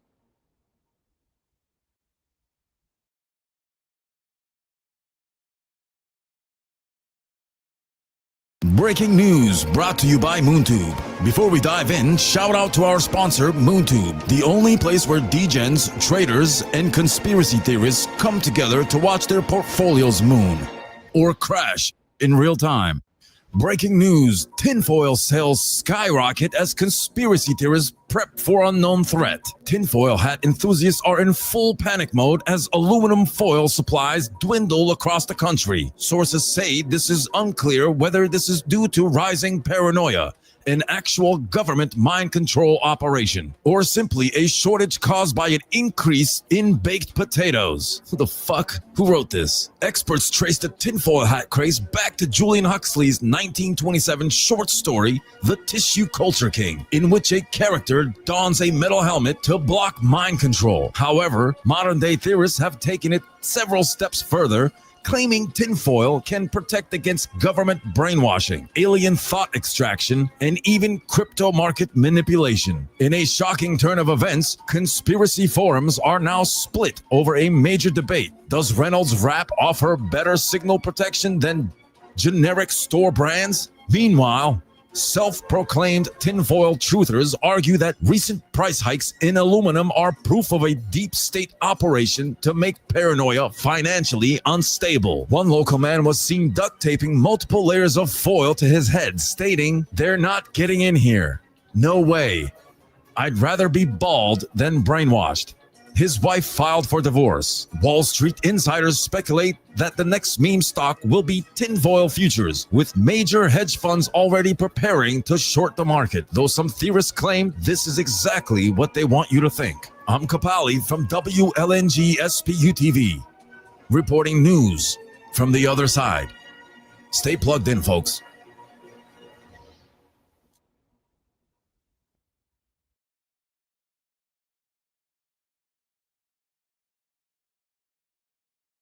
Breaking news brought to you by MoonTube. Before we dive in, shout out to our sponsor, MoonTube, the only place where degens, traders, and conspiracy theorists come together to watch their portfolios moon or crash in real time. In other dog shit meme coin news, former Kendu dev tries to win back degens with Valentine's Day token. In a desperate attempt to make amends, the ex-Kendu dev, yes, the same one who ghosted the community faster than a bad Tinder date, is launching a brand new coin on Valentine's Day. A love letter or a rug, some say. The dev claims this project is a gift to the community and a way to make things right. But let's be real, is it just a rebrand or cash grab? We have a call coming in from a regular with an inside scoop on Kendu. Go ahead, sir.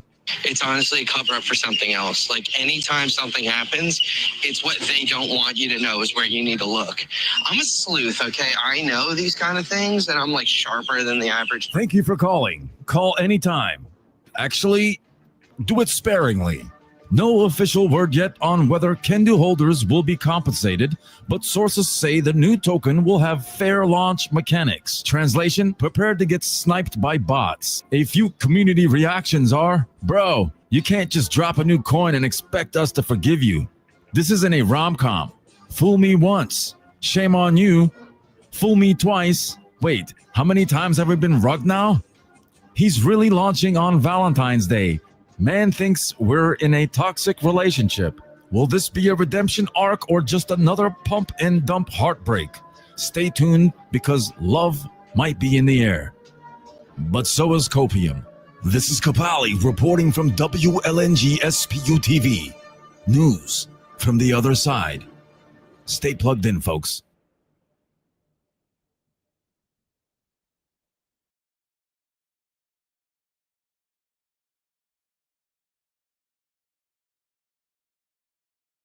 Breaking news brought to you by MoonTube. Before we dive in, shout out to our sponsor, MoonTube, the only place where degens, traders, your grandma, and conspiracy theorists come together to watch their portfolios moon or crash in real time. Super Bowl Sunday in absolute chaos as fans forget why they are even watching it. As millions gather for Super Bowl Sunday, a shocking revelation has left America in utter confusion. No one actually remembers why they watched the game. Is it commercials? The halftime show? The excuse to eat 7,000 calories in one sitting?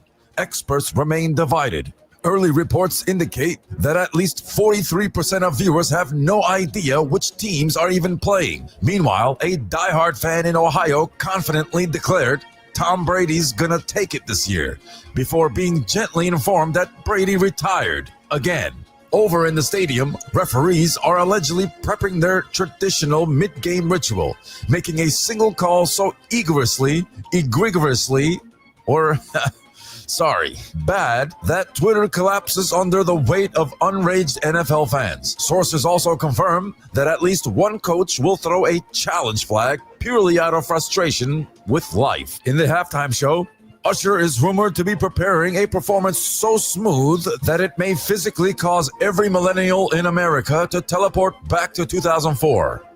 With a case of baby oil, scientists fear this may create a paradox, forcing viewers to relive their high school breakups in real time. And of course, no Super Bowl will be complete without an ad so emotionally devastating it makes you question your entire existence. Rumor has it this year's winner will be a heart-wrenching 2-minute spot about a rescue dog who saves a struggling NFT investor. Will anyone actually watch the game? Will there be a single commercial that isn't about AI or beer? And most importantly, who the hell invited their coworker who just likes the vibes but keeps asking, what inning is it? I'm Kapali. I'll be here at the Super Bowl reporting live from WLNG SPU TV.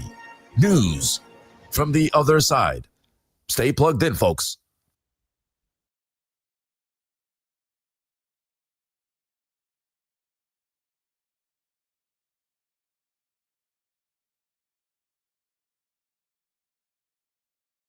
Breaking news brought to you by MoonTube. Before we dive in, shout out to our sponsor, MoonTube, the only place where degens, traders, your grandma, and conspiracy theorists come together to watch their portfolios moon or crash in real time. Spare Parts Universe, a decade in the making, unlike your other shitcoins. What if we told you that SPU didn't just appear overnight? That it wasn't some rushed together hype coin with zero substance? SPU has been building its universe for 10 years. It all started from trash. Yes, you heard that right. Found objects from the ground, glued together to create little sculptures. But what happened next? Evolution. From trash to treasure, those sculptures became characters. From characters to a cartoon show that you are literally watching right now on this show. From the cartoons to a clothing line. Wear the vision, be the movement. Not sure where that line came from. Who wrote that? From fashion to NFTs, the biggest, most generative collection in crypto. That's right, folks, with over 95 billion combinations to have from. You heard that right, folks. Forget about your Bored Apes, your low effort punks, your bananas on the wall, any of those. Okay, moving on. From tangible to digital and back to tangible, a real-life trading card game in the likes of Magic the Gathering. Oh, and did we mention the token, SPU? That's right. This isn't just another fly-by-night project. It's art. It's culture. It's comedy. It's the funniest meme coin project in crypto, or shitcoin, whatever they call it, blended into unstoppable force. More is coming, way more than you've probably been rugged. Get plugged in, folks. Join the Telegram, build with the team, meet the community, and grow together. SPU isn't just another token, it's a movement. Your unhinged correspondent at WLNG SPU TV, I'm Kapali, reporting nude from the other side. Stay plugged in, folks. Hey, Julie, give me the contract address. I want some of this.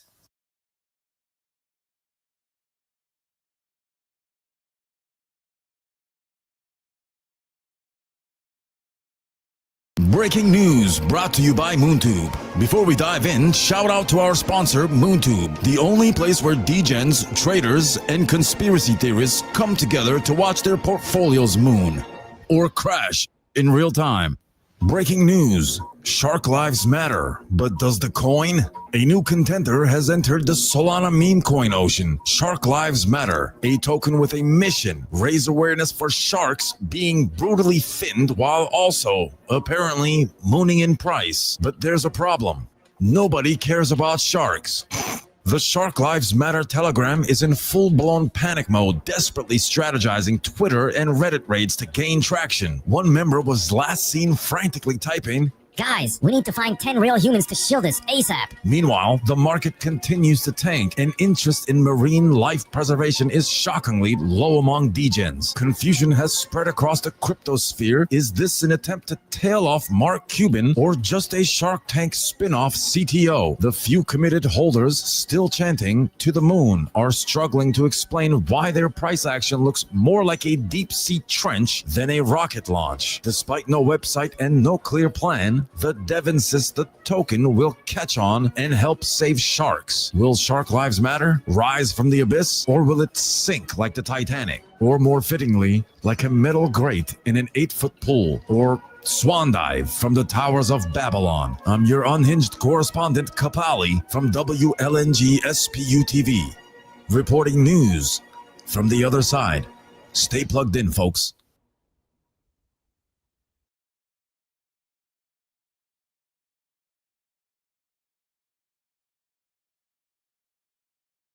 Breaking news brought to you by MoonTube. Before we dive in, shout out to our sponsor, MoonTube, the only place where degens, traders, and conspiracy theorists come together to watch their portfolios moon or crash in real time. In more crypto news, what was supposed to be the most groundbreaking governance project in crypto history, Crypto Congress launched with big promises, big dreams, and an even bigger legal disclaimer. Some key highlights are a DAO that nobody votes in. The project promised community-driven governance, but turns out nobody actually wants to govern. One user said, Bro, I'm here to degen, not to read Rewards for holders, but no one knows how. Crypto Congress claims it's rewarding holders with an exuberant amount of SOL to deter bots and snipers. Problem is, nobody can explain how it actually works. One guy in a Telegram asked, and he got banned. Their roadmap has a full-blown legal disclaimer. We have some reactions here from the community. So wait, is this a DAO or just a really bad group project?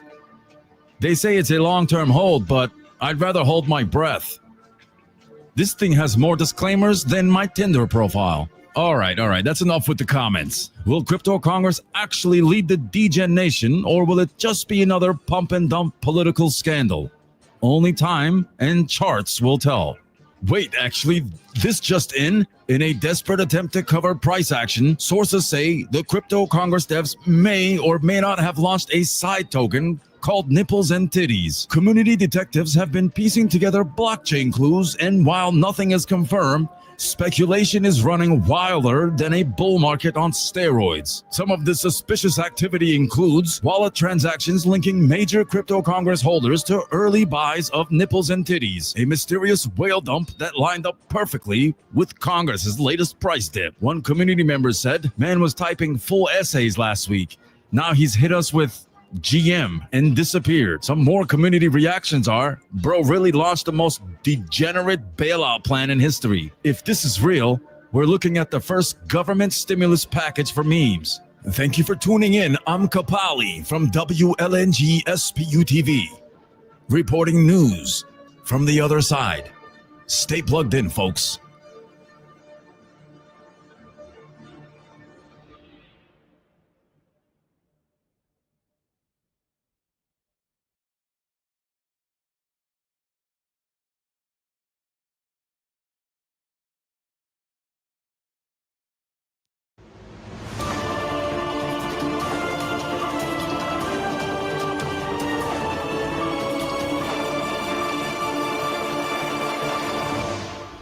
Breaking news brought to you by MoonTube. Oinkcoin defies all odds, or did they even know? Oinkcoin has officially shattered expectations, or did they even have any? The token is moonbound, rug-proof, maybe, and seemingly unstoppable. Crypto detectives across multiple Telegram groups are desperately trying to shoot the project down, but their FUD bullets are landing like Nerf darts on a tank. Oink isn't just surviving, it's thriving. With a supply so high, it looks like someone face-rolled the zero during launch. Experts are now debating whether Oink is gunning for a Guinness World Record in crypto hype, or if it's simply a case of send it and see what happens. Current price target, some degens are calling for 33,728,400 something X. I don't even know how to read that number. Regardless, the pigs are flying. The FOMO is real, and the Oink train has no brakes. Will it sustain, or is it just another beautifully orchestrated pump and oink? This is Kapali from WLNG SPU TV, reporting news from the other side. Stay plugged in, folks. The recently launched Oinkcoin has taken to the skies with a truly unexpected airdrop. Developers claim that 100% of the proceeds from the coin will go to pigs around the world, though it's unclear if they mean actual pigs or pigs that buy meme coins. We're not sure about the tokenomics, said one Oinkcoin team member, but we do know pigs are cool. So here we are. Investors are equally confused, but they're buying anyway because it's poised to somehow reach $25 million market cap February 1st. Well, that'll be a shocker. In other news,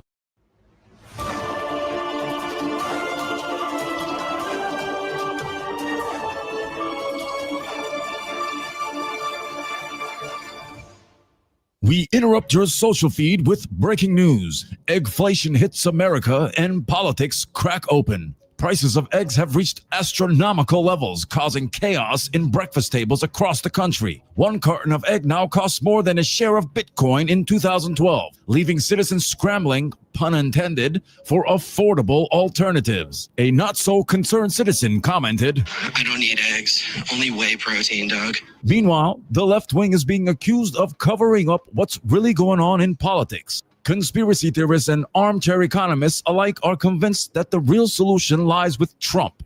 who they claim will do for the economy 500 times better than any of his political rivals. In a shocking twist, Trump is reportedly stealing money from the rich, a reverse Robin Hood scenario, only to give back to America. One citizen passionately declared, Bro, look at your source. They just don't want to admit that Trump's economy is going to do anything 500 times better than Kamala and Joe Biden ever could. Sleepy Joe is probably back there pulling the strings, telling them that there's no way this economy could be as great as it is. But as we know, it's the biggest, one of the largest economies, if not the greatest economy to ever grace this great planet. I mean, make the Gulf of America great again, dude. "We couldn't agree with you more. Thanks for calling." All right. Wait, actually, we have another call coming in from the left side. Go ahead, sir. Will God Emperor Trump fix the price of eggs that are now at the highest they've ever been in any point in history? In celebrity news, P. Diddy has announced his latest entrepreneurial venture, Diddy's Discount Breakfast Club, where eggs are sold at half price, but only to customers who can recite all of his lyrics to Bad Boy for Life, and if they are a holder of baby oil coin, and if they believe that he didn't do it. Any of it. And now, weather here on Planet Ultrax continues to defy all logic.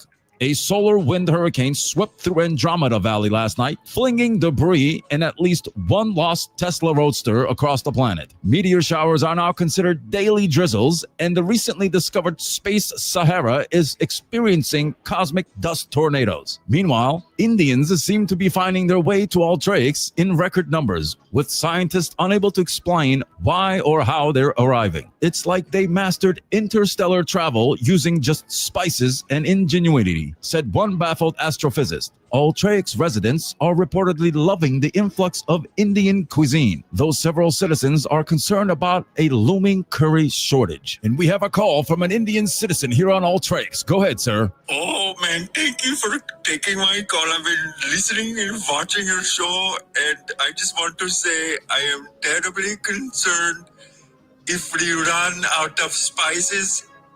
We don't know what to That's all for today. I'm Kapali reporting live from WLNG SPU TV. News from the other side. Stay plugged in, folks. Breaking news. The wild world of meme coins takes another absurd turn. In a move that defies all reason and logic, Durcoin has officially been launched. Brought to you by a complete group of degenerates titled Trump's retarded grandnephew, because why not? No one really knows what this token is for, but it's out there causing all sorts of confusion and chaos in the crypto space. Sources close to the project say they're still unsure about the scope of the project, the token supply, and frankly, if anyone involved actually understands what's happening. But it's got a cool logo, said one overly enthusiastic investor, clearly not reading the white paper. Meanwhile, the recently launched Oink Coin has taken to the skies with a truly unexpected airdrop. Developers claim that 100% of the proceeds from the coin will go to pigs around the world, though it's unclear if they mean actual pigs or pigs that buy meme coins. We're not sure about the tokenomics, said one Oink Coin team member, but we do know pigs are cool. So here we are. Investors are equally confused, but they're buying anyway because it's poised to somehow reach $25 million market cap February 1st. Well, that'll be a shocker. In other news, NFL legend Ray Lewis has unveiled his own crypto coin, but sources close to the project have revealed that if Ray Lewis's team wasn't busy farming the coin, he might actually have time to pay off his back taxes, which could be a first in the history of celebrity crypto launches. It's gonna be big, Ray's team assures investors, though the project remains eerily quiet about its actual utility. In other dietary news, bacon is now officially confirmed to be made entirely out of unicorn fart dust, a highly controversial claim that no one can seem to disprove. Meanwhile, cats have been upgraded to 12 lives instead of 9. Experts are still unsure how this impacts the economy, but we'll let you know once we figure it out. Whether we have a weather update for you folks. In a bizarre turn of events, snow has fallen in the Gulf of America. Yes, you heard that right. Even in Jamaica, local residents have been seen trying to salvage crops, but it's too late. Marijuana crops have died. And the Rastafarians are now reportedly cutting off their dreadlocks in a desperate attempt to get high. It's the only way left, said one local. In other local celebrity news, the highly anticipated gender reveal party for Sparrow's baby turned into a complete circus yesterday when the reveal itself went horribly wrong. Instead of the dramatic bursts of blue or pink balloons everyone was waiting for, nothing happened. A crowd of influencers, crypto whales, and at least one guy in a full spacesuit awkwardly stared at the balloons that just didn't pop. We do, however, have confirmation Sparrow is officially having a boy. The news was revealed later in a much less glamorous way when a frustrated Sparrow just yelled, "It's a boy, okay," into a crowd of confused guests. Sparrow commented afterward, "This was supposed to be a big moment, but hey, at least it wasn't a wildfire." True, but the memes are already flooding Twitter. Hashtag balloon fail is currently trending worldwide. Stay tuned for the follow-up party where we hope the cake doesn't collapse too. This is Kapali at WLNG SPU TV, reporting news from the other side. Stay plugged in, folks. I want to start a little bit slower today and give you a moment to let this question sink in.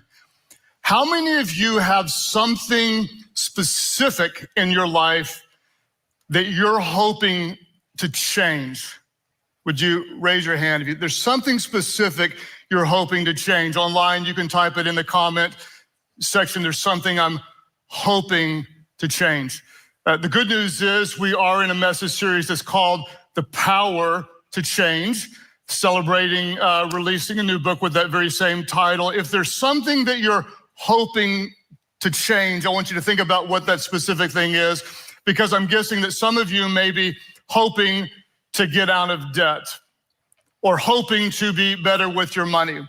There might be some of you that are hoping to improve your marriage. I hope that there are some that are hoping to improve their marriage. There may be some of you that are hoping to get in better physical shape, or you might be hoping to get more organized, or you may be hoping that there's not a mystery balloon flying over your house. I don't know what it might be, but you're probably hoping for something to change. And I want to tell you that hope is good. Everybody say hope is good. Elbow your neighbor, tell them hope is good. You can type that in the comment section, hope is good. I never want you to go through life without hope. Hope is good. But hope alone won't change your life. Habits will. I hope you have hope. But even more than just hope, I hope you have the right habits, because hope alone won't change your life. Habits will. And I'll try to illustrate this. I'll ask you another question. I want you to think about this just for fun. What did you do last Wednesday morning? Think for a moment, and can you remember what you did last Wednesday morning? How many of you remember what you did last Wednesday morning? Yeah, most of you did. The reason you remember is because you did on Wednesday morning about the same thing you did